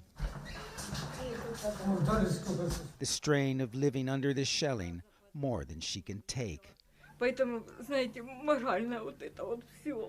It's hard, she says. I can't stay in this room. I'm so afraid. I want it to be quiet and calm again. With Russian forces massing in the east, there will be no quiet. There will be no calm. Sitting on a hospital bed, Ulyana recounts the night her house was hit. I was in the kitchen and it started, she says. Her home is now in ruins. More than 20 corpses lie scattered in the hospital's morgue, wrapped in sheets and blankets, awaiting burial. On the outskirts of the city, more evidence of the toll war has taken. This is a hastily dug graveyard that was started since the war began. Just look at the dates: 7th of April, 9th of April, 3rd of April, 4th of April. It goes on and on and on. And more graves will soon be filled.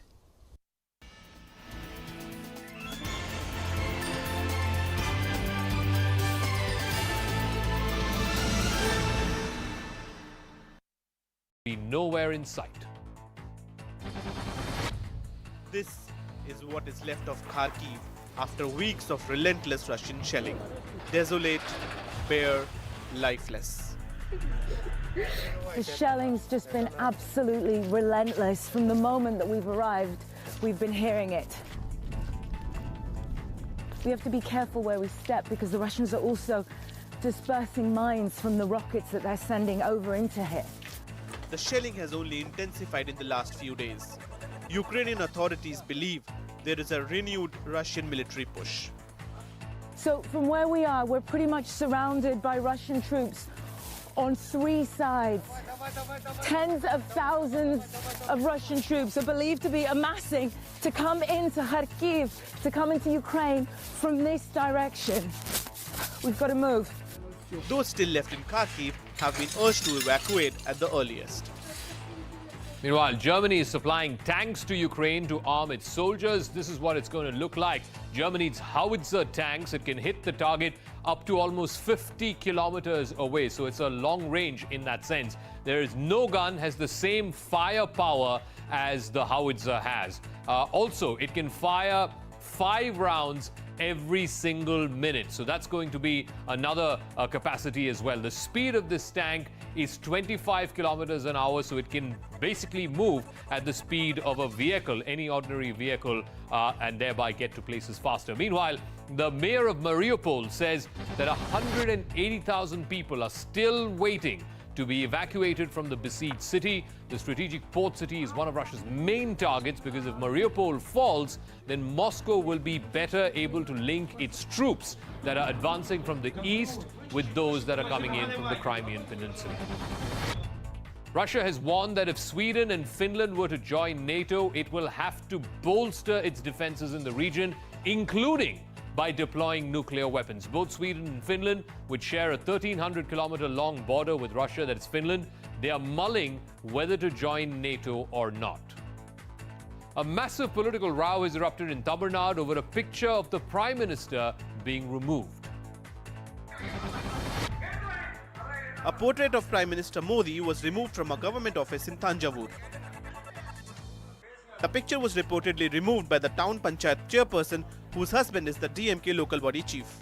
Tamil Nadu BJP President Anna Malai has been campaigning to install PM Modi's picture on the wall of all local body offices in the state. In one of the districts in Thanjavur, a BJP worker reportedly hung the picture inside the office without informing anyone. The DMK local body chief got miffed by the move and urged his wife to remove the picture. BJP workers have filed a police complaint seeking action against the official. They are also likely to hold a protest outside the town panchayat office soon. Delhi University's Lady Shri Ram College is facing flack for rescinding an invitation to BJP spokesperson Guru Prakash Paswan to speak at the college on the occasion of Ambedkar Jayanti. Paswan was told that his talk was cancelled because of an outcry from the student body. आपके मन में जो भी विचार है आप बातचीत करिए, चर्चा के माध्यम से, संवाद के माध्यम से उसका समाधान निकालिए। अंबेडकर जयंती के दिन अंबेडकर के लोगों को बोलने से रोकना, ये उनकी वैचारिक अपरिपक्वता को दिखाता है। आज बाबा साहेब अंबेडकर के लोग, दलित समाज के लोग आपके रोक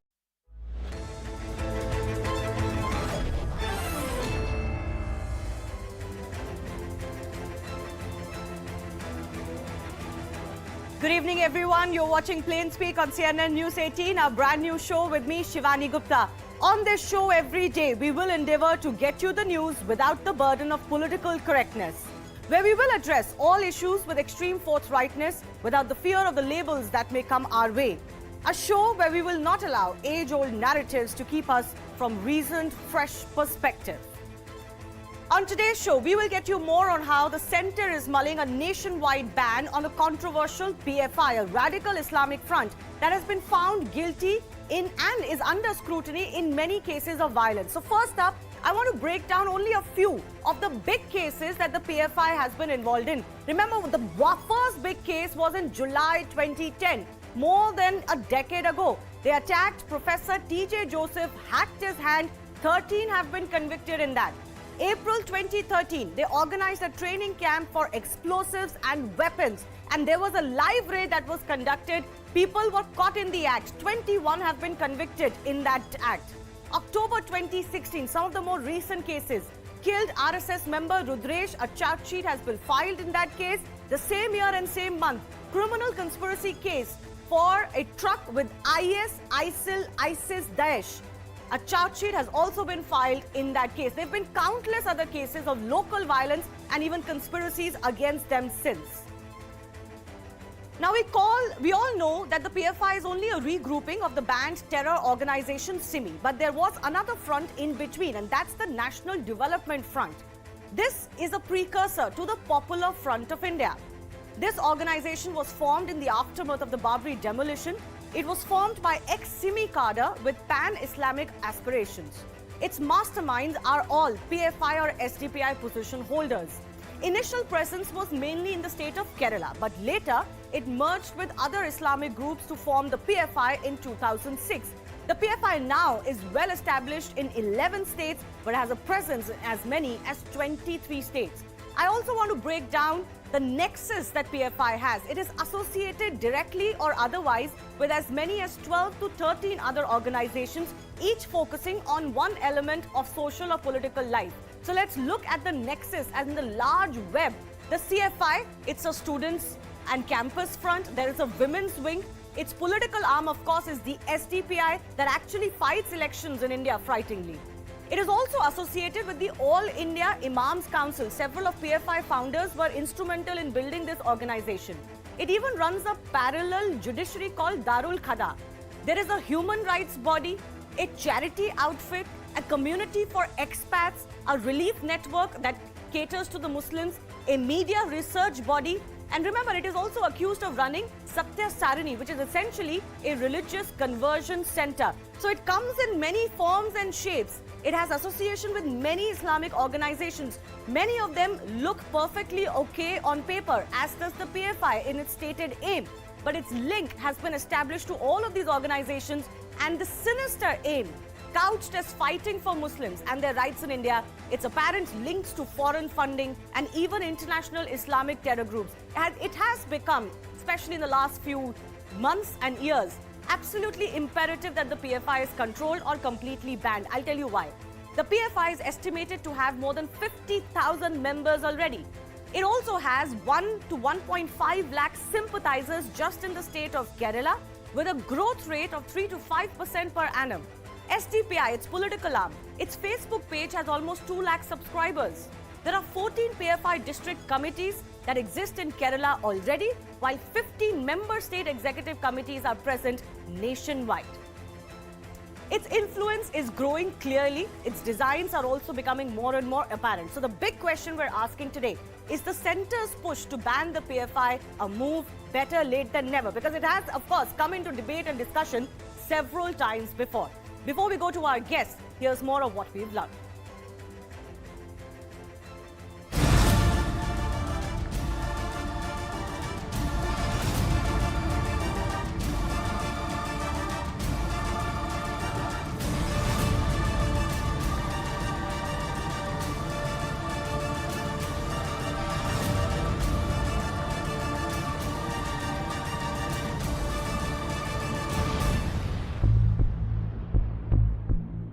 CNN News 18 has accessed exclusive information that the centre is considering a proposal to ban the PFI via a central notification.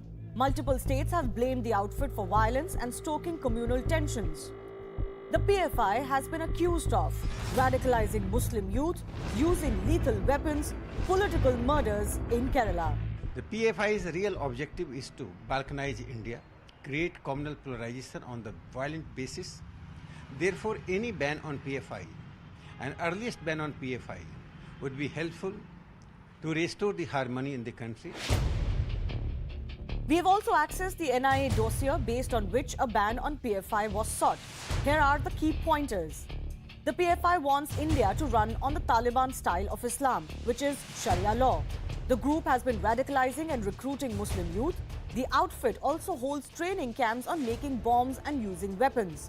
The PFI runs religious conversion centers and conspires to heighten existing social divisions and communalize the nation's polity.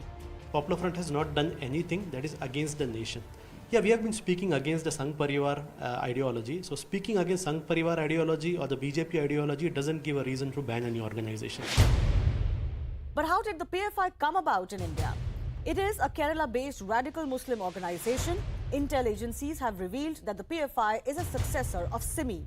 On its website, the PFI claims to work for Muslim welfare, but several PFI members are being probed for their ties to the Islamic State. The organization is active in 23 Indian states. The demand to ban the Popular Front of India has come up many times in state assemblies and even the parliament. But so far, no concrete steps have been taken. Is a ban by the centre imminent now? With Natasha Menden, Shivani Gupta, CNN News 18.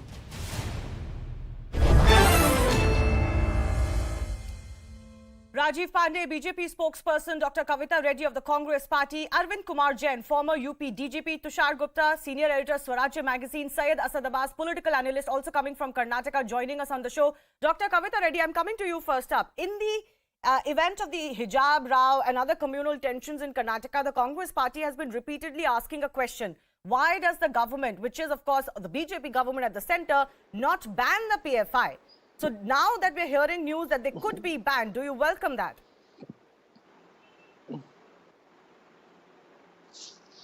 Dr. Reddy? Yes, please unmute yourself. Yeah, we definitely welcome it. In the year 2016-17, there was a proposal from the NIA to review what is happening with the PFI. At that time also, we had welcomed that move. And recently, our CLP leader, Sri Siddaramaiah, in the floor of the assembly demanded that, and not only demanded that, I think not only on the PFI but also SDPI, if there is an opportunity where we can relook at this, definitely we want a ban on these two organizations. I don't know about SDPI because it's the decision is with the election UP on that case. Yes. So definitely on the floor of the House, we have demanded it and we welcome the move if that is being taken.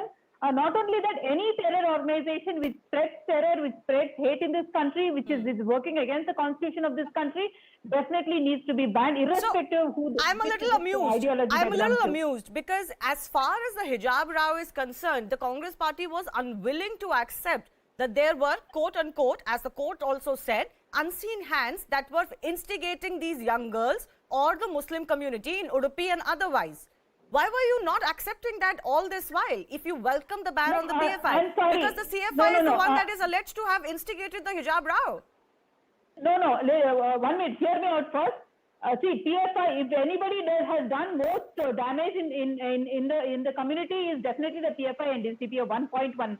The second point is we always took a stand in favor of the issue, not in favor of PFI or SDPI. We have nothing to do with both organizations. We have our own ideology. We have our own commitment to what we stand for. Our views are extremely secular and we stand by it. We don't need a PFI or an SDPI or any other organization to propagate it. That we made it very clear in the floor of the assembly. So you believe they are indeed a nefarious organization, and that the Indian community, the Indian society needs to be careful of it, right?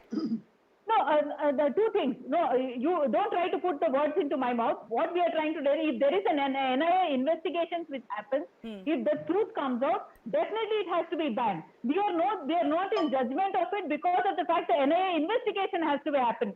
I know if the government. But ma'am, there are enough cases. There are enough cases where PFI, SDPI workers have been convicted. I'm just asking you what your view on this organization is.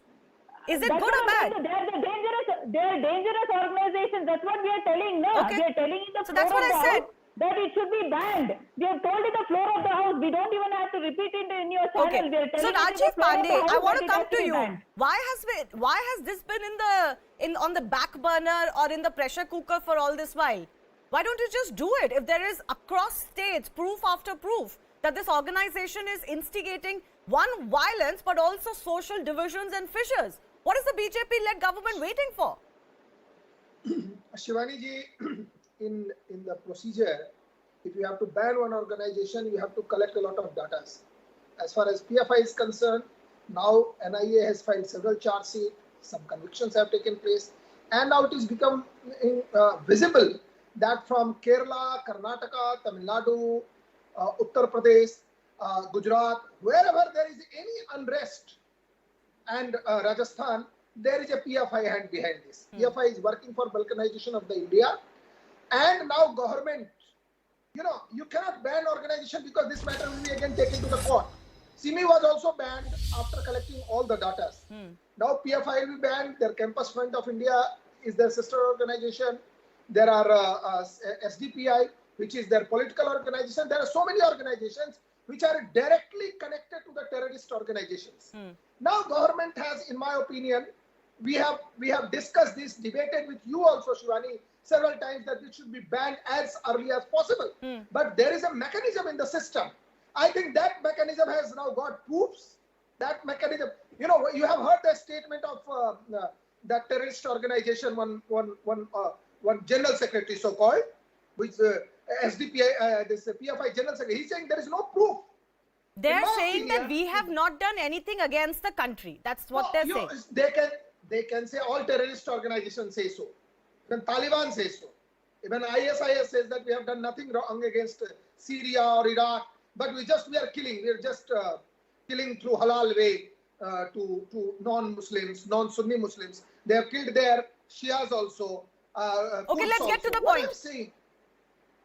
What I'm saying, I welcome this, and it should be done as quickly as possible, and all the persons involved in all these organizations connected to PFI should be brought to book, because they are responsible for killing of the people, they are responsible for chopping hand of people, they are responsible for all kinds of riots which has taken place. Even in UP, you can remember that in near Hathras there was a riots, and finally it came that they were behind this. One so-called journalist is still in jail who was behind this whole PFI action. If you go and see in Gujarat that one Bajrang Dal Karyakarta was killed. In Karnataka, it happens every day. So in my opinion, now I think government has proof and they will be banned. And no right-thinking man can oppose this man. Okay, No Syed right Asad Abbas. thinking, Okay, one person second. Syed Asad Abbas and Tushar Gupta now. Syed, the problem that happens is in our country is that you can ban this organization, but there is not enough support to outcast the fundamental ideology or the ideological cover fire. And I think that's the bigger issue. Absolutely. Because organizations, they reform, they regroup. Simi becomes National Development Front. They have such nice fancy names also. They present that like they represent the country or the nation. Whether they believe in nation state is another question. But, the problem is they can regroup and refront. What happens to those who give cover fire to the likes of the CFI and the PFI and the SDPI? Shivani ji, I think you've raised a very good question. As a matter of fact, we know what happened with the Simi and how it regrouped. Likewise, when the Bharatiya Janata Party imposes a ban on this, they must ensure that it is nipped in the bud. So that How is the party going to ensure that? Come on, let's not have unrealistic expectations. The party cannot ensure that. Even the government cannot ensure that. People have to ensure that. There is social ostracization that is required of anybody who has such radical thinking. that responsibility goes on me and on Undoubtedly. you. And for example, I'm raising this because, for example, during the Karnataka hijab row, how many people, even political parties, came out and said, this is PFI? No. They were all willing to blame Now, the government. if I You can were answer you, willing to blame BJP and RSS?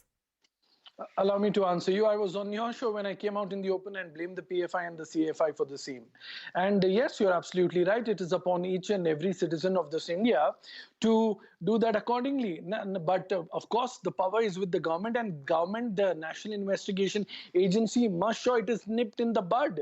Also, as a matter of fact, What happens to the lobby? Syed Asad Abbas, what happens to the lobby that supports these designs just because it suits their political agenda of the day? Am I not right? Tushar? Yes, now allow me to complete, Shivani ji. Give me 30 more seconds, please. The fact of the matter that the BJP government, not just 2014 when they've been in power, 2010, 11, 12, 13, they've been parroting the lines that when we come into power, we will ban the PFI. 8 years into power and they have not You're banned not the answering PFI. my question. Even BJP ruling states haven't banned the PFI.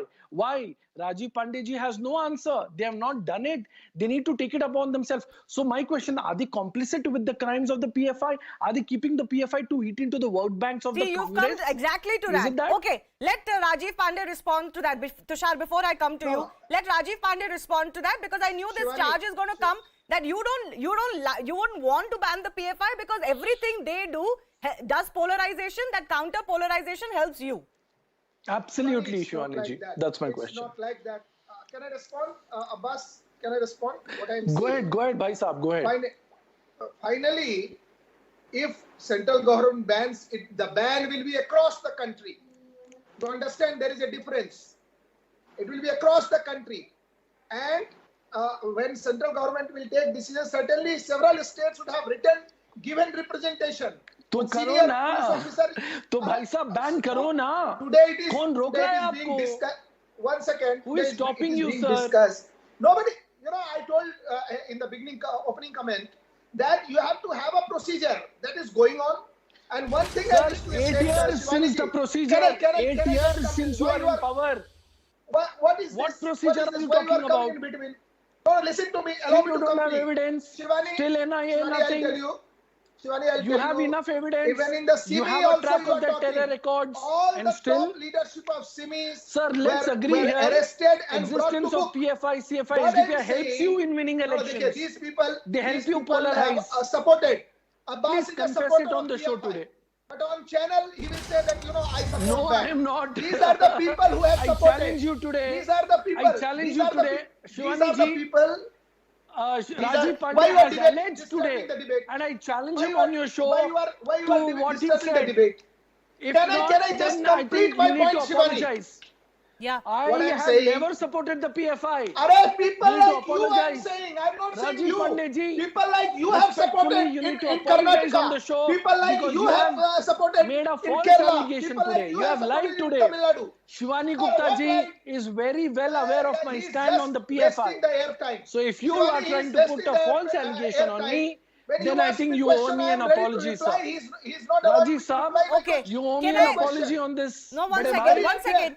No, I think Syed, your question was valid. Rajiv has responded also. He's obviously citing procedure. But he's citing procedure right now. He's citing procedure right now. But I come back to my fundamental question. I'll give Tushar a minute on that. Tushar, my question is precisely that what happens to the ecosystem that helps these radical organizations year after year, decade after decade, to rear their ugly head. They have to find some roots, right? How do they find roots? Because there is political complicity. Tushar, you're muted. Okay, we can hear you now. Go ahead. Yeah, Shivani, the NIA had a dossier on PFI as early as in 2010. When CIMI was banned, a lot of the office bearers in CIMI, a lot of the radicals were actually now the office bearers in PFI. You look at the Bengaluru riots of 2020. You look at the anti-CA riots of 2019. In fact, during the anti-CA riots, PFI spent as much as ₹100 crores just sponsoring the protest. When it comes to RSS workers being killed in Kerala, every now and then you have the hand of a PFI worker. But the problem also there is that as many organizations you ban them, it's like cut one head and two more shall take its place. On the other hand, the government did not have to wait for the hijab case to happen to murmur to think about banning the PFI. This needs to be banned. But the problem, Shivani, I'll tell you is, tomorrow, if the center came out with a notification that PFI was banned, the likes of Sayyid, who spoke before me, would say, oh, this is a country not safe for Muslims. Oh, this is a country which acts against the interests of Muslim parties. Oh, this is a country where the Muslims are victimized. The problem is, Shivani the cover fire ji, is given by the झूठ likes बोला of जा रहा है Sayyid आपके for show पे. PFI. How can you allow him to lie? No, but Sayyid, he's coming to the bone of the problem that I'm discussing. First of all, don't talk over each other. No, I think Tushar is reiterating what Rajiv was saying and what I was also questioning you on. It may not be you personally. Why is interfering every time? No, 1 second, Rajiv, 1 second. Hold on. You may not be personally doing it, but there is an ecosystem that does it. There is an ecosystem that did it during anti-CA riots, during Shaheen Bagh riots, during the farmers' protests. That's not fair. So blame them. Why do you want to? So I'm asking your comment on them. Why are you not willing to condemn them? Shivani ji, he's taking my name and saying that I have done it. Yes, so blame that lobby, not me. No, I'm not saying you. I'm saying the likes of you, sir. I'm saying the likes of you. How can it be the likes of me? I can say the likes of you are PFI. Will it make any logic? Does it even make any logic? I have nothing to do with them. How can you say the likes of you? This is wrong, Shivani ji. I can prove that Shivani, this is wrong. I will not take it. Shivani. Yes, Tushar, go ahead. Very quickly. Tushar, finish your point. Sayyid, let him finish his point. You talk about the roots. There is a pattern to things. You look at the protests which have happened in the last 8 years in India. They have all been directed to cause a political uprising against the current government on the street. You've seen it. Yes, exactly. Street veto. Singhu, Shaheen Bagh and the hijab ban, everything. Now the roots which you talk about, and that's the important point, is the money and the political backing. Now the NIA can take care of the money part. They can take care of snapping all that financial linkages. What happens to the political cover fire? Tomorrow, if the PFI were banned, for instance, will the opposition come out and condemn the acts of the PFI? Not in the last Kavita year, Reddy of the Congress Party says we have demanded a ban on the PFI ourselves. Let her come in. She's been wanting to come in, then Rajiv Pandey can respond. Yeah, 2 quick points. See, this bogey of banning PFI has been happening from 2016-17. There was an NIA investigation which started in 2016-17. Till date, it has not seen the light, which is more than 4 years, 5 to 6 years now. Right. My question to the government is, if you have taken this, NIA investigation in 2016-17, what is holding on to you in 2022 not to ban or not to release the findings of the NIA? Okay. Our point is very, very clear. If you want to ban, you have gone for an investigation. Please proceed with the investigation. Fasten the process and do it. Okay, let's give Rajiv Pandey 30 seconds. I have to go to Arvind Kumar also. He hasn't spoken. Rajiv Pandey, 30 seconds. Shivani ji, I will only say that government works on the basis of some legal proposition, and that is going to happen very soon. That is one aspect. Second aspect, when I was saying, who are the backbone of PFI in this country? Go and check on the Facebook, go and check on the Twitter, go and check on the social networking sites. Many people who are looking very modern kind of people are the backbone of PFI, and they are supporting ISIS in this country. Why people from Kerala went and joined Taliban and ISIS? Can you go and they were engineers, they were doctors. So what I'm trying to say, let's all be united. It will be banned, and they should be punished. They should be dealt with harshest punishment. All the people who are connected to PFI. The ideology and the radical thoughts may not die though, even if you ban an organization. Arvind Kumar, I'm coming to you. One second. Yeah, Arvind Kumar, I'm coming to you. Tushar, 30 seconds, please. Shivani, your show is all about ditching the political correctness. So let's cut to the chase.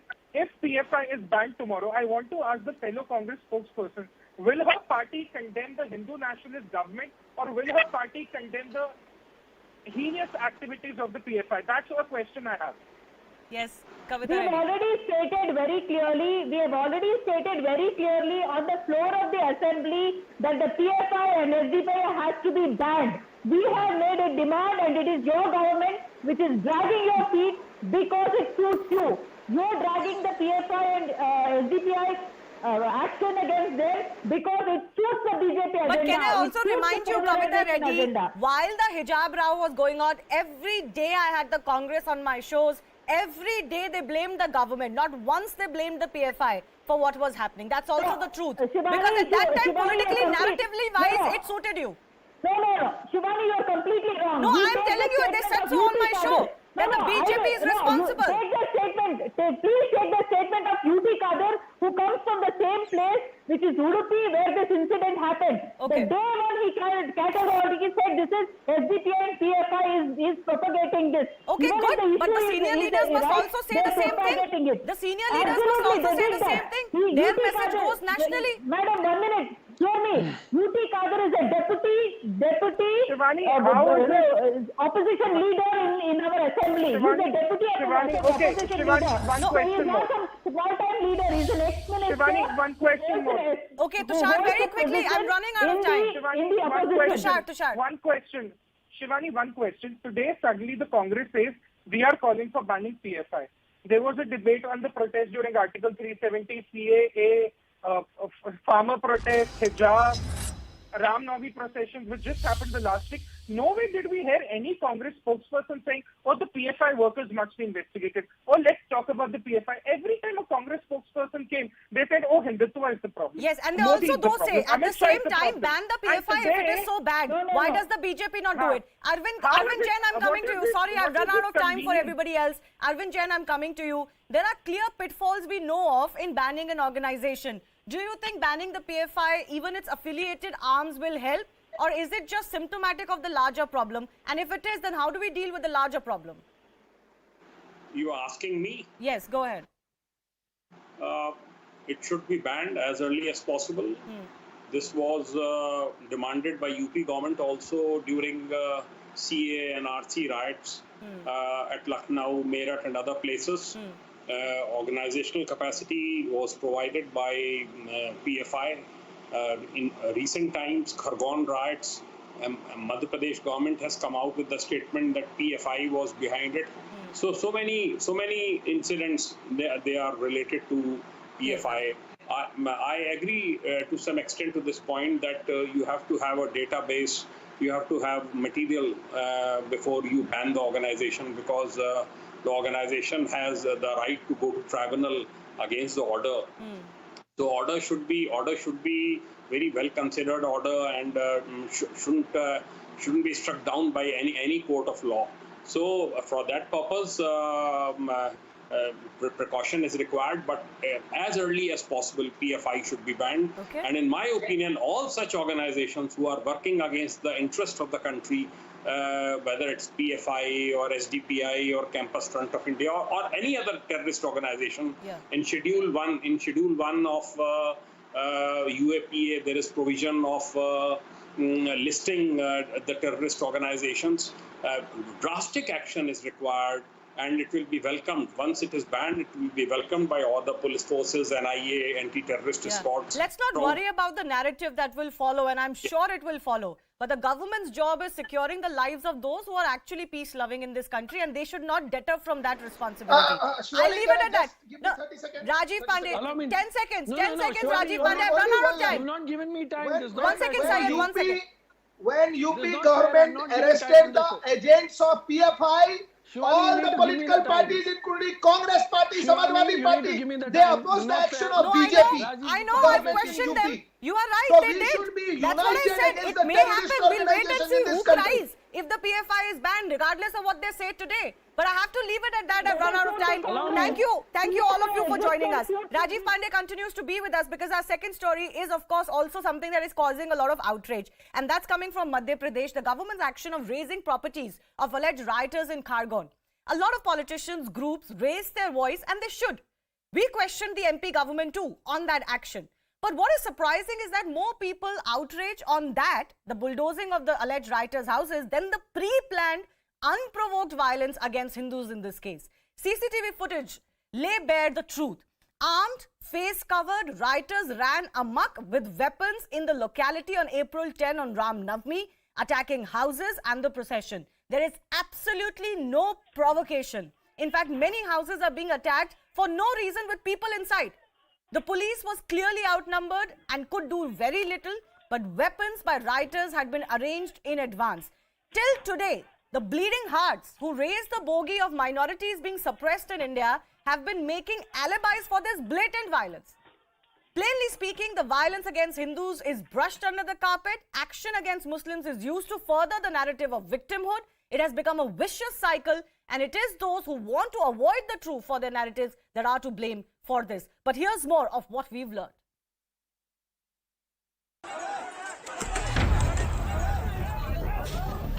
Just under a week ago, a peaceful Ram Navami procession came under attack. As the procession passed by a mosque, stones were pelted at the Hindu group.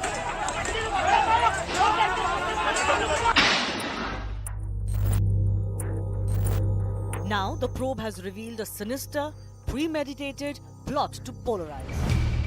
Rioters caught on CCTV, wielding hockey sticks, stones, petrol bombs, running towards the procession. None of the footages show any provocation. In the melee, 16-year-old Shivam Shukla became an unwitting victim. Shivam received life-threatening head injuries. His cousin says a stone hit him, fracturing his skull and puncturing his brain.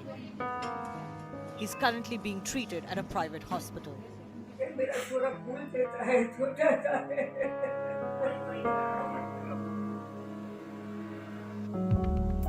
This teen is one of the many innocents who've fallen prey to unwanted elements.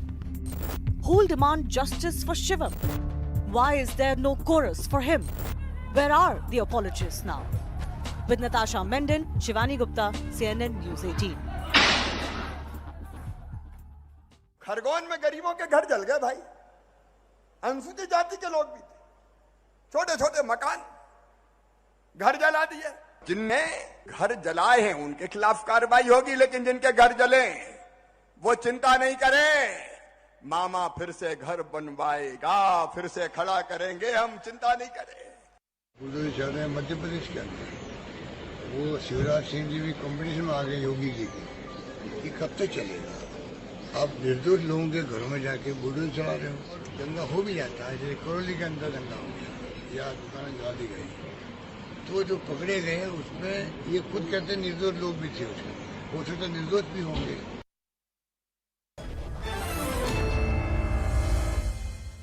Rajiv Pandey, the BJP spokesperson, continues to be with us. We're also hoping to connect with Ashprit Khadial of the Congress party. Rajiv Pandey, of course, these CCTV footages speak for themselves, and I don't think there's anything left to imagination. A lot of people were making alibis that, these processions are all provocation. They are deliberately going through Muslim areas. They are trying to instigate the minority community. Some provocative slogans or songs are being played. But in many cases, for example, in Karoli, in Gujarat, in Madhya Pradesh, no such evidence has come to light. Shivani ji, whatever your channel has shown, it is horrific that people are trying to barge into the house of the people who have nothing to do with this whole issue.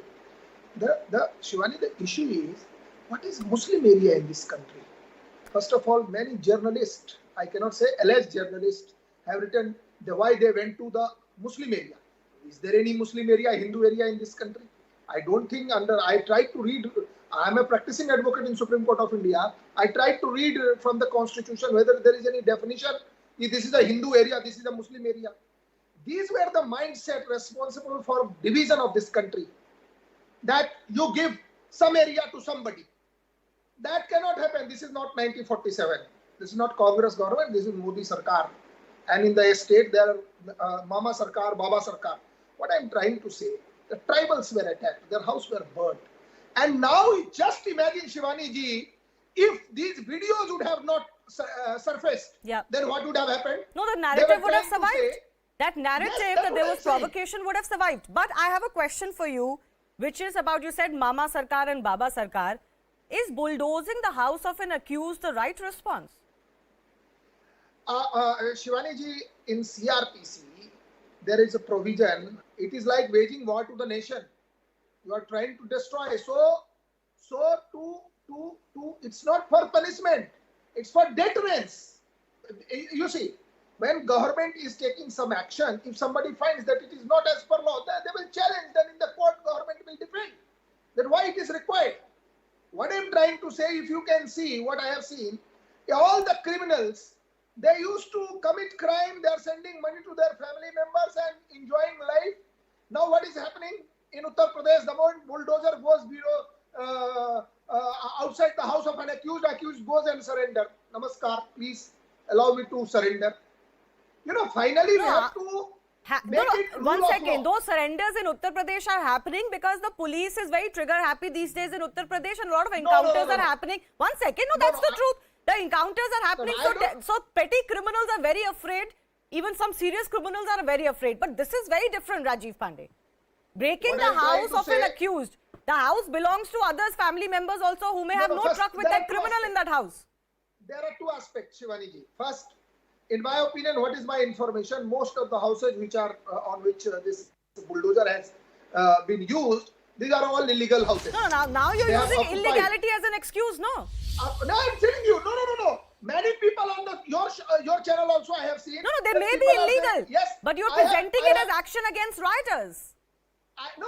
What I'm trying to say, it can be both. If you come to Mumbai, I'll show you how it is both. First they capture the land, then they make a mosque, and then they put a loudspeaker. So that means mosque is illegal loudspeaker. So you try to understand. Now case to case, if you ask, I can tell you. Government, this is not a banana republic. If government is taking action, I'm going to come back to this. 1 second. I've got Ashpreet Kadial, advocate and Congress party spokesperson, finally joining us, fashionably late. Ashpreet, the videos that are coming to light from Khargone, from Congress ruled state Karoli, in Rajasthan in Karoli, from Gujarat, there is literally no provocation that has come to light. In fact, Congress leader Digvijay Singh is accused of actually justifying these kind of violent, criminal and absolutely fatal attacks on these Hindu processions by posting an old video. The first question I want to ask you this is, what about those who come under this stone pelting? What about those who are taking out a peaceful procession and cannot do in several areas in this country? What is the Congress party stand on that? See, vis-a-vis the fashiony late entrance, I apologize for that. It wasn't, there was nothing fashionable about that. There was a network connection problem. Anyway, about this issue, I think the BJP government has to understand one thing, that violence cannot be answered with violence, period. An eye for an eye would make the whole world blind, and they have clearly forgotten the principles of Mahatma Gandhi. They have forgotten that we have a constitution, we have law, we have a judiciary, and they have disregarded the separation of powers. I don't know if they've forgotten that they're the legislature, they have the executive, but it's the government's job to protect people. Okay, I'll come to that. Ashpreet, don't sidestep my question. Your questions I have already raised to Rajiv Pandey, and you will also get a response. Answer my question. Why in this country, one-sided, these are not clashes, mind you, one-sided violence on Muslims, the Congress party, on Hindus, the Congress party doesn't raise? There is one episode against one Muslim in the country, anywhere, you call entire country Lynchistan?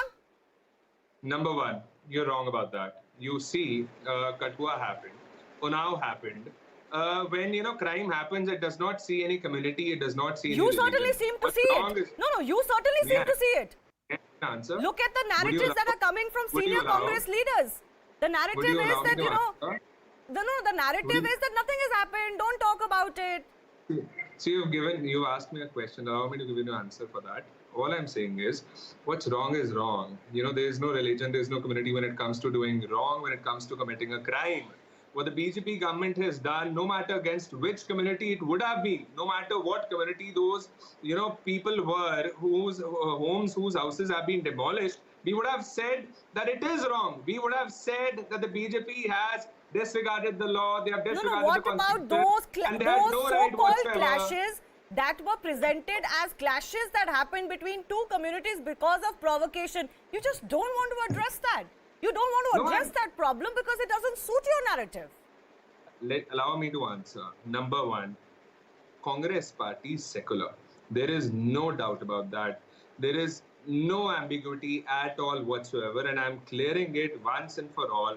No matter what community it is, no matter what religion it is, no matter what state it is, if a wrong happens, If it is done, we will call it out, and No, we but will you make didn't sure know. to do anything Where is and the Congress? everything No, that we where is the can. Congress party Please outraging that the Ram farmers, Navami were the processions farmers in as Muslims? many as Were 10 the states came under attack? All right. I didn't Now, hear number any one. Congress party Number leader one. say this is a very problematic situation, that peaceful Probably- processions must not be attacked.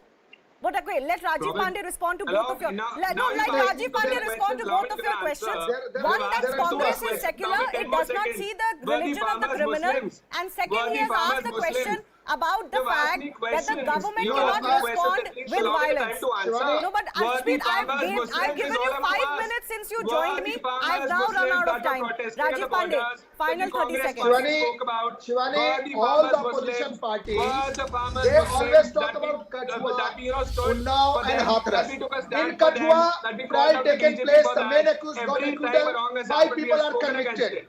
it. In Unnao, conviction has taken place. In Hathras, people are charge-seated, they are in jail. The problem is opposition has nothing to speak against BJP on these issues. That's why they will take 3 issues. And all 3 I have explained that what is the status of the legal proceedings in all these cases. The issue is, Shivani ji, your show has exposed the people who are trying to justify the violence by the PFIs. I find these all are connected violence against Hindus, against non-Muslim, because behind the back there is an organization you know very well. Now everybody knows that in this country there is a madness, but there is a method in madness by these kind of Reuters. You know, they could not produce one video, the current video, that has shown that because of that riot has taken place. It was a pre-planned attack on the procession of Ram Navami. What I am trying to say, let's not make it a Hindu, Muslim, BJP, Congress.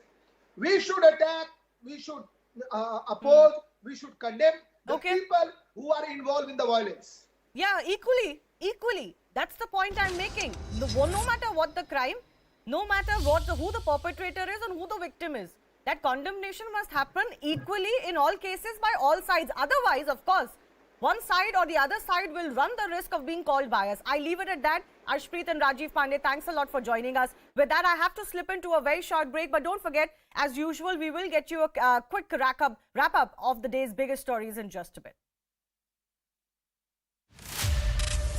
Where unpleasant realities and stinging truths will be addressed directly and bluntly. Where neutrality will not be used as a fig leaf to go soft on any side. Where a spade will be called a spade every time. Shun the political correctness. Join Shivani Gupta on Plain Speak at these times on CNN News 18.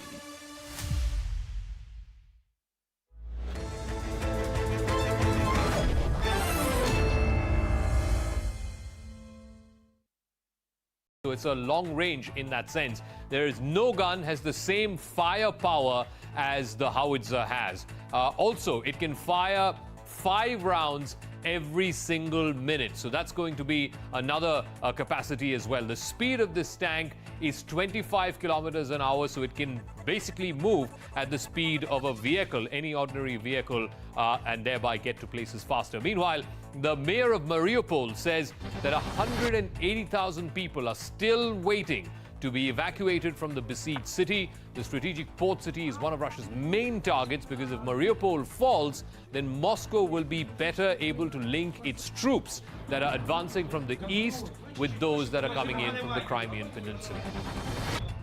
Russia has warned that if Sweden and Finland were to join NATO, it will have to bolster its defenses in the region, including by deploying nuclear weapons. Both Sweden and Finland, which share a 1,300-kilometer long border with Russia, that is Finland, they are mulling whether to join NATO or not. A massive political row has erupted in Tamil Nadu over a picture of the Prime Minister being removed. A portrait of Prime Minister Modi was removed from a government office in Thanjavur. The picture was reportedly removed by the town panchayat chairperson, whose husband is the DMK local body chief. Tamil Nadu BJP President Anna Malai has been campaigning to install PM Modi's picture on the wall of all local body offices in the state. In one of the districts in Thanjavur, a BJP worker reportedly hung the picture inside the office without informing anyone. The DMK local body chief got miffed by the move and urged his wife to remove the picture. BJP workers have filed a police complaint seeking action against the official. They are also likely to hold a protest outside the town panchayat office soon. Delhi University's Lady Shri Ram College is facing flack for rescinding an invitation to BJP spokesperson Guru Prakash Paswan to speak at the college on the occasion of Ambedkar Jayanti. Paswan was told that his talk was cancelled because of an outcry from the student body. आपके मन में जो भी विचार है आप बातचीत करिए, चर्चा के माध्यम से, संवाद के माध्यम से उसका समाधान निकालिए। अंबेडकर जयंती के दिन अंबेडकर के लोगों को बोलने से रोकना ये उनकी वैचारिक अपरिपक्वता को दिखाता है। आज बाबा साहेब अंबेडकर के लोग, दलित समाज के लोग आपके रोकने से रुकने वाले नहीं है। मैं बोलूंगा, मैं लिखूंगा और अपने समाज के मुद्दे उठाता रहूंगा। 4 terrorists were killed in an encounter in Shopian. The identity and group affiliation of these terrorists is still being ascertained. 2 army personnel were killed and 2 others injured in an incident en route to the site of this gun battle. A 25-year-old woman tried to kill herself by jumping off a building at a Delhi metro station.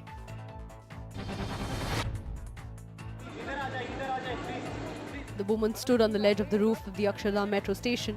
For a long time, CISF staff tried to persuade her to move back from the edge. But the woman was not convinced and jumped off the roof.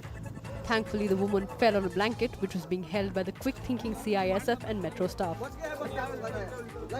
The woman sustained minor injuries on her legs because of the fall. With COVID cases rising in the national capital, the Delhi government has issued new guidelines for private schools. If even one case is reported in any school, then the authorities must close down the concerned wing or, in some cases, the entire school if it happens to be for a temporary period. Now, this comes after a student and a teacher tested positive in one Delhi school. Covid के overall Delhi में देखें तो मामलों में थोड़ी सी बढ़ोतरी हुई है, पर अभी तक इसमें कहीं भी कोई ऐसी चिंता की बात नहीं है क्योंकि हॉस्पिटलाइजेशन नहीं है। पिछले 2 साल के बाद हम सबको कोविड के साथ जीना सीख के आगे बढ़ना है। कुछ स्कूल से मैं लगातार नज़र रखे हुए हूँ, जनरल गाइडलाइन नए हिसाब से बना के स्कूल्स के लिए जारी करें, तो कल तक हम एक गाइडलाइन भी जारी करेंगे। A massive fire broke out at the Troy Lounge and Bar in West Delhi's Punjabi Bagh area. 12 fire tenders had to be rushed to the spot. The fire has been doused and cooling operations are on right now. The cause of the fire is still unknown. At least 13 persons suffered burn injuries after a suspected cylinder blast in Delhi's Okhla area. The blast took place inside a restaurant, but the cause is yet to be ascertained. The injured are undergoing treatment in hospital. Prime Minister Modi today inaugurated a new museum dedicated to 14 former prime ministers of the country. He bought the first ticket to the Pradhan Mantri Sangrahalaya. The museum tells the story of past prime ministers and the challenges that they had to face.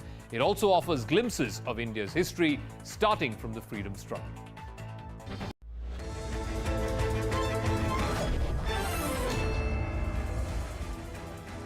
Thanks a lot for staying with us. Let's get you a quick wrap of some of the other stories we're tracking. After Madhya Pradesh, it was the turn of Gujarat government today to raise some properties belonging allegedly to Ram Navami riot accused.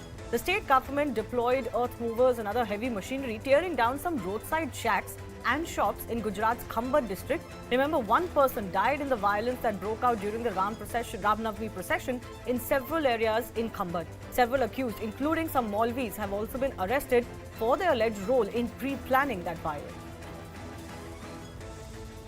BJP's 4-member fact-finding team took stock of the details of the alleged rape and murder case of a minor in Hanskali, while the last rites of the minor were conducted today.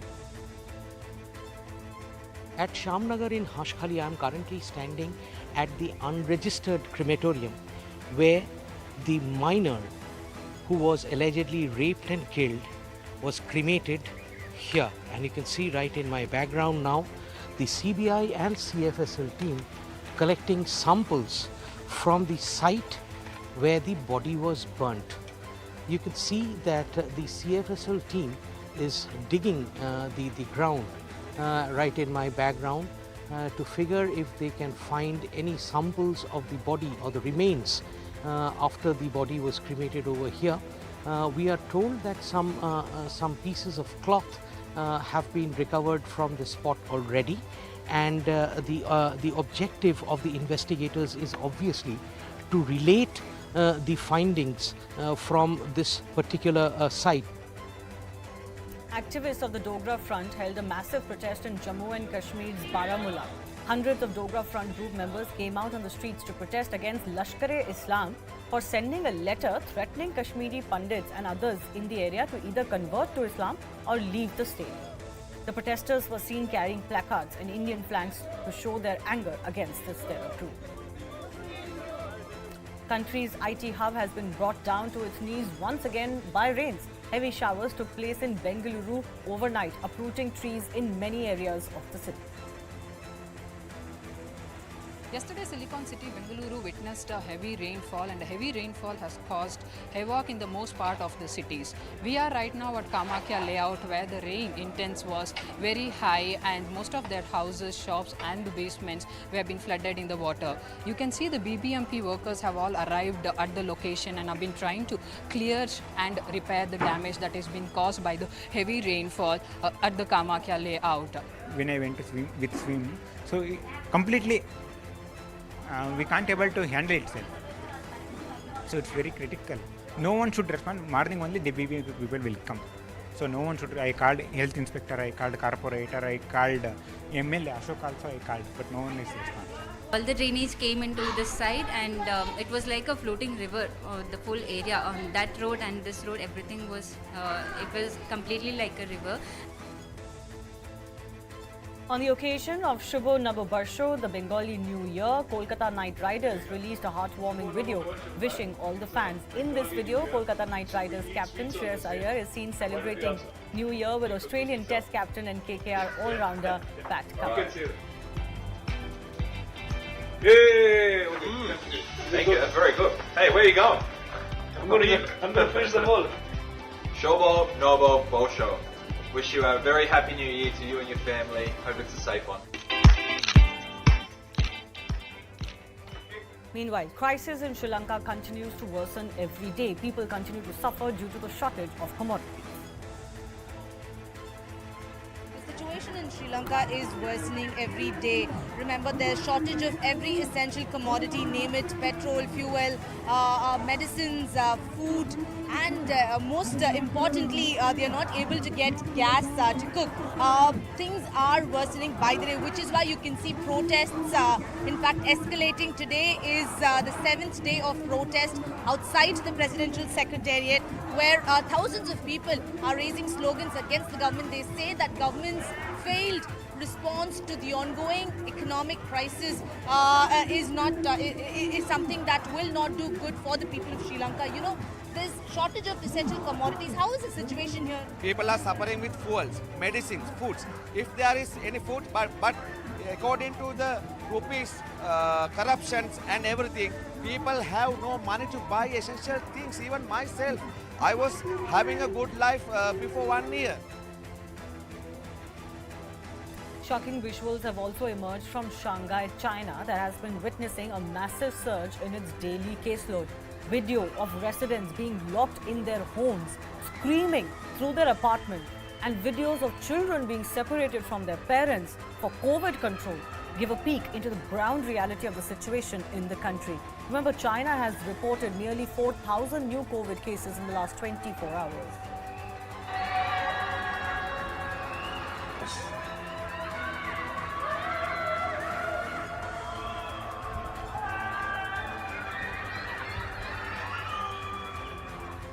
In a big setback to Russia, their warship in the Black Sea Fleet that was damaged by, allegedly by an explosion on Wednesday, has sunk.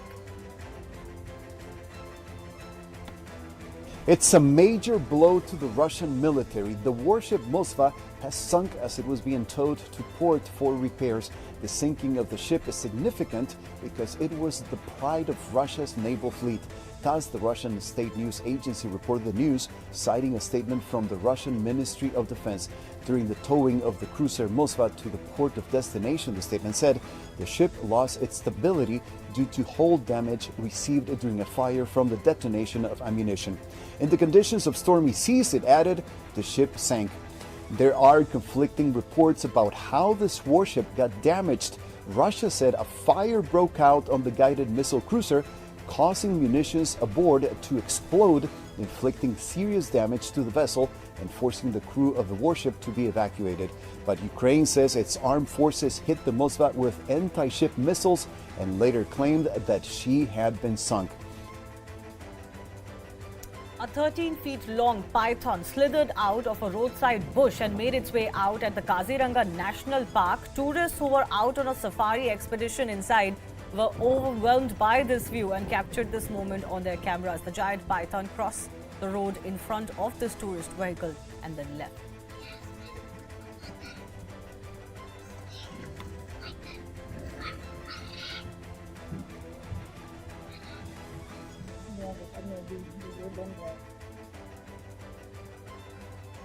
And we've also got this footage of a kebab that has been launched into space. Maybe this spicy kebab from a restaurant in southern Turkey. This isn't just lunch, it's a launch. The kind that goes into space. Liftoff. Maybe this spicy kebab from a restaurant in southern Turkey didn't attract cheering throngs at liftoff. But it did get a countdown. The restaurant Kaburgachi Yashar timed its kebab launch to celebrate the 61st anniversary of the first human orbiting Earth, a Russian cosmonaut. And though the veggie garnish immediately fell off, the kebab was lifted towards the heavens by a helium balloon. Joining other weird objects likewise launched, ranging from a beer to bobblehead Obama. Buzz Lightyear actually made it into space by hitching a ride, and SpaceX unloaded a Tesla.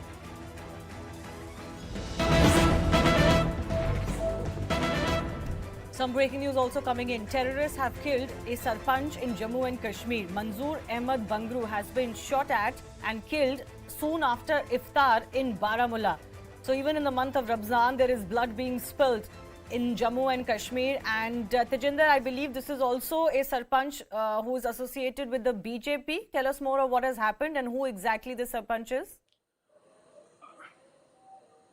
Shivani, the BJP has said that he wasn't affiliated with them. The Jammu and Kashmir police has also clarified that this sarpanch who was shot down by terrorists was an independent sarpanch. The police says that terrorists this evening, soon after iftar, they took this sarpanch out and then they shot him from the point blank range. He has been identified as Manzoor Ahmed Bangru.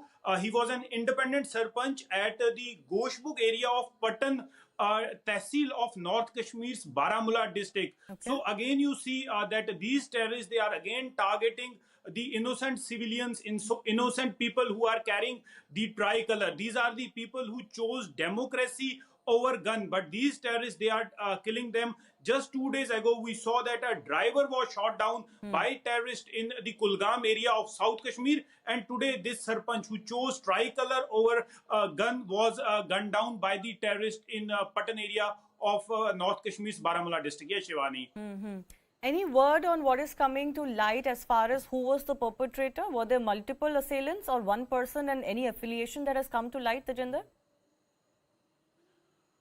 Shivani, the details that are trickling in, it seems to be a handiwork of the Pakistan-based Lashkar-e-Toiba terror outfits frontal, which is the TRF, because if we see the trend in the recent past, there have been several such killings, and at the end, TRF has been taking the responsibility of all those attacks and all those civilian killings. If you see the trend of these type of civilian killings, wherein the innocent civilian school teachers, the truck drivers, the migrant workers who are killed in Kashmir, they all are being killed by TRF.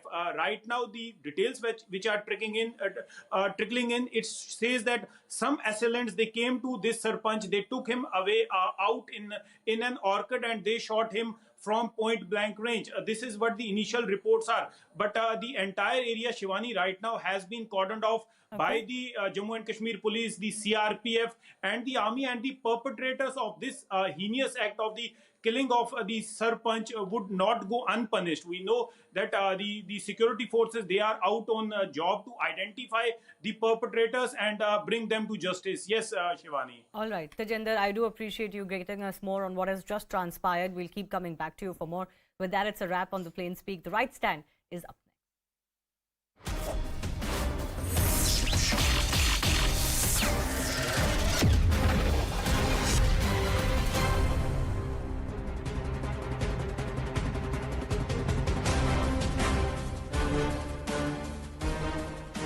Namaste. Thank you for joining us in this edition of The Right Stand. I'm Anand Narsimhan. Ladies and gentlemen, in our hand is a document. This document is a complete or it's portion of a big dossier that's been prepared by our investigating agencies. This is the NIA, which has also dived deep into the antecedents, the activities of the Popular Front of India, which is increasingly under the radar. And here at CNN News 18, we are given to understand that there is serious consideration and the process is on to ban this organization and its functionaries. More than the organization, it's the functionaries. Now sample this, ladies and gentlemen. The PFI is pumping money to lure youth into Islam and persuade them to marry Muslim women. Their strategy is to make Muslims a majority community in Kerala. In 20 years, they want to make Kerala a Muslim majority state. This is the then Chief Minister of the state of Kerala, V.S. Achyutanandan, in July 2010, after the horrific chopping of the hands of a professor who allegedly committed blasphemy when he made comments against the Prophet. Nearly a decade later, much that was alleged by the Kerala police then, the Kerala state former Chief Minister V.S. Achyutanandan and the Kerala High Court is actually coming to pass pan-India. Sample this. In February 2021, Ansad Badruddin and Firoz Khan of the PFI were arrested from the Kukrail trisection in the Gudamba area of Lucknow. With their arrest, the STF claimed to foil a series of terror attacks in various parts of the country on Basant Panchami. So last year, again Hindu festival, series of attacks were planned. A huge quantity of high-quality explosives were recovered from them. A month later, in March 2021 last year, Mohammad Rashid, a PFI member, was arrested by cops while he was trying to depart from Lucknow to Mumbai. Rashid was a training commander with the PFI who during interrogation accepted that the main aim is in order to spread their ideology was that youth from a particular community, read Muslims, who are physically strong and brainwashed, are brainwashed and are imparted physical and weapons training and prepared to trigger an incident in any part of the country. Tayari karke rakho. And it isn't just recruitment, radicalization and weaponizing. There is the economic angle and money laundering too. Just last month, in March 2022, the Enforcement Directorate had arrested Abdul Razak, a divisional president of the PFI's unit in Malappuram from the Kozhikode airport in Kerala, alleging that he was trying to flee the country. On April 13, 2022, the ED arrested Kerala-based PFI member in connection with another money laundering investigation. Ashraf has been arrested and sent into custody under PMLA till the 19th of April. The larger question is, should this organization, more importantly its members whose antecedents trace way back to Simi, be allowed to function with an ulterior radical agenda? That's the question that we ask. Now, let's look at the PFI footprint alone over the last few years. And it's a litany. Khargon riots, April 10, 2022. Role in the Ramnami violence is under the scanner. Karauli, April 2nd, 2022. PFI warned Rajasthan government before the violence. Hijab Rao, February 2022, Campus Front of India led stir across Karnataka. The Campus Front of India says High Court verdict is against the fundamental rights itself and they've ditched the High Court judgment. The PFI has started conducting its own parallel judiciary. Darul Khada in Kerala. High alert in Kota over PFI Unity March. Then the Hathras case, September 2020, where the UP STF's 5,000-page charge sheet against 8 PFI members. They were accused of fueling the unrest deliberately. Delhi riots, February 2020. Delhi police charge sheet accuses the PFI of aiding rioters. Charge sheet alleges Umar Khalid was in touch with PFI. There is more on that Umar Khalid angle with respect to Simi, but that we'll save it for later. Anti-CAA protests, February 2020. 133 PFI members arrested in Uttar Pradesh. Kerala gold smuggling racket, July 2020. The PFI suspected of funding terror activities. Bengaluru violence, December 2019. 21 PFI members arrested. The cops say evidence that PFI instigated the violence. The Hadia love jihad case 2017, where the PFI paid over 93 lakh rupees in legal fees for Shefin Jahan, who claimed to be earning just 5,000 rupees a month. They funded the legal team of Kapil Sibal, Dushyant Dave, Indira Jai Singh and Marzook Bafaki. That's the money they spent just so that if they win that Hadia case, the entire love jihad probe by the NIA would be scuttled, and that's exactly what happened. Despite the parents alleging that their daughter had been brainwashed to a level where she did not even know whether she was coming or going. Professor T.J. Joseph case, like I had talked about, May 2015, the NIA court finds 13 PFI activists guilty of chopping Professor Joseph's hand. Kerala ISIS recruitment case, November 30, 2017, cops confirm 6 PFI members joined the ISIS in Syria. 6 is just the official number, ladies and gentlemen. Why delay ban on PFI is a question that we ask. And before we go across to the debate, I have got somebody who's investigated them threadbare and in-depth. Joining us now is the former DGP of Kerala, TP Senkumar. PFI ban is the hashtag, but I'm going to go across to Mr. Senkumar. And first up, Senkumarji, thank you very, very much. This organization and its various offshoots and have been nefarious for their activities and their antecedents. Don't you think it's high time there is a serious consideration and they are banned, not the organization itself, but also their members?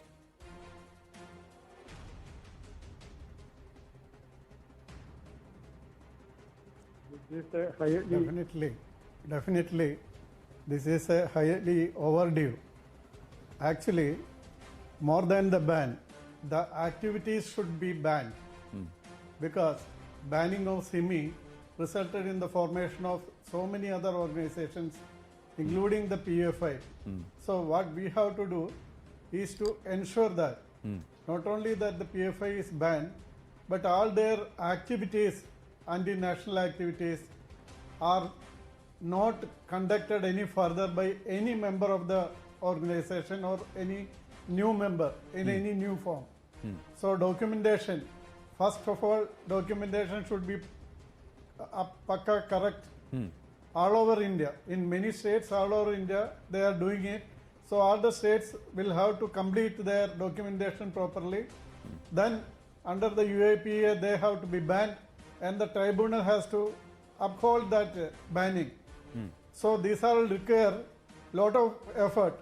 Not only that, after the ban, it is to be ensured that they don't go in other forms and continue the same activities. That is more important than anything else. Let me ask you, Mr. Senkumar, the PFI turns around and says they have a political opposition. They have a bone to pick with RSS. They are not doing anything against India. Most of their organizations are National Development Front, which NDF, which then became PFI, India Fraternity Forum, National Women's Forum. Everything has got a India national kind of a name that they put around. But are they really just opposed to the RSS?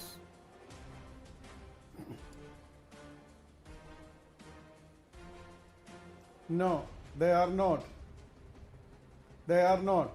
Actually, what they are doing, they are cleverly using Indian constitution and Indian laws to destroy ultimately India and Indian constitution. Actually, the Indian constitution gives a lot of privileges to our citizens and organizations. They are using it to see that ultimately by using the same constitution, same laws, they can destroy India. Their objective is not to help India or improve India. These are all lip words, just saying for lip services. They are making all this as India, India, India, like social democratic, social development, Dalit Muslim upliftment, everything. What they have in common is nothing. Actually, in 2012, I have found that by that time in Kerala alone, they had indulged in about 26 offences, including murders and all those things of even Marxist people. So, they are not only against RSS. That is an easy way to get identification and to get projected. Now that time their activities were mostly concerned with Kerala, Tamil Nadu and Karnataka. Now it has got a pan-India figure.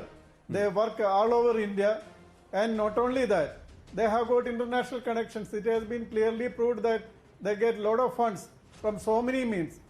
That you were telling about that Hadia case. Yes. Actually, this 89 lakh rupees were collected on one day collection.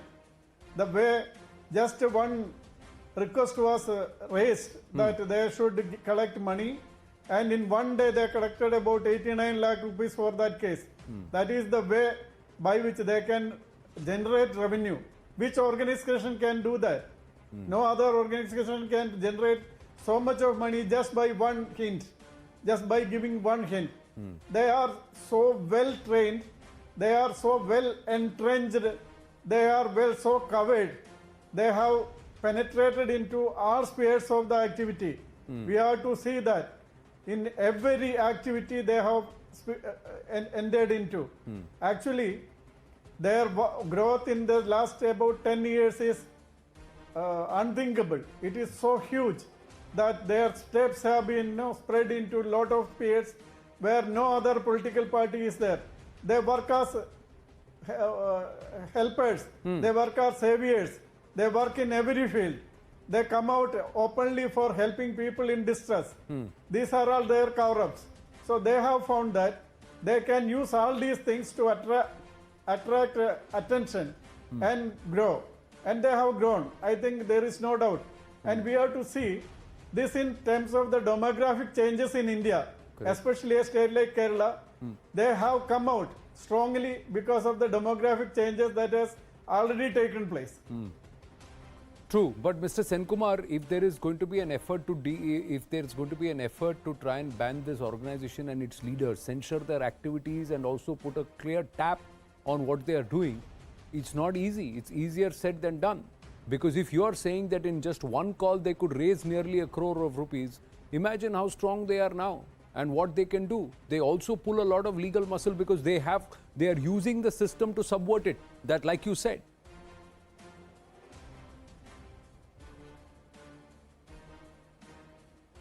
Absolutely.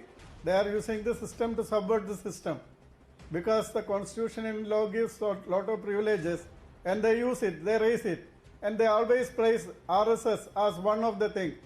And their connection with the outside world, actually we have to see that the outside world has changed a lot. Right. The Gulf has changed, the Saudi Arabia has changed. But what happened is that what came from there, the Salafi and such thoughts that came from there in the 70s. Yes. Actually, that is actually fruiting in India now. The fruits are coming out now. So, the problem with India is this, that there is a demographic change that has taken place, and especially in certain states, it is so huge. Right. And those states, you can see Bengal also in the same way, suffer a lot. And every time, they will only say that we are doing only a legal activity, which is not banned by any law, or we are doing only service to the people and we are not against India and we are for India. Right. But these things can be uncovered by the investigating agencies like the NIA. They will have the data, they will have the records of what they are doing actually. So such huge data is to be built up before they are banned. Such huge data is to be banned, is to be collected on their leadership, activists, everybody, so that if they spread to other associations or form new associations, they can be controlled. Otherwise, immediately they will change. No, they know that there will be a ban on them at any time. So they must have prepared ways and means to cover up how to overcome that ban. We must understand this also when we are going to ban PFI. Very well said, sir, that there's got to be a lot of spade work that has to be done and the tayari has to be very, very strong and pakki, if I may use that word. Thank you very much, Mr. Senkumar. I've got news coming through on the financial and the economic angle and the kind of offences they're under the radar for. We'll go to that. Mr. Senkumar there very clearly saying that it's got to be very thorough, the investigation against the PFI. Now, details of the PFI money trail has been accessed by CNN News 18. Top ED sources are saying majority of the money coming into India is from Gulf countries. Money is collected from various people in Gulf countries, is brought in as business remittances. Cash is withdrawn from bank accounts in India and then further submitted into the accounts of sympathizers. This withdrawal from the bank is shown as general expenditure. Sympathizers then further submit the money into the account of PFI. At times, many bank accounts have been used without the knowledge of the bank account holder. A number of bank accounts have been used that is in hundreds. So this is also organized crime. And there are multiple members, at least 3 of them who've been arrested in the recent past for money laundering charges. Ashish Merishi joining us with more details. Yes, Ashish.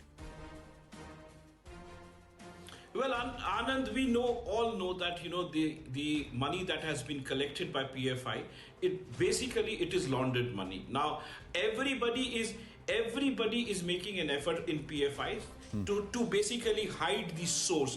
Now, what is the source? The source basically, my sources in the Enforcement Directorate reveal is that more than hundreds of accounts have been found where cash has been submitted and then it is being shown as donation to PFI.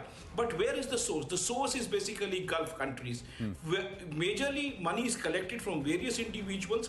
It comes into the bank accounts. It comes into the bank accounts of various individuals in India as business expenditure or business payments. Right. But ultimately, that money that comes into as business remittances is basically is withdrawn in the form of cash, and further it goes into the hands of certain individuals who are sympathizers. These sympathizers further submit the money into various bank accounts. At times, the holder of the bank account is also not aware where the money is going. In fact, they don't even know that their bank account is being used for transfer of money to PFI accounts. Now, this is something really, really surprising. This is the modus operandi which very clearly reveals that hundreds of accounts have been used, and more than hundreds crore rupees. In fact, to be precise, 120 crore rupees have collected in the past by PFI like that. Right, Ashish Merishi, thank you for your input. So let's take the debate further as we get more and more information. So there is financial angle, there is the conversion angle, there is the radicalization angle, there is the weaponizing angle,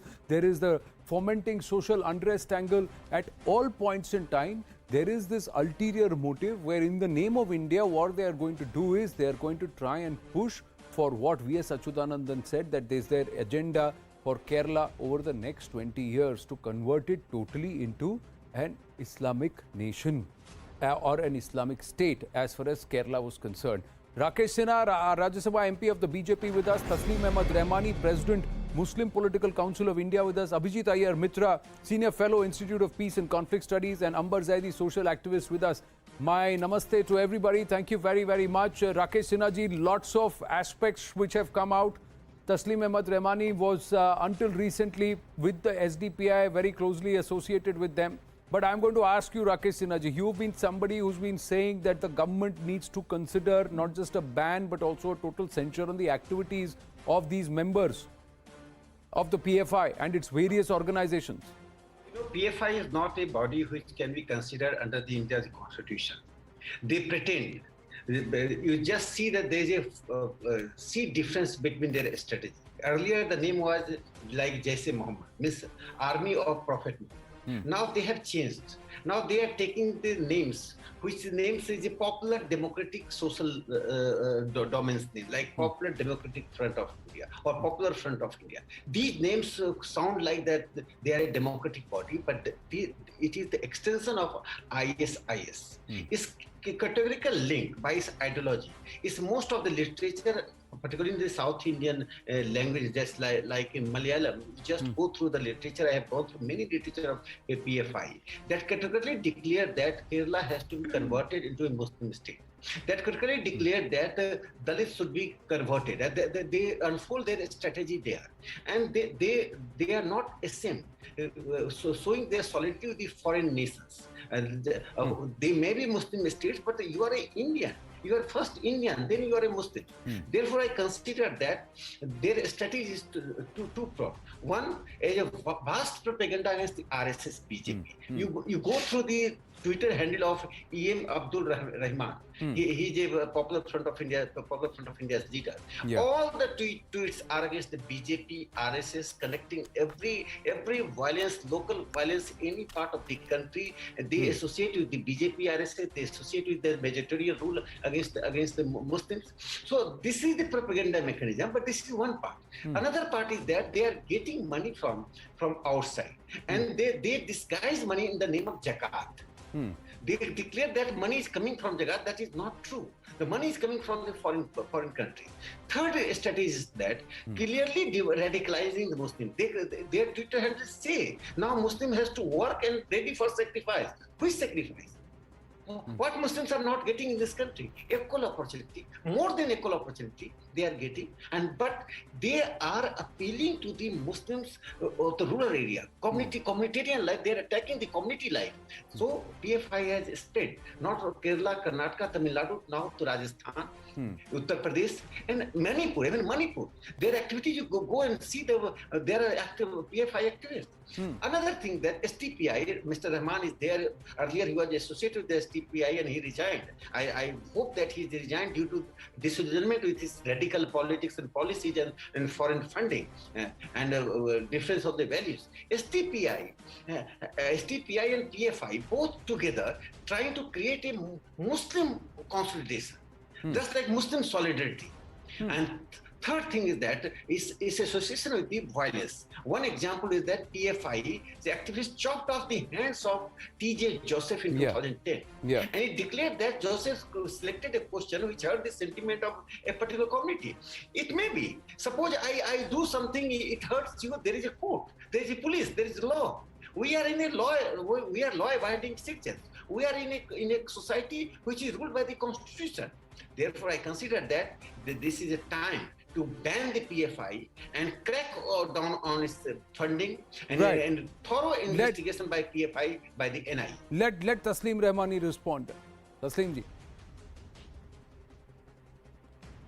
Anand, first of all, I want to ask you whether you have invited any PFI representative. PFI refused to join the debate, sir. We reached out, and I'll put it on record. We reached out to Anis Ahmed to join the panel, and he said he will not. I'm not the spokesperson. Don't take me. No, I'm not taking you as part. I very clearly said that you were formerly with the SDPI. Please. No. We very clearly said you were formerly with the SDPI. Then my submission is that you have presented a very long list of crimes committed by PFI and its associates, and you have presented a version of an ex-police officer who has investigated. There was a very long list for 10 minutes. You have elaborated on that.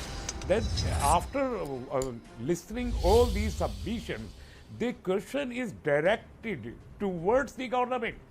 In 2018, the UP government has recommended a ban on PFI in Uttar Pradesh. And since the last 4 years, the government has not taken any decision. The Kerala government and the Rajasthan government, when the Vijay Raja Sindhya was the chief minister over there, and so many other things. Then the question is, a very pertinent question, that for last 8 years, BJP is in central rule. Why they did not consider to ban, and how much time will they take to complete those investigations, the lakhs of page data which our ex-police officer was quoting? How much time they will take? When they will take this decision? And if they are not taking a decision, then it's very clear that name of PFI and its associate is suitable to the outfits like the RSS and other same kind of radicalized organization, because they keep on talking PFI, and under the garb of PFI they are doing their work, and that's why the government is not thinking about banning the PFI, because it suits to RSS, it suits to the government of India. And I quote an example: the day when the Foreign Minister of the United States say that we are watching and we are monitoring the human rights violation in the country, the same day there was a leaflet from CFI in Madhya Pradesh that we will counter. Even today, there are such kind of statement made by these people, and the government is silent. Right. Number one. Number two, I want to ask you, Anand, if the outfits like PFI and their associates are banned in the country, can you or anybody in the country guarantee that the country will become totally peaceful? Is there any guarantee?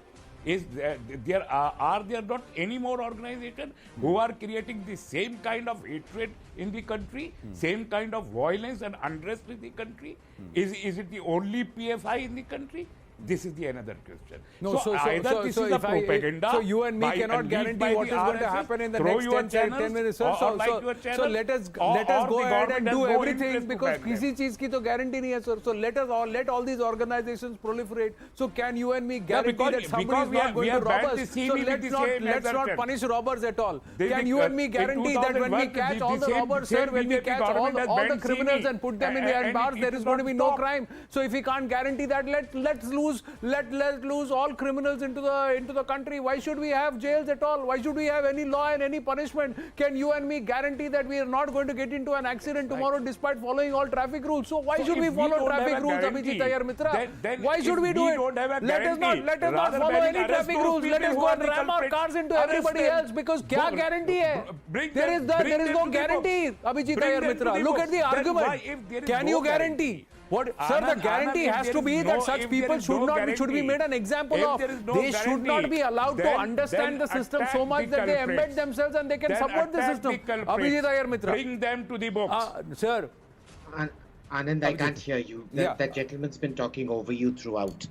That's his strategy all the time. Sir, it's okay. That is between me and Rahmani Saab, but please go ahead. Okay. Look, the thing about the why this ban needs to be very carefully thought out is, the sort of word alphabet of terror organizations that Pakistan keeps reinventing every time they officially ban one organization. So what happens is it seems that PFI has been mimicking that exact pattern for a very long time now. It's essentially there's a big school of thought that it is in fact the Simi that resurrected itself after Simi got banned, where it existed before, but it sort of mutated when there was a significant migration of cadre and things. If you remember Muhammad Ilyas, the PFI chap who got arrested for funding the anti-Hindu pogroms in Delhi in 2022. He had also contested as an SDPI member in the Delhi Assembly elections earlier that year. So there's a lot of fluidity between these organizations, which is why a PFI ban, we have to stress, like you very carefully did, has to target the individuals. Now, the logistical problem with that is that instead of just banning the organization, do you then put a permanent ban on all registered or non-registered or associated members of that organization, in which case you open up a big legal loophole? Or do you go in for the direct thing of banning individuals, in which case the evidentiary requirement is massive? So there is a very significant lacuna right now. The question we should be asking ourselves is, in spite of Muhammad Ilyas, in spite of the fact that a member of the PFI was found plotting to kill Tejasvi Surya, in spite of the fact that we've had consistent, verifiable shows that members of the PFI have been associated with other banned organizations. Why has that dossier not existed so far? And why has this step not been taken out so far? And why do we not have, more importantly, why do we not have the intelligence or the dossier to enact it rapidly? True. Very rightly said. Rakesh Sinha ji is back with us. I'm just looking at this entire litany of groups, that organizations that continued. It's the same people who have jumped organizations. So it was Simi earlier. From Simi, it became the National Democratic Front soon after the Babri Masjid demolition. And this is what the document very clearly says. It says during infancy itself, the NDF had a quantum jump in its cadre base as it absorbed considerate number of ex-Islamic Sevak Sangh cadre after it was dismantled by Abdul Nazir Madani in 1992 in a preemptive move to overcome an expected ban on the ISS soon after the Babri Masjid demolition. So from 93 onwards, NDF grew into a well-organized outfit spread throughout the state, projecting themselves as the sole savior of the Muslim community. Then what happened? The NDF leadership had an all-India perspective right from its inception, and it gradually encouraged evolution of like-minded groups such as MNP, Manida Nidhi Pasarai in Tamil Nadu, KFD, Karnataka Forum for Dignity in Karnataka in late 90s by directly guiding and supervising these outfits. So then what do? You're creating subsidiaries, and eventually in 2006 they merged. Who did they merge with? MNP, KFD, Citizens Forum Goa, Community and Social Education Society Rajasthan. So this is the Kota connection. Nagrik Adhikar Suraksha Samiti Andhra Pradesh to form Popular Front of India. So PFI was announced on 9/11/2006. Look at the date. So there is an underlying machination which is very, very evident. Ambar Zaidi, why shouldn't this organization be banned? And if this organization shouldn't be banned, then the people who are behind this organization and their machinations are questionable. They should be then persona non grata in our country.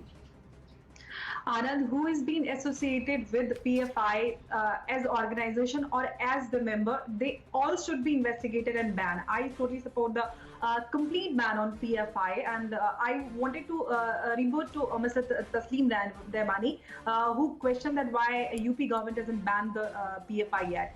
I wanted to say one simple thing, that this matter is sub judice. Last year, when during September 2020, when this Hathras came up, the FIR has been filed under various provisions against people who were involved with different activities, and they were the member of PFI in like UAP and other illegal activities. 4 members of PFI was arrested. Mr. Dehmani, please allow me to complete my point, and then you can jump into it.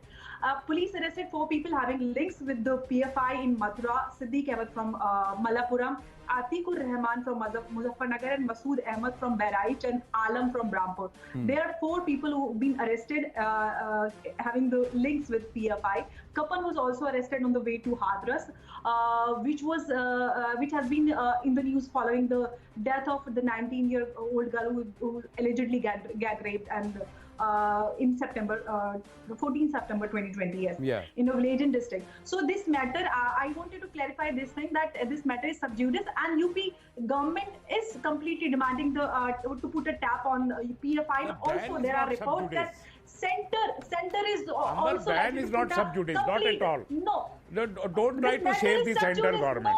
Don't try to save the central government. No, it is not sub judice. That is a different and separate matter, and the recommendation of ban is a separate matter. This matter is sub judice, that people, 4 member of PFI who have been linked with the PFI from UP, who have been arrested in the creating the disrupt in UP, they have been arrested. And when UP government demanded the ban on PFI, this matter is sub judice. You need to understand and follow the case. We were simply peddling the agenda and lies on national television. You need to take the responsibility. Also, that the center government you are just trying to save the government for its inaction. I am the citizen of India, and I am in favor of complete ban on this infamous Islamic organization who are always against India. Why are you in support of such organization? Aren't you equally Indian as me or anybody else is? When we have given n number of numeric example of PFIs involvement in illegal activities. We are asking the same question from our government. No, so why We are asking because the government Amber, this is what they are doing now. Rakesh Sinha ji is back with us. Rakesh Sinha ji is back with us. This is what they are doing. कि कोई किसी को, we think that somebody has, we'll have our own courts which is like Darul Khada and we'll decide. They are telling people don't go to the civil courts, but there is no action taken against such people. Rakesh Sinha, there is no action taken against such people. They are people who are saying कि somebody who we believe is speaking against our religion or our tenets or our prophet, then we will go ahead and chop off their hands. No, wait, I'll read from the document, sir. I'm not manufacturing anything from my head. Anand, let me correct you. No, one minute, sir. Darul Qada are arbitrary controlled. No, Darul Khada are arbitrary courts controlled by who? Not aware of it. No, and controlled by who? By Muslim Personal Board. No, but why should Muslim? Why are you saying don't use the constitution, don't go to the civil courts, but go to courts which are monitored by Muslim Personal Law Board, which is also endorsing the PFI. So constitution की जरूरत नहीं है, courts की जरूरत नहीं है. हमारा खुद का constitution है, हमारा खुद का personal law है, हमारे खुद के courts हैं. लेकिन हमें justice उसी court से चाहिए, हमें justice इसी constitution से चाहिए. You are free. वैसे भी. No, fantastic. No, and Rakesh Sinha ji, so if I believe that you have committed blasphemy, I'll come and chop off your hand and I'll say जो कर सकते हो करके दिखा दो. Touch a hair on my head. Let me see what you can do. I will ensure. I will lure Christian girls. I will lure Hindu girls, vulnerable Hindu girls, convert them, brainwash them. जो कर सकते हो कर लो. Sir, more than 1,000 cases were there. All of them brushed under the carpet. 1 second, Amber Zaidi.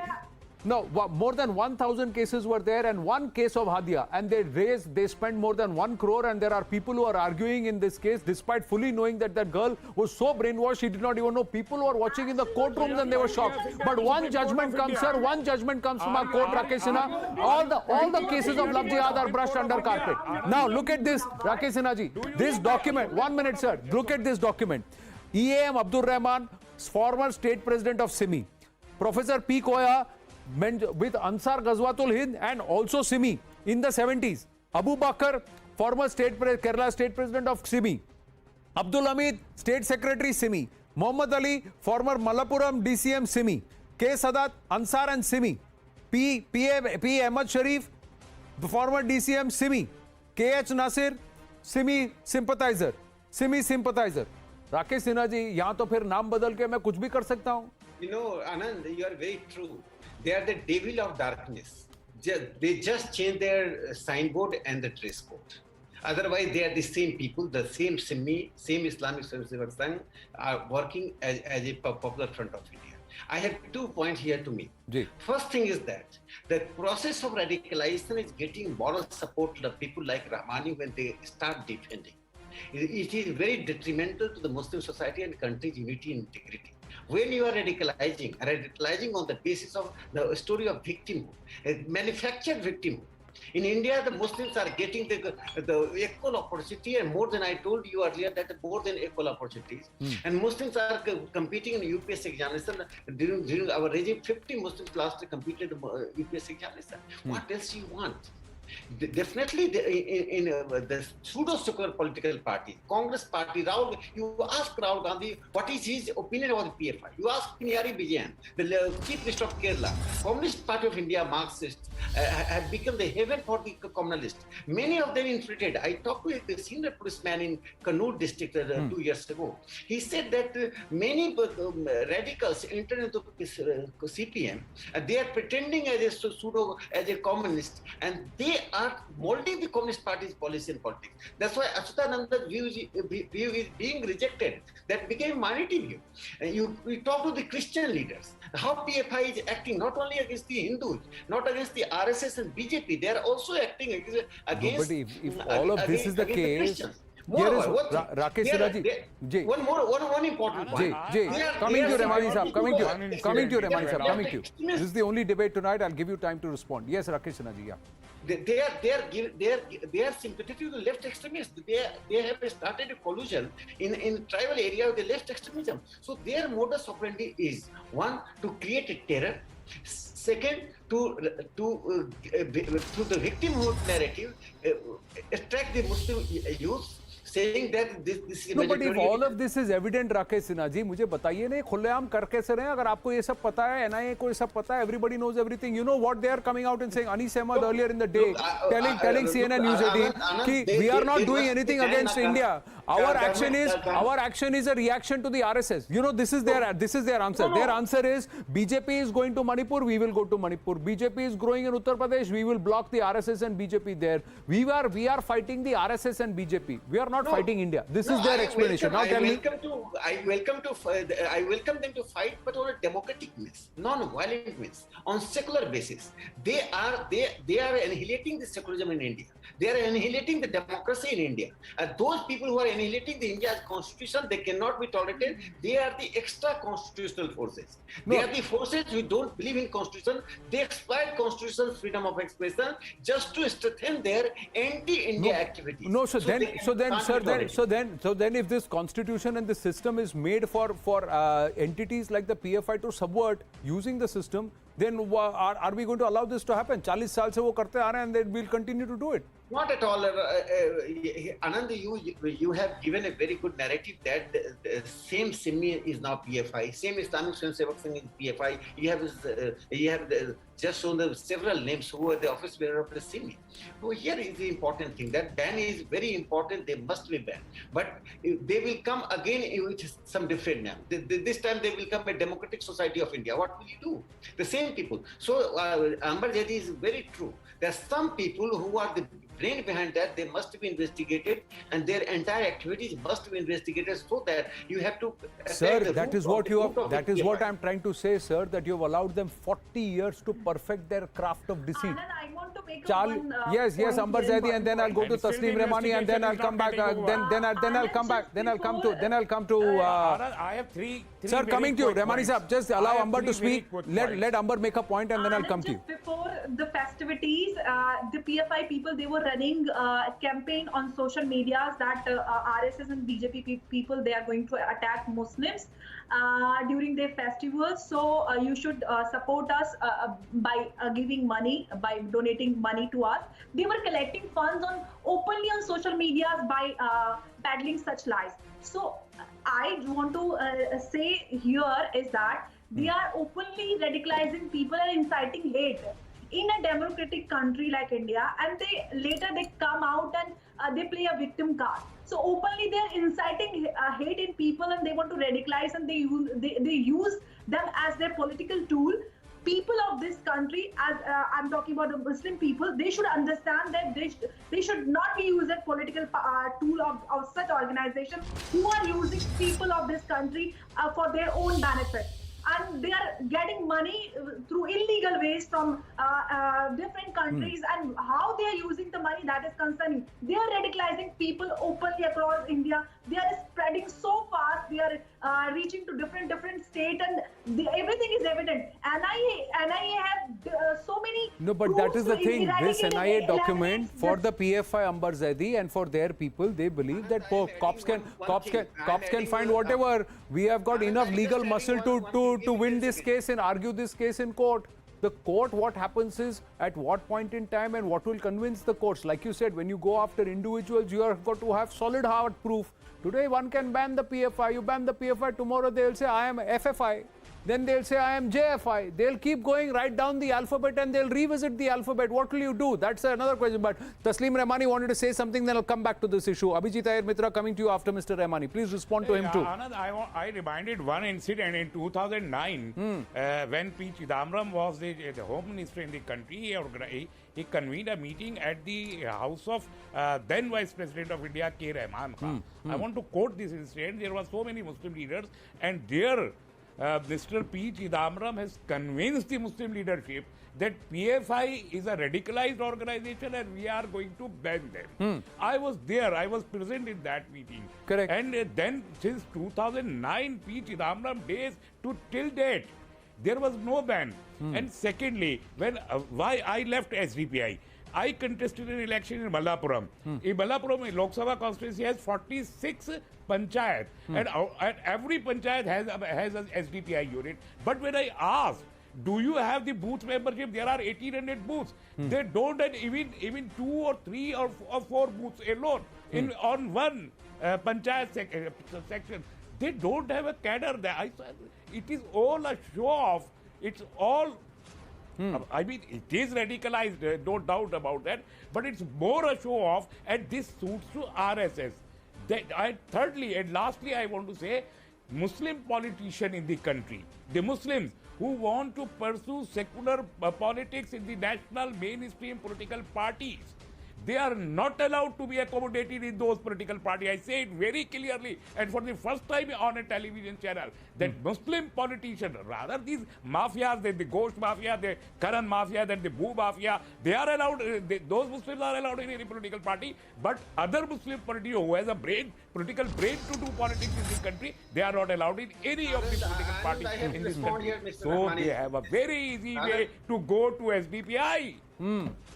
Anand, yes. Anand, I am responding to Mr. Rahmani. Yes, please. He raised a very fundamental question, and that question must be discussed here. That he says that secular politicians don't get place in the secular political parties. Now, Mr. Rahmani, until you secularize your community, bring out from the completely religion and communal-centric mindset, you can't get the space. I am just giving an example. Communist Party of India and CPM, both parties always treated the minorities cause. How many Muslims joined them? Just ask the CPI and CPM the percentage of Muslim membership. Why didn't they join CPI, CPM? Why they don't join the? I can have a very long debate about it. I am in the political arena. I am watching the Indian politics with respect to Muslims for last 50 years. 50 years I am watching this politics. I can have a very long debate about it. Be it the CPI, be it the Congress, be it the BJP, be it the any other regional political party. I can have a very long debate about it. Reform your community. The mosque is the center for political activities. As long as mosque could be center on Friday. No, not at all. No, this is a wrong notion. I condemn and I contest it. It would be sectarian and anti-secular speeches. The Muslims can't go in the mainstream parties. They will become the vote bank. They will be sectarian in their approach. There is a need for larger reform. That's why I agree with Anand. Today Tell me how many times the CPI and CPN and other left parties have given the authoritative position to their the most able Muslim leaders, even the Congress party. The Congress party, have they given any authoritative position? I'll tell you what. This is. I will. No. My point is, sir. My point is this NIA document today, right now, sir. I am running out of time. I'm going to go back to Abhijit Iyer Mitra. When you talked about cadre, sir, they are saying in Kerala itself they have nearly about 2 lakh members. I'm informing Mr. Rahmani. No. Sir, I tell you, Mr. Rahmani, 1 minute. Mr. Rahmani, there are a lot of people who are working with political parties and outfits who want to do good work, and they are being allowed. It's not that they are not being allowed to enter. What is happening is, sir, within the Muslim society, Muslim leaders and Muslim, be it men, be it women, who are voting for the BJP are being booted out of their house, or they're being cut, lynched, and then thrown off their homes for putting out the BJP flag. That's the kind of communal hatred that is on display. And we had these instances post the elections in Uttar Pradesh, where a supporter who was distributing sweets was actually killed by his own distant relatives and then thrown off his own house terrace. And it is manifest. Look at women. Women are being said that we will send you out of the house, or we will divorce you. That's what the men of the household are saying if you vote for the BJP. So this is the kind of intolerance which is manifest, and it is all happening because there are elements like the PFI who are deliberately going out and trying to create this. Sir, the campus front of India. Sir, 96 students. Suniye, 96 students में से 6 लड़कियों ने बवाल खड़ा किया. 6 girls out of 96. No, sir. Am I not allowed to oppose BJP or RSS I am just going to put out, before I wind up, sir, I'm just going to go out and go to Abhijit. Rahmani sir, please don't. Rahmani sir, I don't have the time to speak over you, so please hear me out. Out of 96 Muslim students, 6 girls 6 लड़कियों में से भी 3 लड़कियों ने बवाल खड़ा किया and उसको बैक किया campus front of India, popular front of India and SDPI in Udupi, and look how it spilled over into all of Karnataka. So the rest of the 90, 95, they rejected it. 90 out of 96, they rejected it, but they were all intimidated and asked to keep quiet. Their parents were actually going ahead and said, don't do it and don't step out. This is the level of intimidation which is being allowed by a handful of people. You say it's a handful, but look what this handful has turned around and done. So you got to reject all of them, sir. Not say that it's a handful. This handful is the biggest problem. Abhijit Iyer Mitra, final word to you. So when you talk about a ban, it's weeding out. Yes, Abhijit Iyer Mitra. So Anand, what we have to understand here is what organizations like the PFI do is that they create essentially what is called a radicalization loop. Right? First, they are worst to their own community. They create these intimidation mechanisms and things like that to force compliance. Yes, most of the Muslims in Kerala and across other areas of PFI concentration reject the PFI, which is why they engage in all kinds of criminality to build up their reputation as a thug, to intimidate their own community into either keeping quiet or quietly assisting them out of sheer fear. The next thing that they do is that they go around killing RSS workers and anybody like Professor Joseph and things like that, chopping off his hand, in order to create radicalization so that more and more people join. The third is we cannot deny it is a funding racket. Like a certain a notorious Washington Post columnist who uses victimhood to raise funds which he launders illegally. This is one more organization that raises these funds. God knows where the actual leaders of this organization, what they do with it. Because remember, Hamas, Hezbollah, PFI, all these things, the leadership never pays the price. The family of the leadership never pays the price. It's the families of the ordinary people that end up paying the price.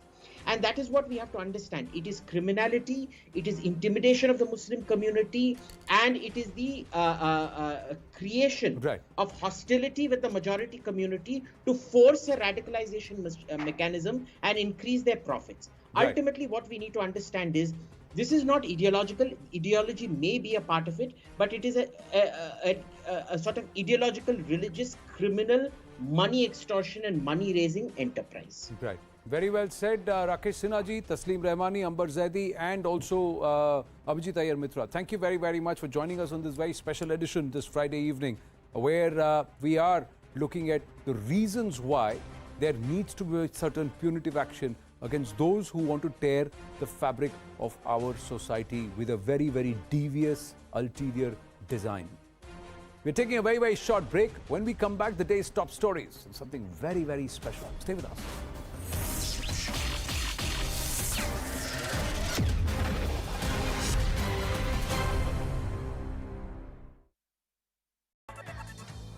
The picture was reportedly removed by the town panchayat chairperson, whose husband is the DMK local body chief.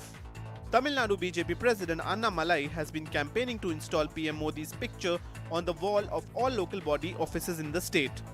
In one of the districts in Thanjavur, a BJP worker reportedly hung the picture inside the office without informing anyone. The DMK local body chief got miffed by the move and urged his wife to remove the picture. BJP workers have filed a police complaint seeking action against the official. They are also likely to hold a protest outside the town panchayat office soon. Delhi University's Lady Shri Ram College is facing flack for rescinding an invitation to BJP spokesperson Guru Prakash Paswan to speak at the college on the occasion of Ambedkar Jayanti. Paswan was told that his talk was cancelled because of an outcry from the student body. आपके मन में जो भी विचार है आप बातचीत करिए, चर्चा के माध्यम से, संवाद के माध्यम से उसका समाधान निकालिए। अंबेडकर जयंती के दिन अंबेडकर के लोगों को बोलने से रोकना, ये उनकी वैचारिक अपरिपक्वता को दिखाता है। आज बाबा साहेब अंबेडकर के लोग, दलित समाज के लोग आपके रोकने से रुकने वाले नहीं है। मैं बोलूंगा, मैं लिखूंगा और अपने समाज के मुद्दे उठाता रहूंगा। 4 terrorists were killed in an encounter in Shopian. The identity and group affiliation of these terrorists is still being ascertained.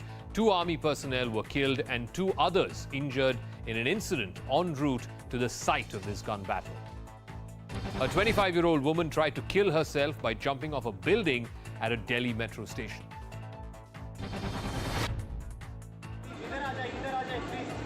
The woman stood on the ledge of the roof of the Akshardham metro station. For a long time, CISF staff tried to persuade her to move back from the edge. but the woman was not convinced and jumped off the roof. Thankfully, the woman fell on a blanket which was being held by the quick-thinking CISF and metro staff. The woman sustained minor injuries on her legs because of the fall. With COVID cases rising in the national capital, the Delhi government has issued new guidelines for private schools. If even one case is reported in any school, then the authorities must close down the concerned wing or, in some cases, the entire school if it happens to be for a temporary period. Now, this comes after a student and a teacher tested positive in one Delhi school. Covid के overall Delhi में देखें तो मामलों में थोड़ी सी बढ़ोतरी हुई है, पर अभी तक इसमें कहीं भी कोई ऐसी चिंता की बात नहीं है क्योंकि हॉस्पिटलाइजेशन नहीं है। पिछले 2 साल के बाद हम सबको कोविड के साथ जीना सीख के आगे बढ़ना है। कुछ स्कूल से मैं लगातार नज़र रखे हुए हूँ, जनरल गाइडलाइन नए हिसाब से बना के स्कूल्स के लिए जारी करें, तो कल तक हम एक गाइडलाइन भी जारी करेंगे।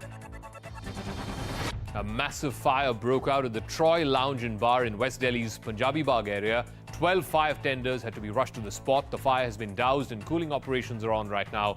The cause of the fire is still unknown. At least 13 persons suffered burn injuries after a suspected cylinder blast in Delhi's Okhla area. The blast took place inside a restaurant, but the cause is yet to be ascertained. The injured are undergoing treatment in hospital. Prime Minister Modi today inaugurated a new museum dedicated to 14 former prime ministers of the country. He bought the first ticket to the Pradhan Mantri Sangrahalaya. The museum tells the story of past prime ministers and the challenges that they had to face. It also offers glimpses of India's history, starting from the freedom struggle. ये मेरा सौभाग्य है कि आज मुझे प्रधानमंत्री संग्रहालय देश को समर्पित करने का अवसर मिला है। देश आज जिस ऊंचाई पर है, वहां तक उसे पहुंचाने में प्रत्येक सरकार का योगदान है।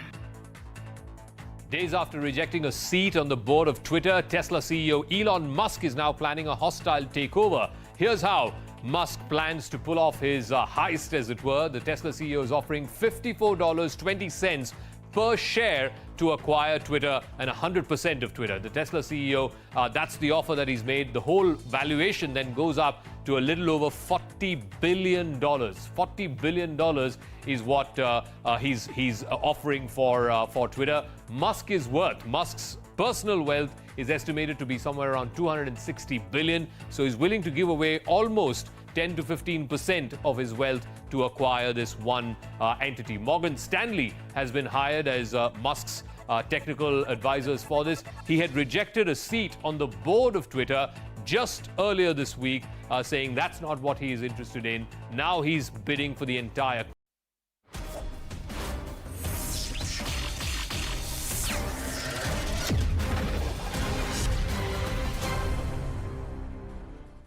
Back on with a quick check of the day's top stories, where Madhya Pradesh Chief Minister Shivraj Singh Chauhan openly defending his bulldozer action against rioters in Khargone. He's also said that some people want to set the state on fire and added that stern action on the alleged rioters will continue. This comes as CNN News 18 has accessed more videos showing how the carnage in Khargone was pre-planned.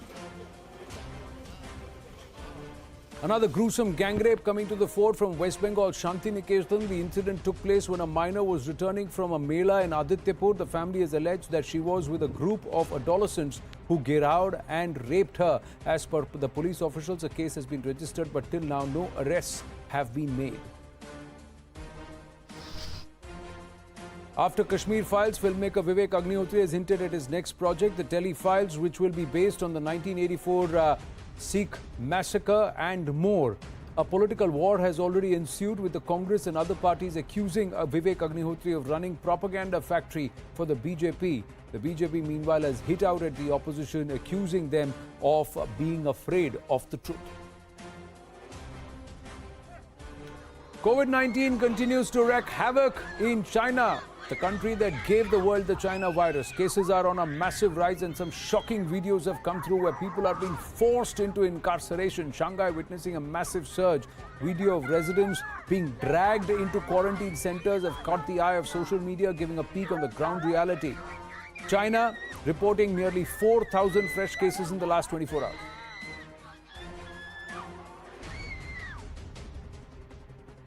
And before we leave you, we show you the iron resolve of our forces. ASI Niranjan Singh was recently attacked by terrorists in Srinagar. He survived, continues to fight for his life. But here's a peek into his jazba.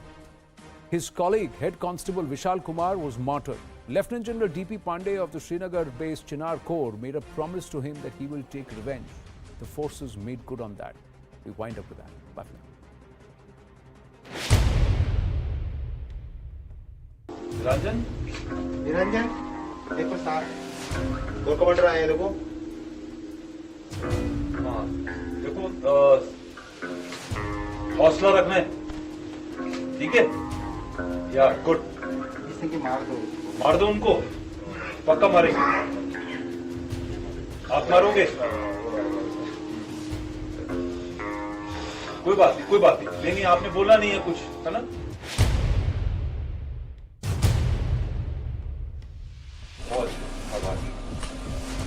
उस दिन तुमने बोला था ना कि उनको मारना है मार दिया पता है तुम्हें हाँ कल मार दिया दोनों को या हाँ दोनों मार दिए वही दोनों थे जो आपके उसमें आए थे ना दोनों को मार दिया अरे मैं तो क्या करूँ पढ़ाई मांगती था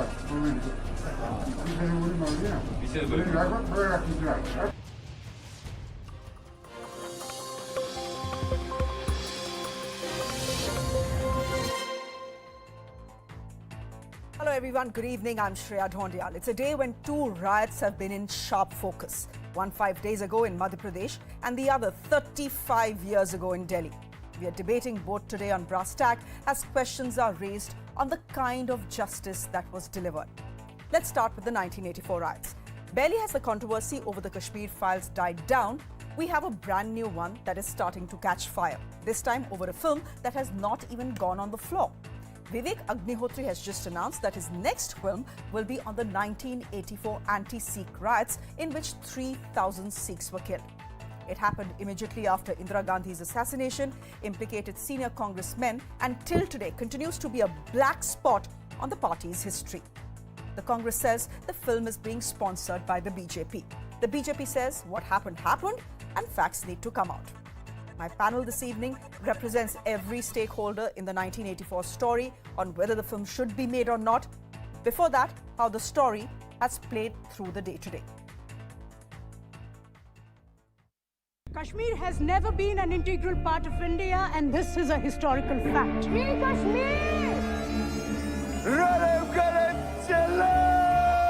After Kashmir Files took the box office by storm, Kashmir के मसले का एक ही हल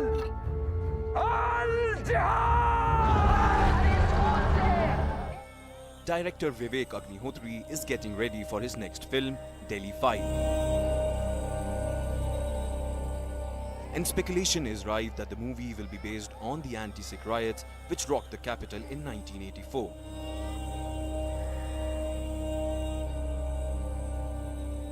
If he is making Delhi File on 84, I don't know what subject he is picking up, he is making Delhi File on 84. Because that will get us some justice, that will expose people who planned Delhi massacre, people who executed Delhi massacre. We hope justice will come to that. The movie is only in the works, but it has already triggered a political firestorm. The BJP saw it as an opportunity to target the Congress. कि 1984 का जो ये कत्लेआम है, carnage है, जो देश के एक प्रधानमंत्री ने संयोजित तरीके से एक धर्म के लोगों के, विशेष धर्म के लोगों को मरवाने के लिए, उनका धर्म खत्म करने के लिए, उनको खत्म करने के लिए अपने सरकारी तंत्र का इस्तेमाल किया. The Congress tried to brush it under the carpet. Well, it's a free country. Even if it's sponsored by the BJP, they have a right to sponsor it. And everybody has a right to make a film. They can claim that this is the truth. There can be another film on a film. The ruling Aam Aadmi Party in Delhi welcomed it. देश में बहुत सारे videos, बहुत सारी फिल्में बन रही हैं. स्वागत है. कश्मीरी पंडितों को वापस अपने घर कश्मीर जाने का मौका मिलेगा. Is this justice? The anti-Sikh riots which broke out after the assassination of Indira Gandhi led to the murder of nearly 3,000 Sikhs in Delhi. So, is it time for a Delhi Files? Let me go straight to my guest this evening. Tejinder Pal Singh Nalwa will be joining us in just a bit.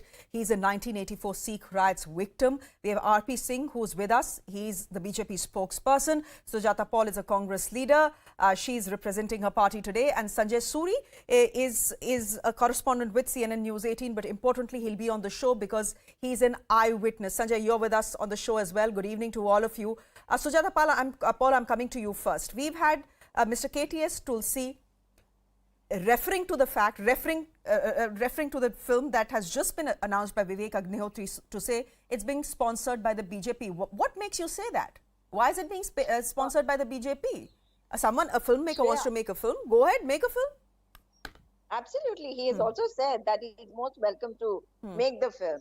But if you remember, Mr. Narendra Modi had a film by the name of Narendra Modi. I think that was the name of the film in which Vivek Oberoi was, had starred.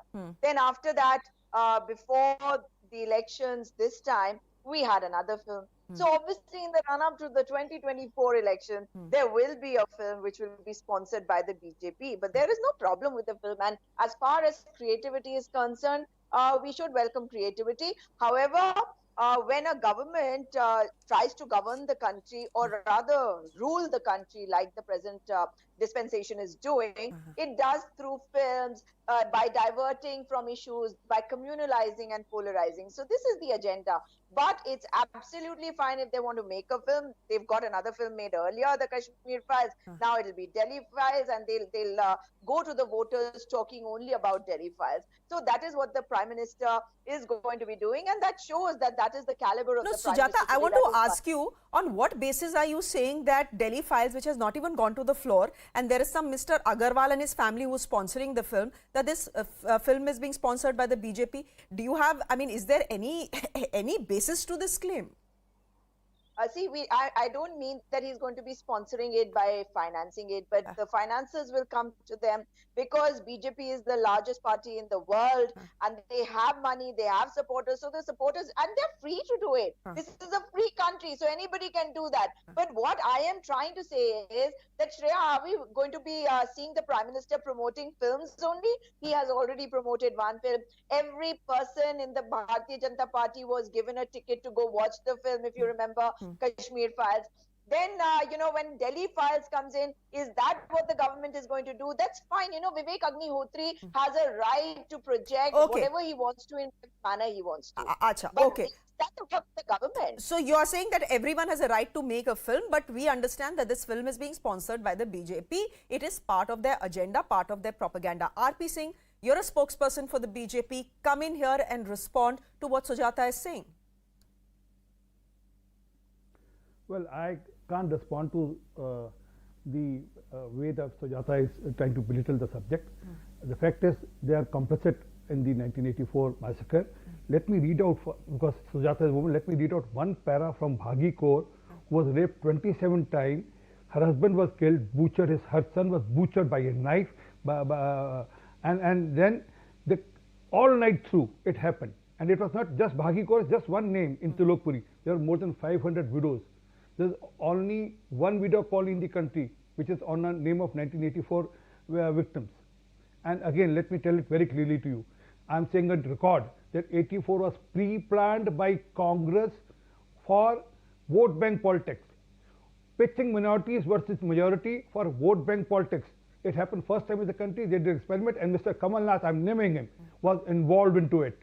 The complete, and there are records on that to say that. There are books which describe that Mr. Kamal Nath and other who were coterie of Mrs. Gandhi at that time, they were involved in that complete thing. It was a matter of chance or a sad part in the history that Mrs. Gandhi died, but the plan was there, already there, and it was all done only for vote bank, to project Mrs. Gandhi as some another Sujata, then come in here. Lady. Come in here. Then what Mr. RP Singh essentially is saying is that the Congress party has a lot to hide. Given the fact that there are multiple eyewitnesses who have said this on record, that they saw senior Congress leaders lead mobs to harm, to kill, to attack Sikh colonies. They have much to hide, which is why they have started discrediting Delhi Files even before it goes on the floor. Shreya, one very important thing is that when we talk about 1984, not only mine but all of us should just hang our heads in shame that such a such a thing happened in our country. Then why was Mr. Kamal Nath rewarded? Hang on. But why was Mr. Kamal Nath? What about Jagdish Titler? Why were they rewarded if you feel the Congress and everyone should be hanging our heads in shame for the 1984 riots? Absolutely, we should be hanging our heads in shame. जब बड़ा पेड़ गिरता है तो धरती हिलती है. That's what Rajiv Gandhi had said. Absolutely, he did say that, but he didn't say it in the manner in which it is being projected today, because that is the manner of the Bharatiya Janata Party. The fact is nobody. I'll appreciate. Play that video again. I'll appreciate. Play that complete video again. Such a shameless creature you are, Yata Paul. 3,000 women, 3,000 men were killed. 3,000 women were widowed. Do you have any shame? You are a woman. Are you a woman? Eight minutes. Don't get personal. Mr. R.P. Singh, don't get personal here. We are here to debate a subject. We are not here to call each other names. No. She is saying कि किसी और context में बोला था. She is saying it. Mr. Singh, let her complete her point, and then I'll come to you. There are other panelists who are waiting as well. Go ahead, Sujata. I'm giving you 20 seconds to complete your point. Yes, Shreya. And there have been many Congress people also. My mother was one Congress person who did not allow any single person to come and attack a house of a Sikh next to my house. That person was going to sell his house and go away. But she didn't let that happen. Those people still stay here. So that doesn't cover for the sin of other congressmen, please. That doesn't cover for the sin of other congressmen. I'm asking you that if you are on this program, 1 minute, Mr. R.P. Singh, let me make my point. Arey, ruk jaiye. No, they have apologized. They have apologized, Mr. R.P. Singh. Manmohan Singh has apologized. Rahul Gandhi has apologized. Sonia Gandhi has apologized. Not apologized. Show me that video where they apologized. They regretted. There's a difference between regret and apology. There's a difference between regret and apology. Now you say that's not enough. What do you want? There's a difference between regret and apology. You're saying no, this apology is not enough. When before that you were saying they're not apologizing. What are you trying to say? Congress till date has never apologized for 84. I'm saying on record. Show me one video where Congress leader, Congress party president has apologized for 1984. It was Rajiv Gandhi who was complicit in the matter. It was Rajiv Gandhi who got 3,000 people killed in Delhi. It was Rajiv Gandhi who planned it with Kamal Nath, with Jagdish Titler, with H.K.L. Bhagat, with Sajjan Kumar. Died. He was not going to be busy doing this. Have some shame. If someone's mother dies, and I'm sorry to say, if my mother dies or your mother dies, are you going to be planning to kill people? Have some shame, Mr. R.P. Singh. But they were killed and massacred by Congress leaders. They were killed and massacred by Congress leaders as per plan, just to win elections. Now you've gone off the track again. Okay, you know what? I'm just going to ask the party spokesperson to sort of just give this conversation a halt a bit.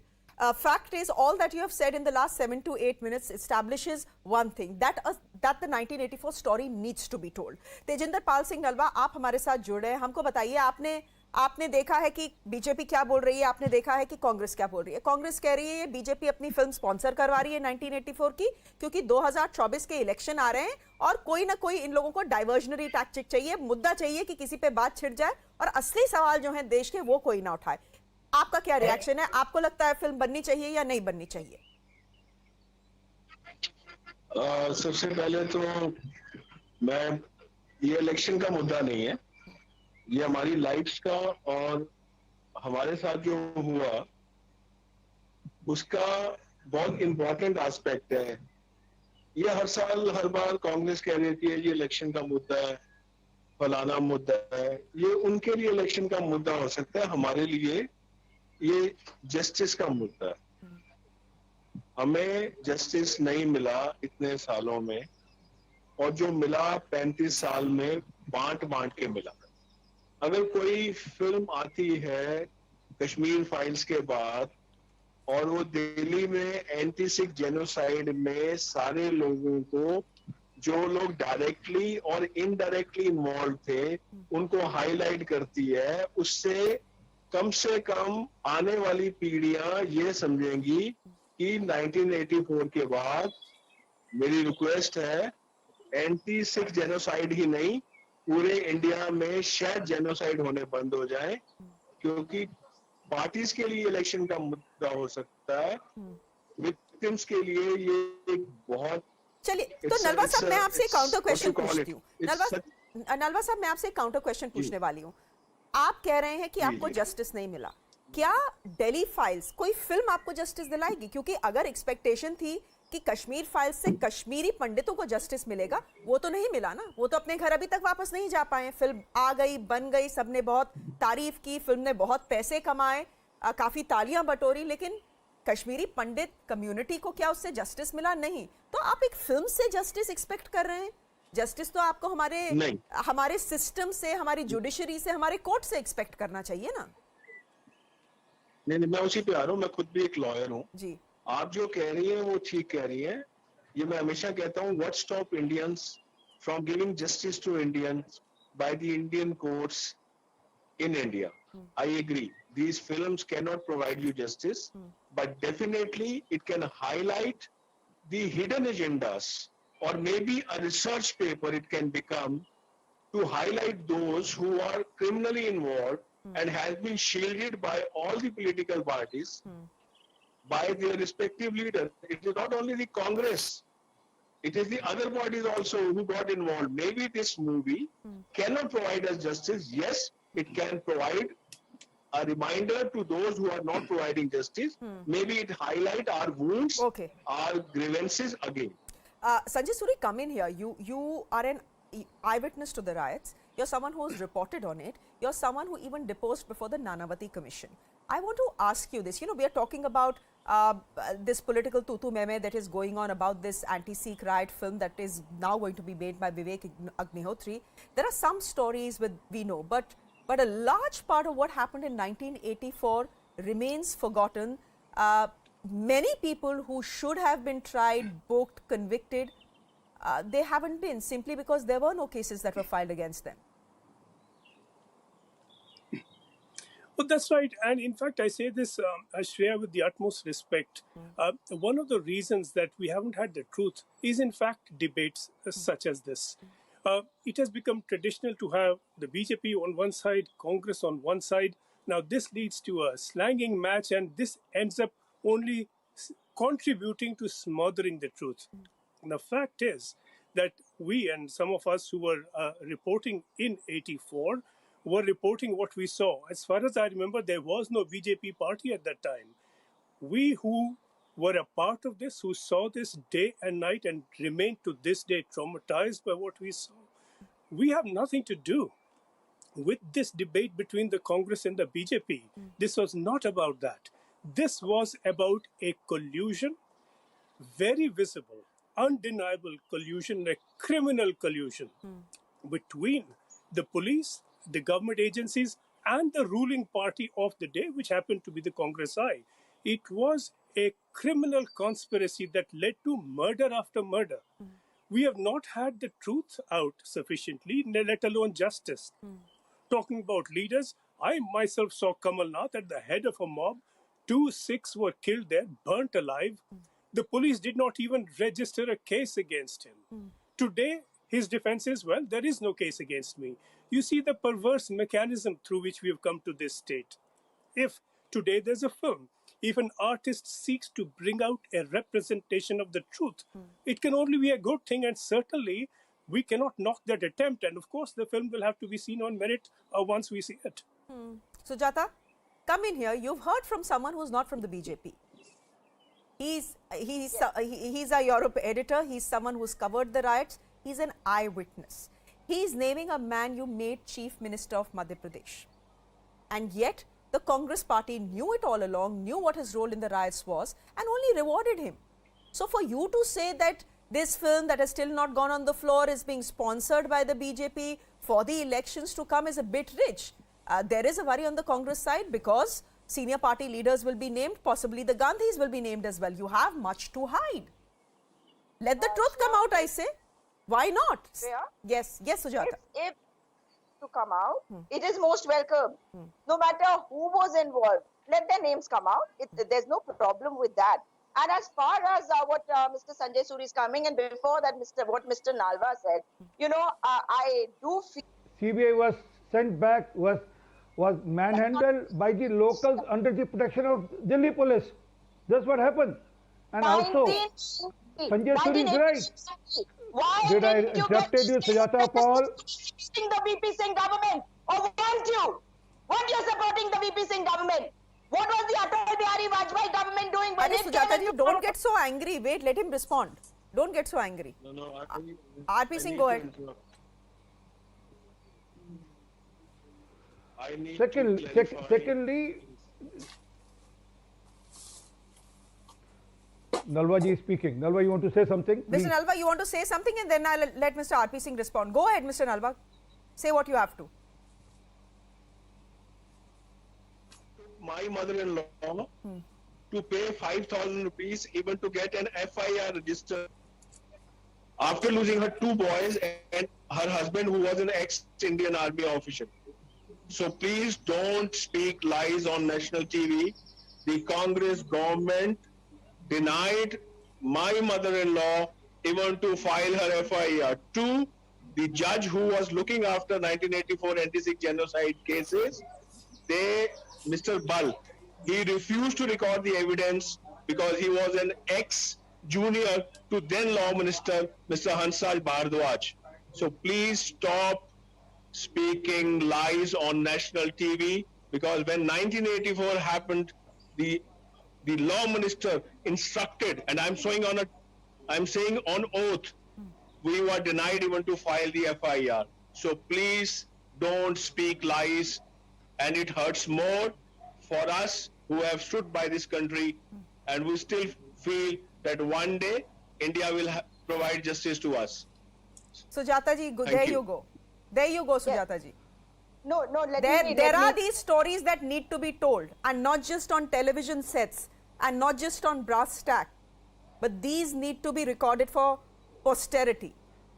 Shreya, have I said that the film shouldn't be made? What have I said? That the film, if Mr. Vivek Agnihotri wants to make a film, let him make it. But I just hope that there is a director who will show the truth. And I'm not denying that there were politicians who were involved in it.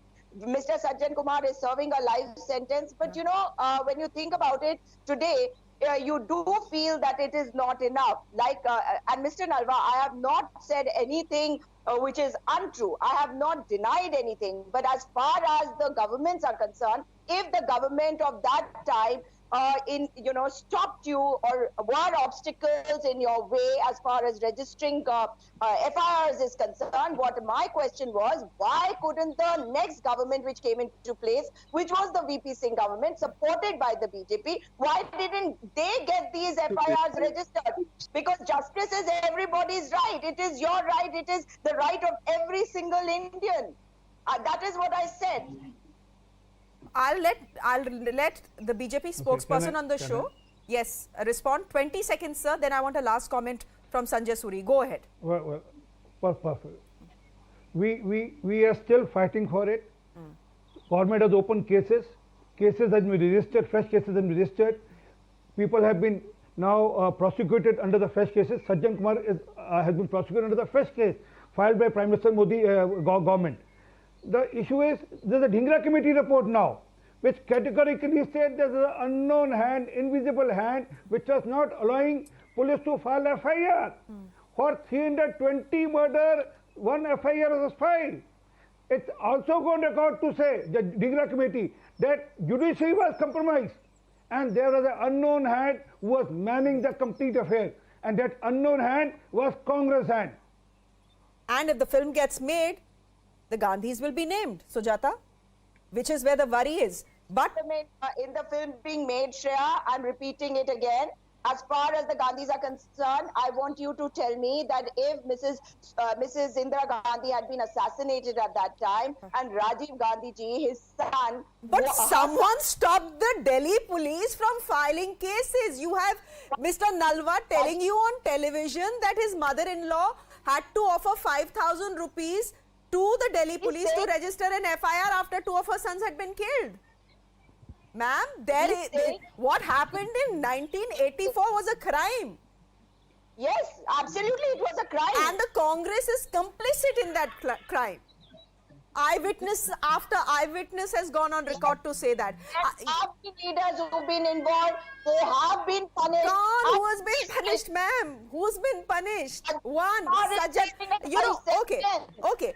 As I end this debate, I just want you to come in here, Sanjay Suri, and take 30 seconds to talk about the fact that films are very powerful tools, and we know they have been used as propaganda in Nazi Germany.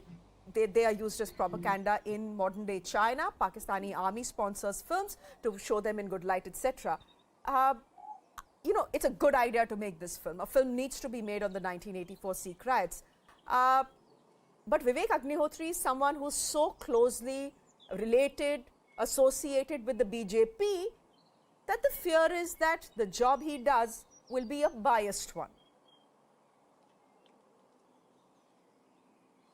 Well, it's not for you or me or anyone else to judge what the film will be like before it's been made and what the credentials or the leanings of the filmmaker may be. The fact is that we cannot, one way or the other, place the burden of revealing the truth on this film that has not yet gone into production. The truth is known. What is lacking is the willing to look at it and face it and to acknowledge wrongdoing where there clearly has been wrongdoing. The Congress has, in fact, not just gone after those who led the wrong and did the wrong. It has rewarded them, as you say. And this is not about someone coming from a BJP angle against the Congress. There may have been some sort of a notional BJP at the time, but there was no such debate at the time between parties as we have today. And we are superimposing today's politics on the facts then. The facts are known. What we need is action. Correct. And will a film get you that action? Possibly not. But debate is good. Debate around the film is good because it highlights. Sujata, I am completely out of time. If you can say what you need to say in 5 seconds, I'll be grateful. Absolutely. When Mr. Sajjan Kumar was acquitted in 2013, the Delhi High Court accepted an appeal against it on 27th August 2013, much before Mr. Modi came into place. Stop peddling lies. Okay, Mr. Singh, 5 seconds. Witnesses were threatened by police. Delhi police were complicit. Delhi police were threatening witnesses. I can send you records. Mr. Nalva, go ahead. Where people have gone to record. Okay, Mr. Nalva, go ahead. Again, 5 seconds. Okay. My appeal to everybody, why are you worrying what will be shown? One thing is truth. If something wrong is shown, there is always a censor board. But I know that Congress was completely involved, and I, as a victim, can give you evidence of your involvement as a party. Okay, if Mr. Vivek Agnihotri is seeing this show, two people he is getting in touch with almost immediately is you, Mr. Nalva, and Sanjay Suri as well. We'll leave it there for the moment. Let the film be made, I say. Thank you very much for joining us, all of you. Now, from the 1984 riots to the one that we saw barely 5 days ago on Ram Navami. Hindus and Muslims clashing as the Ram Navami procession passed through minority-dominated areas. Now, CCTV footage that has emerged today is showing masked rioters pelting stones, brandishing swords, vandalizing vehicles. The BJP says this is proof that the violence was pre-planned. If that is the case, why was the Shivraj government unable to stop it?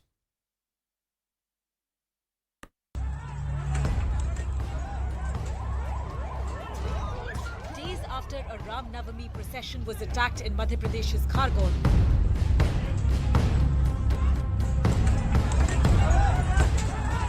CCTV footage shows rioters pelting stones at homes, brandishing swords and vandalizing vehicles. Another video shows masked goons going on a rampage in broad daylight, destroying everything in sight.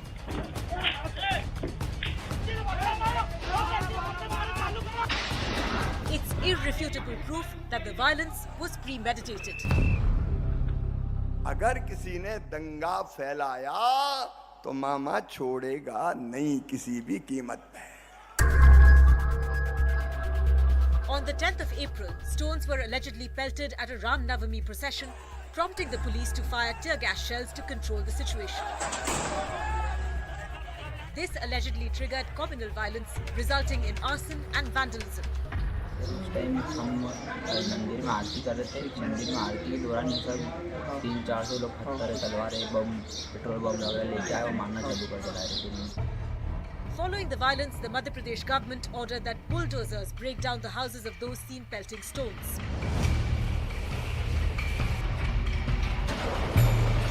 The opposition objected to the move, accusing the MP government of high-handedness. Now, bulldozer politics has spread to Gujarat, which also witnessed violence on Ram Navami. The BJP government in the state ordered demolition of properties belonging to the accused in the riots in Khambat.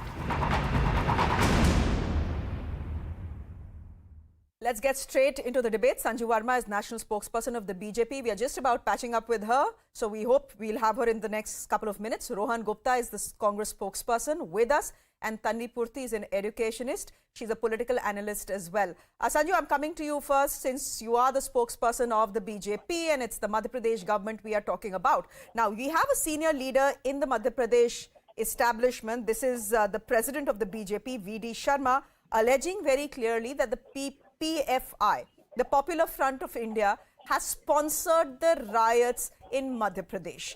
Also, videos emerging, the police says, what is emerging very clearly with the videos that are now out is that this was a pre-planned conspiracy. Now, A, if this was a pre-planned conspiracy, and B, if it was sponsored by the PFI, why was the government of Madhya Pradesh not in a position to do anything about it before it happened? You know, Shreya, there is an investigation which is underway, and as they say, "Doodh ka doodh, pani ka pani, bahut jald hoga." But there are some things which have clearly emerged. Be it the riots in Rajasthan, be it in Khambat in Gujarat, be it Khargone in Madhya Pradesh, or Lohardaga in Jharkhand, the grammar of the riot is the same. The grammar of the entire violence is the same. The perpetrators, the aggressors, the oppressors are radicalized Islamist elements.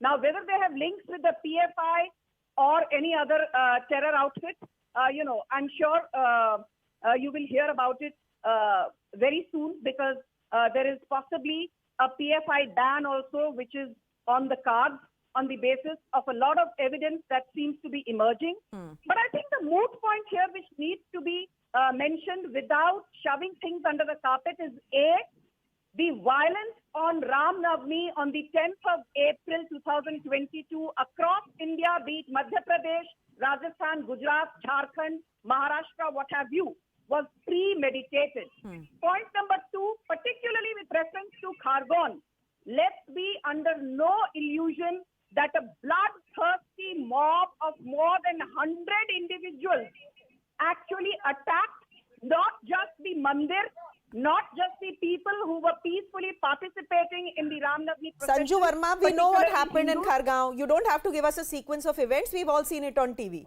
I've asked you a very clear question.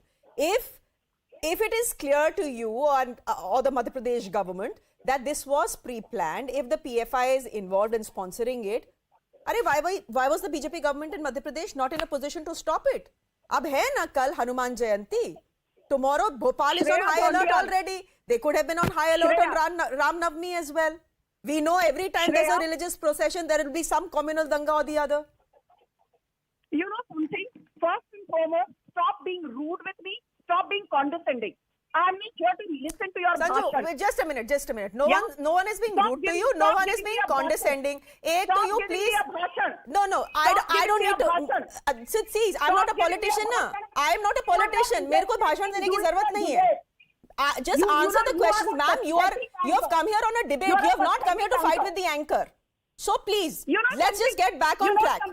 Let's just get back on track. No, ma'am, I asked you a question. You give me a sequence of events of something we already know. Please, ma'am, there are other panelists also, and with due respect, if you felt insulted, I will apologize to you. I have no shame in apologizing if you feel insulted. But please answer the question. Should I say something? Yes, go ahead. Should I say something? Yes. You know, I don't think somebody like you can insult me. I never have problems with your fellow colleagues Zaka or Anand Narsimhan.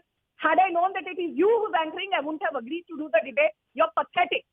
You are absolutely pathetic. So, ma'am, you have the option of leaving this debate. Ms. Verma, you have the option of leaving this debate, and there you go, you have left. Okay, so on that note, where I've been called pathetic by Sanju Verma, the national spokesperson of the BJP, Rohan Gupta, can I come to you here? The fact is that what the Madhya Pradesh government is saying is this. Look, this is a pre-planned conspiracy. There was a certain set of people who are behind it. And if we are bulldozing their houses, this is justice. Don't say that this is not justice and the due process of law was not followed. See, Shreya, you have started your debate on right note saying that when government knew it is pre-planned, when government knew that PFI is after that, central government knows that PFI's name has come in many incidents, what are they doing? It is government's responsibility. What they want to do is they want to convert law and order issue into Hindu-Musliman issue because they wanted votes out of it. That is the problem. The BJP government is in power in Madhya Pradesh. Rather than coming on debates and narrating what happened, since it is their government, they should have taken number one steps before this thing has happened as it was pre-planned. And number two, when they know after the event, so rather than giving big bhashans and coming on debates and saying Hindu-Musliman things, they should take strict action. So the issue here is they want to convert law and order issue into communal issue so but that this, the vote bank... No, what happened on Ram Navami? No. Sanju Verma is not here because she's walked out of the show and she's absolutely welcome to do it. But Rohan Gupta, the fact is that it happened on Ram Navami. This was a clash between Hindus and Muslims. So it is communal. Hindu-Muslim to hai. Yes, it is a failure of law and order, but this is a communal issue as well. See, if you see all the incidents, you will find stories of unity of Hindu-Musliman also within these stories only, where there are many Hindus who have saved Muslims, there are many Muslims who have saved Hindus. See, there are fringe elements, right? You need to, as a government, as a party in power, you need to catch hold of these fringe elements who really want to spoil this good atmosphere. So all the Hindus are not bad, all the Muslims are not bad. There are few elements in both the castes. You need to catch hold of those people and make them answerable, take them to the task. What is happening right now in the name of these incidents, rather than stopping the people who are doing these things, they are generalizing the things and spreading the hatred. So the total country is against the hatred. India is against hate. This is not the way the governments can run. You are doing long-term damage to the peace of the country. But no, but the BJP is being voted back into power, in state after state. So clearly what they are doing seems to be working for them. Tanvi Pruthi, come in here. What do you make of, this evidence that is coming out where you have masked men? Look, we don't know who threw the first pebble. What we have seen is intense clashes break out between two communities. Given what is coming out, given the sequence of events that is coming out, given the fact that you have CCTV footage that is showing masked men, carrying swords. Who carries swords in this day and age? What is your sense of what has happened and how the politics that is playing out? First of all, Shreya, you are a fabulous journalist and thank you for always asking the right questions. Well, I did manage to upset the BJP spokesperson, so let's just leave it there. But you're doing something right if you're upsetting someone, I say. Go ahead. Correct. Yes. So, so about the entire situation, I think the new CCTV footages which have, come into the picture, I think they very clearly show that, yes, there was some sort of, premeditated intent behind the entire riots that has taken place. But again, what it actually shows. First, it was complete failure of rule of law under the BJP government. They could not handle the situation. They could not anticipate that, there was such the kind of polarization that has happened in the country, which Rohan ji has very rightly said. So they're not trying to control it. They're actually trying to polarize it more so that, I don't know what benefit it helps them in the elections or whatever, but what their intent is that. My point number two. I'm actually confused by the way they have handled the entire situation because I am a professor of law and I teach my students about criminal justice system in India, where we teach them the due trial system, we teach them the principle of innocence until proven guilty. Now we'll have to add another chapter called bulldozer justice thanks to Bharatiya Janata Party. And let's keep politics aside because politicians will come and go. But what kind of dangerous precedent are we setting where we are letting states bulldoze the rule of law? And my last and final point. I am more sad by the fact that Indian judiciary, the protector of our rights, is basically acting as silent staters in the entire situation. But Aarti Agarwal, come in here. There are many people who will argue that we need to set an example. We need to show that anyone who riots has to pay for it and that we will not wait for the due course of law, which takes, years and years and years. We will deliver justice instantly so that things like this don't happen again. Essentially, this bulldozer politics is about setting an example. And fact is, it has not even, I don't think it has been challenged in a court of law in Madhya Pradesh so far. No. It hasn't.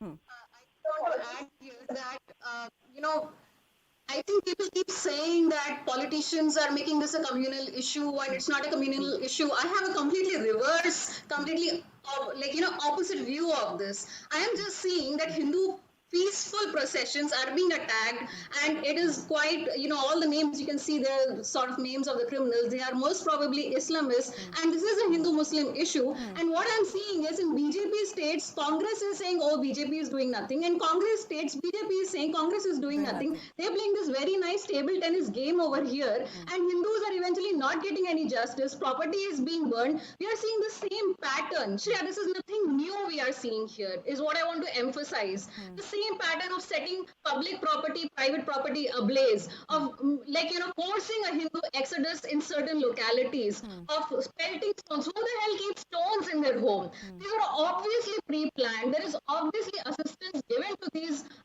criminals, and there is very clear agenda here of pushing Hindus out, of marginalizing Hindus, and no government is taking appropriate action. The bulldozer plan was supposed to address this. I thought it would address this, but apparently, Shivraj Singh Chauhan himself is not under control here, and he really needs to address this urgently. A quick question here.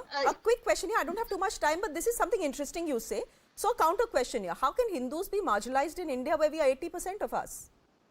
So that 80% figure is, not really a very valid figure, because a lot of Hindus live in localities where these Islamists actually hold the power. You see that there are PFI links here. You have 10 people standing with a gun in front of you. Are you going to be scared or not? This is similar to that. If people are pelting stones on your head, you run. That's how Hindus are getting marginalized. And I repeat this.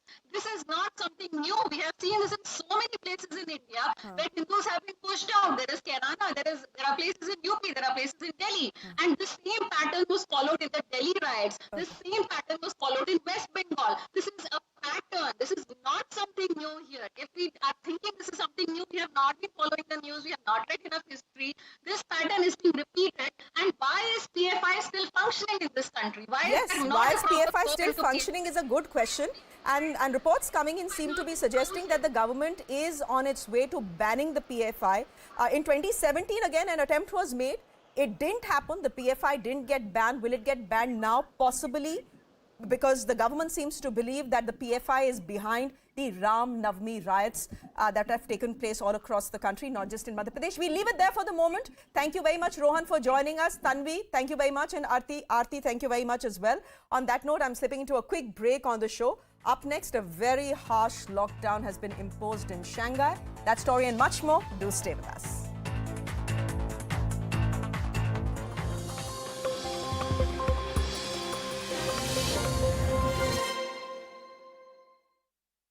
Bollywood's who's who was in attendance, from Sefina to Karan Johar to Ayan Mukherjee. After the ceremony, the couple did a photo shoot on their terrace, a place where their love blossomed, according to Alia. Finally, the world was introduced to Mr. and Mrs. Kapoor. In the end, rockstar Dulhania Le Gaye. External Affairs Minister S. Jaishankar pushed back at U.S. criticism of human rights record in India, responding to the U.S. Secretary of State Antony Blinken's claims about a rise in human rights violations in India. Jaishankar said that India too has concerns about human rights in the United States. It is a subject which has come up in the past. I mean, it came up when Secretary Blinken came to India. People are entitled to have views about us. But we are also equally entitled to have views about their views. We will not be reticent about speaking. We also have views on other people's human rights situations, including that of the United States. Now, this bogey of human rights that Western democracies want to preach to India, is their house always in order? Let's take a look at the United States itself. Crimes against African Americans in the US, there is a 6 times greater likelihood for that for blacks to be incarcerated than white folks if they're caught in a crime. Against religious minorities, there was a Pew study a few years ago. 82% of Muslims have faced some form of discrimination or the other. Against women, there is 21 times more likelihood that they would die to a firearm death in the United States. Against immigrants, 5,400 kids were separated from their parents at the border since 2017. For gun culture, for every person is killed by a gun in the United States every 15 minutes. That is more than people who are killed in road accidents. Now, shifting focus. It's been 50 days since Russia launched its war on Ukraine, and the end to this war seems to be nowhere in sight. This is what is left of Kharkiv after weeks of relentless Russian shelling. Desolate, bare, lifeless. The shelling's just been absolutely relentless. From the moment that we've arrived, we've been hearing it. We have to be careful where we step because the Russians are also dispersing mines from the rockets that they're sending over into here. The shelling has only intensified in the last few days. Ukrainian authorities believe there is a renewed Russian military push. So from where we are, we're pretty much surrounded by Russian troops on 3 sides. Tens of thousands of Russian troops are believed to be amassing to come into Kharkiv, to come into Ukraine from this direction. We've got to move. Those still left in Kharkiv have been urged to evacuate at the earliest. Meanwhile, Germany is supplying tanks to Ukraine to arm its soldiers. This is what it's going to look like. Germany's howitzer tanks, it can hit the target up to almost 50 kilometers away. So it's a long range in that sense. There is no gun has the same firepower as the howitzer has. Also, it can fire 5 rounds every single minute. So that's going to be another capacity as well. The speed of this tank is 25 kilometers an hour, so it can basically move at the speed of a vehicle, any ordinary vehicle, and thereby get to places faster. Meanwhile, the mayor of Mariupol says that 180,000 people are still waiting to be evacuated from the besieged city. The strategic